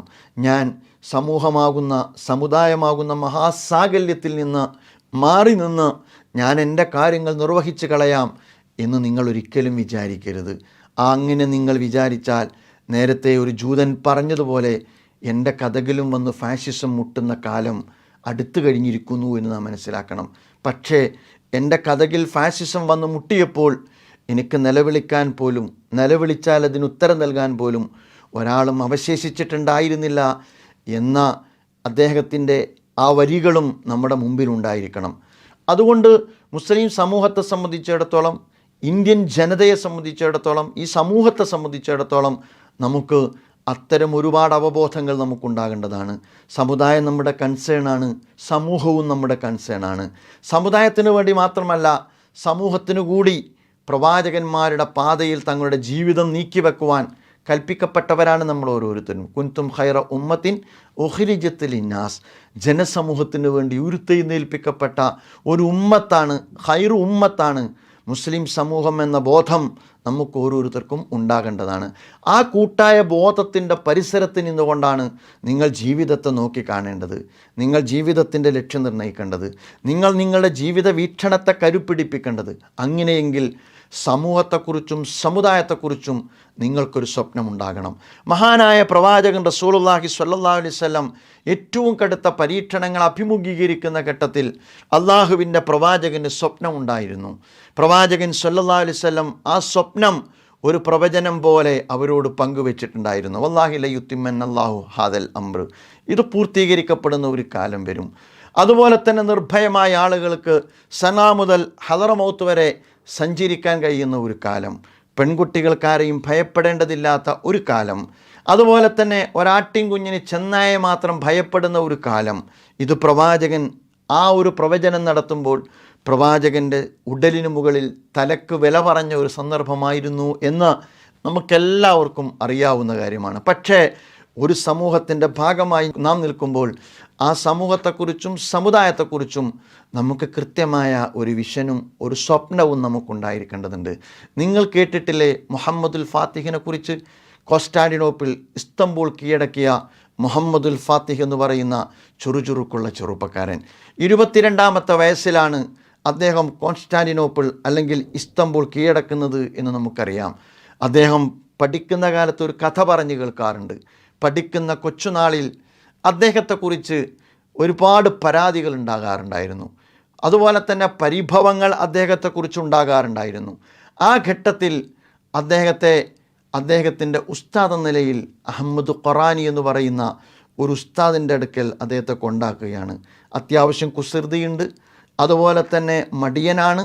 ഇങ്ങനെയുള്ള അഹമ്മദ് ഖുറാനിയുടെ അടുക്കൽ വന്ന ഈ കുട്ടിയായിരുന്നു മുഹമ്മദുൽ ഫാത്തിഹ്. അദ്ദേഹത്തോട് ചെറുപ്പത്തിൽ ഉസ്താദ് പറഞ്ഞു, മോനെ നീ അലസനാകരുത്, നീ കോൺസ്റ്റാന്റിനോപ്പിൾ കീഴടക്കേണ്ടവനാണ്, നിന്നിൽ അതിനുള്ള കഴിവ് ഞാൻ ദർശിക്കുന്നു. മാത്രമല്ല അദ്ദേഹം പറഞ്ഞു, പ്രവാചകൻ അങ്ങനെ ഒരു പ്രവചനം നടത്തിയിട്ടുണ്ട്. പ്രവാചകൻ്റെ ഒരു ഹദീസിലുണ്ട്, ഒരു ജേതാവ് വരും, ഒരു നേതാവ് വരും, അയാൾ അതിന് യോഗ്യനായിരിക്കും. അദ്ദേഹത്തിനൊരു സൈന്യമുണ്ടായിരിക്കും, ആ സൈന്യവും നല്ല സൈന്യമായിരിക്കും. ആ നല്ല നേതാവും ആ നല്ല സൈന്യവും കോൺസ്റ്റാന്റിനോപ്പിൾ കീഴടക്കും. ആ കൊച്ചുനാളിൽ ആ കുഞ്ഞു മനസ്സിൽ കൊളുത്തിയിട്ട ആ ചെറിയ കനലാണ് ഒരു മഹാവിപ്ലവ ജ്വാലയായി മുഹമ്മദ് അൽ ഫാത്തിഹിലൂടെ ആവിഷ്കരിക്കപ്പെട്ടത്. 22-ാമത്തെ വയസ്സിൽ കോൺസ്റ്റാന്റിനോപ്പിൾ കീഴടക്കാൻ 140ഓളം പടക്കപ്പലോടുകൂടി അദ്ദേഹം പുറപ്പെട്ടു. 22-ാമത്തെ വയസ്സിൽ അങ്ങനെ കോൺസ്റ്റാന്റിനോപ്പിൾ കീഴടക്കാൻ വേണ്ടി കോൺസ്റ്റാന്റിനോപ്പിൾ കോട്ടയുടെ എതിർവശത്ത് സമാനമായി അദ്ദേഹം അതിന് നേരിടാവുന്ന കോട്ടയാണ് ആദ്യം പണി കഴിപ്പിച്ചത്. നേരെ ആ കോട്ടയിലേക്ക് തൻ്റെ 140 പടക്കപ്പലുമായി അദ്ദേഹം ചെല്ലുന്നുണ്ട്. അങ്ങോട്ട് പ്രവേശിക്കാൻ കഴിയാത്ത വിധം പ്രതിരോധം കോൺസ്റ്റാന്റിനോപ്പിൾ ഭരണാധികാരി ശക്തിപ്പെടുത്തിയിട്ടുണ്ട്. ലോഹത്തിൻ്റെ ചങ്ങലകൾ പണിതിട്ടുണ്ട്. അതുപോലെ തന്നെ ബൈസാൻഡിയൻ ചക്രവർത്തിയുടെ ഭാഗത്തു നിന്നുള്ള പടക്കപ്പലുകളെ വിന്യസിച്ചിട്ടുണ്ട്. അവരോട് പൊരുതാൻ, അവരുടെ കോട്ടയ്ക്ക് പരിക്കേൽപ്പിക്കാൻ പ്രയാസമാണ് എന്നുള്ളതുകൊണ്ട് ചരിത്രം പറയുന്നു, അവരുടെ കോട്ടയെ തകർക്കാൻ പറ്റുന്ന 2-3 കിൻഡൽ തൂക്കമുള്ള ചെമ്പിൽ നിർമ്മിച്ച വൻ പീരങ്കി സംവിധാനത്തോടുകൂടി, വെടിയുണ്ടകളോടുകൂടി, പീരങ്കിയുണ്ടോടുകൂടിയാണ് അന്ന് മുഹമ്മദുൽ ഫാത്തിഹ് തൻ്റെ സംവിധാനങ്ങളും സജ്ജീകരണങ്ങളും ഒരുക്കിയിട്ടുള്ളത്. മുഖാമുഖം പൊരുതുമ്പോഴും ശക്തമായ കവചം, രക്ഷാകവചം കോൺസ്റ്റാന്റിനോപ്പിളിന് മുമ്പിൽ കിഴക്ക് ഭാഗത്ത് അവരുടെ കോട്ടമുഖത്ത് അവർ ഒരുക്കിയിട്ടുണ്ട്. ഇനി അവരെ കീഴടക്കണമെങ്കിൽ അവരുടെ ദുർബലമായ മേഖലയിൽ കടന്നു ചെല്ലേണ്ടതുണ്ട്. എന്താണ് വഴി? നീണ്ട ഉപരോധം ഒരിതിനും ഒരു പരിഹാരമല്ല. അവിടെയാണ് അദ്ദേഹം ചിന്തിക്കുന്നത്. അദ്ദേഹം കിഴക്ക് ഭാഗത്ത് കരയിലൂടെ കയറി പടിഞ്ഞാറ് ഭാഗത്ത് കപ്പലോട്ടി കപ്പലാക്രമണത്തിലൂടെ തന്നെ കോൺസ്റ്റാന്റിനോപ്പിൾ കീഴടക്കണം. കരയിലൂടെ കപ്പൽ കൊണ്ടുപോകണം. ഒരു ദിവസം വൈകുന്നേരം അവർ തീരുമാനമെടുത്തു. കരയിലൂടെ പലക വിരിച്ച് പലകയിൽ കൊഴുപ്പ് നിരത്തി ആ പലകയിലൂടെ ചെറിയ ഇത്തിരിവട്ടം വെളിച്ചത്തിലൂടെ ഏതാണ്ട് 10-70ഓളം കപ്പലുകൾ തൊട്ടപ്പുറത്ത് പടിഞ്ഞാറ് ഭാഗത്തേക്ക് എത്തിച്ചു. നേരം പുലരുമ്പോൾ കിഴക്ക് ഭാഗത്ത് പടക്കപ്പലുമായി നിൽക്കുന്ന കോൺസ്റ്റാന്റിനോപ്പിൾ സേനാ നായകന്മാർക്കും ഭരണാധികാരികൾക്കും ചിന്തിക്കാൻ പോലുമാകാത്ത രീതിയിൽ പടിഞ്ഞാറ് ഭാഗത്ത് നിന്ന് ശക്തമായ ആക്രമണമുണ്ടായി. ആ അർത്ഥത്തിൽ ആ ആക്രമണത്തിലൂടെ കോൺസ്റ്റാന്റിനോപ്പിൾ മുഹമ്മദുൽ ഫാത്തിഹ് കീഴടക്കുന്നുണ്ട്. അദ്ദേഹത്തെ പലരും കുറ്റപ്പെടുത്തിയിരുന്നു. പലതവണ കോൺസ്റ്റാന്റിനോപ്പിൾ കീഴടക്കാൻ ശ്രമിച്ച് കഴിയാതെ പോയതാണ്. അദ്ദേഹത്തിൻ്റെ ഉപരോധം തുടരുന്ന ഘട്ടത്തിലും പലരും മരിച്ചു വീണപ്പോഴും പലരും അദ്ദേഹത്തെ നിരുത്സാഹപ്പെടുത്തിയിരുന്നു. അതിനെക്കുറിച്ച് കഥയുണ്ട്. അദ്ദേഹത്തിന് സ്വപ്നദർശനം ഉണ്ടായി എന്നും അദ്ദേഹത്തിൻ്റെ ഉസ്താദ് അദ്ദേഹത്തോട് വീണ്ടും ധീരമായി മുന്നോട്ട് പോവുക, താങ്കൾക്കതിനെ അതിജീവിക്കാൻ കഴിയും എന്ന് അദ്ദേഹത്തോട് ആവശ്യപ്പെട്ടു എന്നുമൊക്കെയുള്ള കഥകൾ പറഞ്ഞു കേൾക്കാറുണ്ട്. പക്ഷേ അതല്ല പ്രധാനം. ഒരാൾ തൻ്റെ സ്വപ്നമായി ഒന്ന് ഏറ്റെടുത്തു കഴിഞ്ഞാൽ, അതിനുവേണ്ടി ജീവിതത്തെ അയാൾ തിരിച്ചു വെച്ച് കഴിഞ്ഞാൽ അയാൾക്കത് നേടിയെടുക്കാൻ കഴിയും. ഞാൻ പറയുക, പ്രതിസന്ധിയുടെ ആഴം നമുക്കറിയാമെങ്കിൽ ആ ആഴങ്ങളെ താണ്ടിക്കടക്കാനുള്ള അതിജീവനത്തിൻ്റെ കരുത്ത് നാം ആർജിക്കണമെങ്കിൽ സമരമുഖം തുറക്കുന്നതോടൊപ്പം വിശ്വാസത്തോടൊപ്പം യോജിപ്പിനൊപ്പം വൈജ്ഞാനികമായ ഉൾക്കരുത്തിനൊപ്പം നമുക്ക് സുന്ദരമായ സ്വപ്നങ്ങൾ കൂടി താലോലിക്കാൻ നമുക്ക് സാധിക്കേണ്ടതുണ്ട്. സ്വപ്നങ്ങൾ താലോലിച്ചുകൊണ്ട് മാത്രമേ നമുക്ക് അതിജീവനത്തിൻ്റെ വഴി താണ്ടിക്കിടക്കാൻ കഴിയുകയുള്ളൂ എന്ന് നമ്മൾ ഓരോരുത്തരും ഈ സന്ദർഭത്തിൽ മനസ്സിലാക്കേണ്ടതാണ്.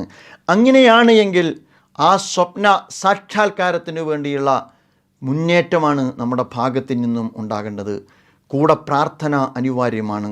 അള്ളാഹുവുമായുള്ള നിരന്തരമായ ബന്ധത്തിൻ്റെ ഏറ്റവും വലിയ കണ്ണിയാണ് പ്രാർത്ഥന എന്ന് പറയുന്നത്. വിശ്വാസി സമൂഹം അള്ളാഹുവിനോട് പ്രാർത്ഥിക്കണം. ബദറിൻ്റെ പ്രത്യേകത എന്താണ്? ബദറിൻ്റെ സന്നാഹങ്ങൾ കുറവാണ്, കാര്യകാരണ സഹിതം അതിജീവിക്കാനുള്ള സാധ്യത കുറവാണ്.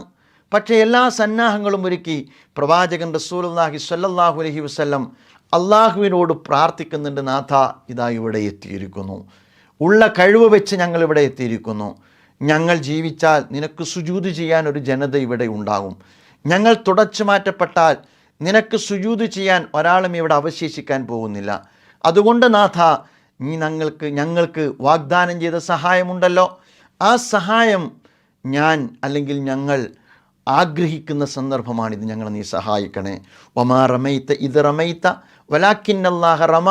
വിശുദ്ധ ഖുർആൻ ബദറിലിറങ്ങിയ അള്ളാഹുവിൻ്റെ സഹായത്തെക്കുറിച്ച് വളരെ സുന്ദരമായി നമുക്ക് പരിചയപ്പെടുത്തി തരുന്നുണ്ട്. പ്രിയമുള്ളവരെ, എല്ലാറ്റിനും മുകളിൽ നാഥനുണ്ടെന്ന വിശ്വാസം നമുക്കുണ്ട്. അതാണ് നമ്മുടെ ഉൾക്കരുത്ത് എങ്കിൽ ആ നാഥൻ്റെ മുമ്പിൽ കലർപ്പില്ലാതെ കരുതിവെപ്പില്ലാതെ നമ്മുടെ ആവശ്യങ്ങൾ നിർവഹിച്ചു തരാനുള്ള റിക്വസ്റ്റ്, അഭ്യർത്ഥന നാം നടത്തിക്കൊണ്ടേയിരിക്കണം. റബ്ബിനോട് ചോദിച്ചുകൊണ്ടേയിരിക്കണം.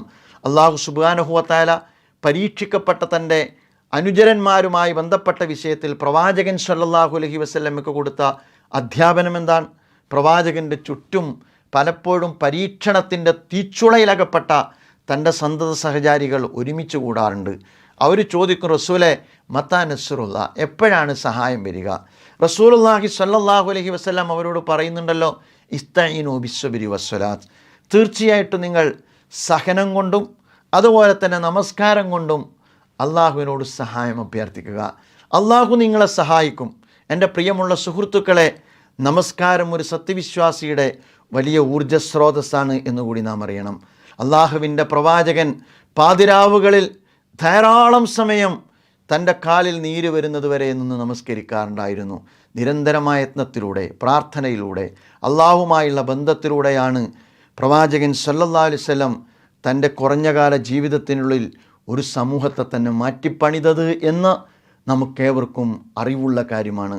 അതിൽ പ്രവാചകനെ ഒരുക്കിയ, പ്രവാചകനെ സജ്ജമാക്കിയ ഒരുപാട് വ്യവഹാരങ്ങളുണ്ട്. അതിനകത്ത് വളരെ പ്രധാനപ്പെട്ട ഒന്നാണ് പ്രവാചകൻ സല്ലല്ലാഹു അലൈഹി വസല്ലമയുടെ നമസ്കാരം എന്ന് പറയുന്നത്. നിങ്ങൾക്ക് പ്രവാചകൻ സല്ലല്ലാഹു അലൈഹി വസല്ലമയെ രാത്രിയിൽ ഉറങ്ങുന്നവനായി കാണണോ? അദ്ദേഹത്തെ നിങ്ങൾക്ക് ഉറങ്ങുന്നവനായി കാണാം. നിങ്ങൾക്ക് അദ്ദേഹത്തെ ഉണർന്നിരിക്കുന്നവനായി കാണണോ? പലപ്പോഴും നിങ്ങൾക്ക് അദ്ദേഹത്തെ ഉണർന്നിരിക്കുന്നവനായിട്ടും നിങ്ങൾക്ക് അദ്ദേഹത്തെ കാണാൻ കഴിയും. നബി തിരുമേനി സല്ലല്ലാഹു അലൈഹി വസല്ലമയെക്കുറിച്ച് സഹാബാക്കൾ പറയുന്നത്, അള്ളാഹുവിൻ്റെ പ്രവാചകന് എന്തെങ്കിലും ബുദ്ധിമുട്ട് നേരിട്ട് കഴിഞ്ഞാൽ പ്രവാചകൻ സല്ലല്ലാഹു അലൈഹി വസല്ലം നമസ്കാരത്തിലേക്ക് പോകാറുണ്ടായിരുന്നു. റബ്ബിൻ്റെ മുമ്പിൽ സുജൂദിൽ വീഴാറുണ്ടായിരുന്നു. ഇരു കൈയും ആകാശത്തേക്ക് ഉയർത്തി നാഥനോട് പ്രാർത്ഥന നിർവഹിക്കാറുണ്ടായിരുന്നു. പ്രിയമുള്ള സുഹൃത്തുക്കളെ, എല്ലാ സന്നാഹങ്ങൾക്കും സജ്ജീകരണങ്ങൾക്കും അപ്പുറം നാഥനുമായുള്ള ആ ബന്ധം വളരെ പ്രധാനപ്പെട്ടതാണ്. ആ അർത്ഥത്തിൽ നാം ഇത്തരം മൂല്യങ്ങളെ ചേർത്ത് വെച്ച് റബ്ബുമായി നിരന്തരം ബന്ധപ്പെട്ട് വലിയ സ്വപ്നങ്ങളുടെ സാക്ഷാത്കാരത്തിനു വേണ്ടി നാം ഇറങ്ങിപ്പുറപ്പെട്ടാൽ അതിജീവനം നമുക്ക് അസാധ്യമായ കാര്യമല്ല. വിശുദ്ധ ഖുർആൻ പറയുന്നുണ്ടല്ലോ, വൈദിയം കുറുബിക്കല്ലദീന കഫറു ലിയുസ്ബിതൂക ഔ യഖ്തുലൂക ഔ യുഖ്രിജൂക വയംകുറൂന വയംകുറുല്ലാഹ് വല്ലാഹു ഖൈറുൽ മാക്കിരീൻ. ചരിത്രത്തിലെ കാലഘട്ടത്തിലും ഇതുപോലെയുള്ള കുതന്ത്രങ്ങൾ അതത് കാലഘട്ടത്തിലെ ജാഹിലിയ ശക്തികളുടെ ഭാഗത്ത് നിന്ന് ആദർശ സമൂഹത്തിന് ചരിത്രത്തിലെ പ്രവാചകന്മാർക്ക് അഭിമുഖീകരിക്കേണ്ടതായി വന്നിട്ടുണ്ട്. ആ വെല്ലുവിളികളെ അവർ സുന്ദരമായി അഭിമുഖീകരിച്ചതുപോലെ, അള്ളാഹുവിൻ്റെ സഹായത്താൽ അഭിമുഖീകരിച്ചതുപോലെ ഇതിനെയും അഭിമുഖീകരിക്കാനും അതിജീവിക്കുവാനും നമുക്ക് സാധിക്കും. വിശുദ്ധ ഖുർആൻ പ്രവാചകരോടാണ് പറയുന്നത്, പ്രവാചകരെ, താങ്കളെ അവർ പിഴുതെറിയാൻ ഭൂമിയിൽ നിന്ന്, താങ്കളുടെ കഴുത്തറുത്ത് താങ്കളെ വധിച്ചു കളയാൻ, അതോടൊപ്പം തന്നെ താങ്കളുടെ നാട്ടിൽ നിന്ന് പുറത്താക്കാൻ അവർ ശ്രമിച്ചുകൊണ്ടിരിക്കുന്നു. വയം കുറൂന, അവർ കുതന്ത്രങ്ങൾ നടത്തിക്കൊണ്ടേയിരിക്കുന്നു. വയം കുറുള്ള, അള്ളാഹുവും തന്ത്രങ്ങൾ മെനയുന്നു. പക്ഷേ അവരെക്കാളെല്ലാം തന്ത്രശാലിയാണ് നിൻ്റെ നാഥൻ എന്ന് മഹാനായ പ്രവാചകൻ റസൂലുള്ളാഹി സ്വല്ലല്ലാഹു അലൈഹി വസല്ലമയോട് അള്ളാഹു സുബ്ഹാനഹു വ തആല വളരെ കൃത്യമായി ഓർമ്മപ്പെടുത്തുകയാണ്. ഈ ഓർമ്മപ്പെടുത്തൽ എനിക്കും നിങ്ങൾക്കുമുള്ള ഓർമ്മപ്പെടുത്തൽ കൂടിയാണ്. എല്ലാ തന്ത്രങ്ങളും മെനയപ്പെട്ടുകൊണ്ടിരിക്കുകയാണ്. ഫാസിസത്തിൻ്റെ, സയണിസത്തിൻ്റെ, സാമ്രാജ്യത്വത്തിൻ്റെ എല്ലാ കണ്ണികളും ഒരുമിച്ച് ചേർന്നുകൊണ്ടാണ് ഇസ്ലാമോഫോബിയ വളർത്തിക്കൊണ്ടിരിക്കുന്നത്. എല്ലാ കണ്ണികളും ഒരുമിച്ച് ചേർന്നുകൊണ്ടാണ് യഥാർത്ഥത്തിൽ ഹെയ്റ്റ് ക്യാമ്പയിൻ നടത്തിക്കൊണ്ടിരിക്കുന്നത്. എല്ലാ കണ്ണികളും ഒറ്റക്കെട്ടായി രാജ്യാതിർത്തികൾക്ക് അതീതമായിട്ടാണ് നമുക്കറിയാവുന്നതുപോലെ ഈ രാജ്യത്ത് വംശീയ ഭ്രാന്ത് വളർത്തിക്കൊണ്ടിരിക്കുന്നത്. ആ കണ്ണികളെയൊക്കെ അതിജീവിക്കാവുന്ന തന്ത്രശാലിയായ നാഥനിൽ കൂടിയാണ് ഞാൻ വിശ്വാസം അർപ്പിച്ചിരിക്കുന്നത്. അതുകൊണ്ട് ഇതിനെ മറികടക്കാൻ നമുക്ക് സാധിക്കും. ചരിത്രത്തിൽ മഹാപ്രളയത്തെ നേരിട്ട ഒരു ജനതയായിരുന്നു നൂഹ് നബി അലൈഹി സ്വലാത്തു വസ്സലാമയുടെ ജനത. ആ മഹാസമൂഹത്തെ ഒരു മഹാപ്രളയം വിഴുങ്ങിയപ്പോഴും നൂഹ് നബി അലൈഹി സ്വലാമിനെയും തൻ്റെ അനുയായികളെയും അള്ളാഹു സുബ്ഹാനഹു വ തആല ചരിത്രത്തിൽ അവശേഷിപ്പിച്ചുവെങ്കിൽ, അതുപോലെ തന്നെ ലൂത്ത് നബി അലൈഹി സ്വലാമയുടെ ജനതയുടെ ഭാഗത്ത് നിന്ന് ജീർണിച്ച ഒരു സംസ്കാരം പ്രകടമായപ്പോൾ, അവരെ അതിനീചമായ സ്വഭാവത്തിൽ അള്ളാഹു നശിപ്പിച്ചപ്പോഴും ലൂത്ത് നബി അലൈഹി സ്വലാത്തു വസ്സലാമയ്ക്കും അള്ളാഹു സുബ്ഹാനഹു വ തആല തുടർച്ച നൽകിയിട്ടുണ്ട് എങ്കിൽ, ഞാൻ പറയുന്നു, ലോകത്ത് തുല്യതയില്ലാത്ത വംശഹത്യക്ക് നേതൃത്വം കൊടുത്ത ഫറോവ ചക്രവർത്തിയോട് ബനു ഇസ്രായേൽ സമൂഹത്തിനു വേണ്ടി ശക്തമായി നിലകൊണ്ട പ്രവാചകൻ മൂസാ നബി അലൈഹി സ്വലാത്തു വസ്സലാമയ്ക്ക് ഫറോവയെ മറികടക്കാനും ചങ്കടിൽ മുറിച്ചു കടക്കാനും ഒരു നവസമൂഹത്തെ രൂപപ്പെടുത്തിയെടുക്കുവാനും സാധിച്ചു എങ്കിൽ, ഇബ്രാഹിം നബി അലൈഹി സ്വലാത്തു വസ്സലാം സ്വന്തം പിതാവാകുന്ന ആദറും അബ്രഹത്തും ഒരുമിച്ചൊരുക്കിയ കെണിയെ മറികടന്ന്, അഗ്നികുണ്ഡത്തെയും മറികടന്ന്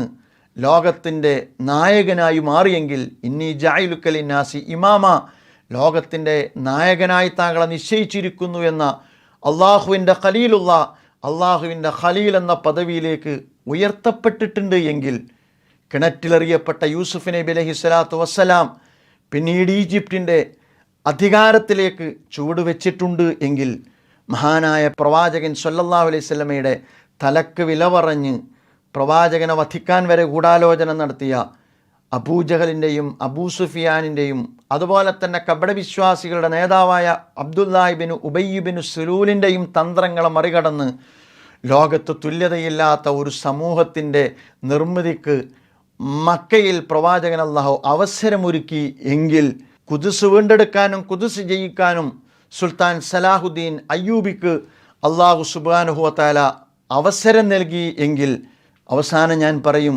20-ാം നൂറ്റാണ്ടിൻ്റെ ആദ്യ ദശകങ്ങളിൽ ഇസ്ലാമിക ഖിലാഫത്തിൻ്റെ അവശേഷിക്കുന്ന കൊടിയടയാളം വരെ കുഴിച്ചുമൂടി ആധുനികതയുടെ പറുദീസയാക്കി മാറ്റിയ മണ്ണിൽ ഒരു നൂറ്റാണ്ട് തികയുന്നതിന് മുമ്പ് തന്നെ ഇസ്ലാമിക നവജാഗരണത്തിൻ്റെ നാമ്പെടുത്തുവെങ്കിൽ, നിങ്ങളറിയുക, ഈ വംശീയ ഭ്രാന്ത് അവസാനിക്കുന്ന, അതുപോലെ തന്നെ സാഹോദര്യം പുലരുന്ന, നിർഭയത്വം രാജ്യത്താകമാനം കളിയാടുന്ന ഒരു ലോകം, ഒരു കാലം നമുക്ക് മുമ്പിൽ സംജാതമാകുമെന്ന കാര്യത്തിൽ യാതൊരു സംശയവും നമുക്കുണ്ടാകേണ്ടതില്ല. വംശീയത തകരും എന്ന് മാത്രമല്ല, വംശീയത എവിടെയാണോ മുളപൊട്ടിയത് അവിടെ കുഴിച്ചു മൂടപ്പെടുന്ന, എവിടെയാണോ അത് വേരോട്ടം സിദ്ധിച്ചത് അവിടെ വേരോടെ പിഴുതെറിയപ്പെടുന്ന അവിടങ്ങളിൽ മനുഷ്യ സാഹോദര്യത്തിൻ്റെ ഉജ്ജ്വലമായ ഒരു സാമൂഹ്യക്രമം കെട്ടിപ്പടുക്കപ്പെടുന്ന ഒരന്തരീക്ഷം രൂപപ്പെട്ടു വരിക തന്നെ ചെയ്യും.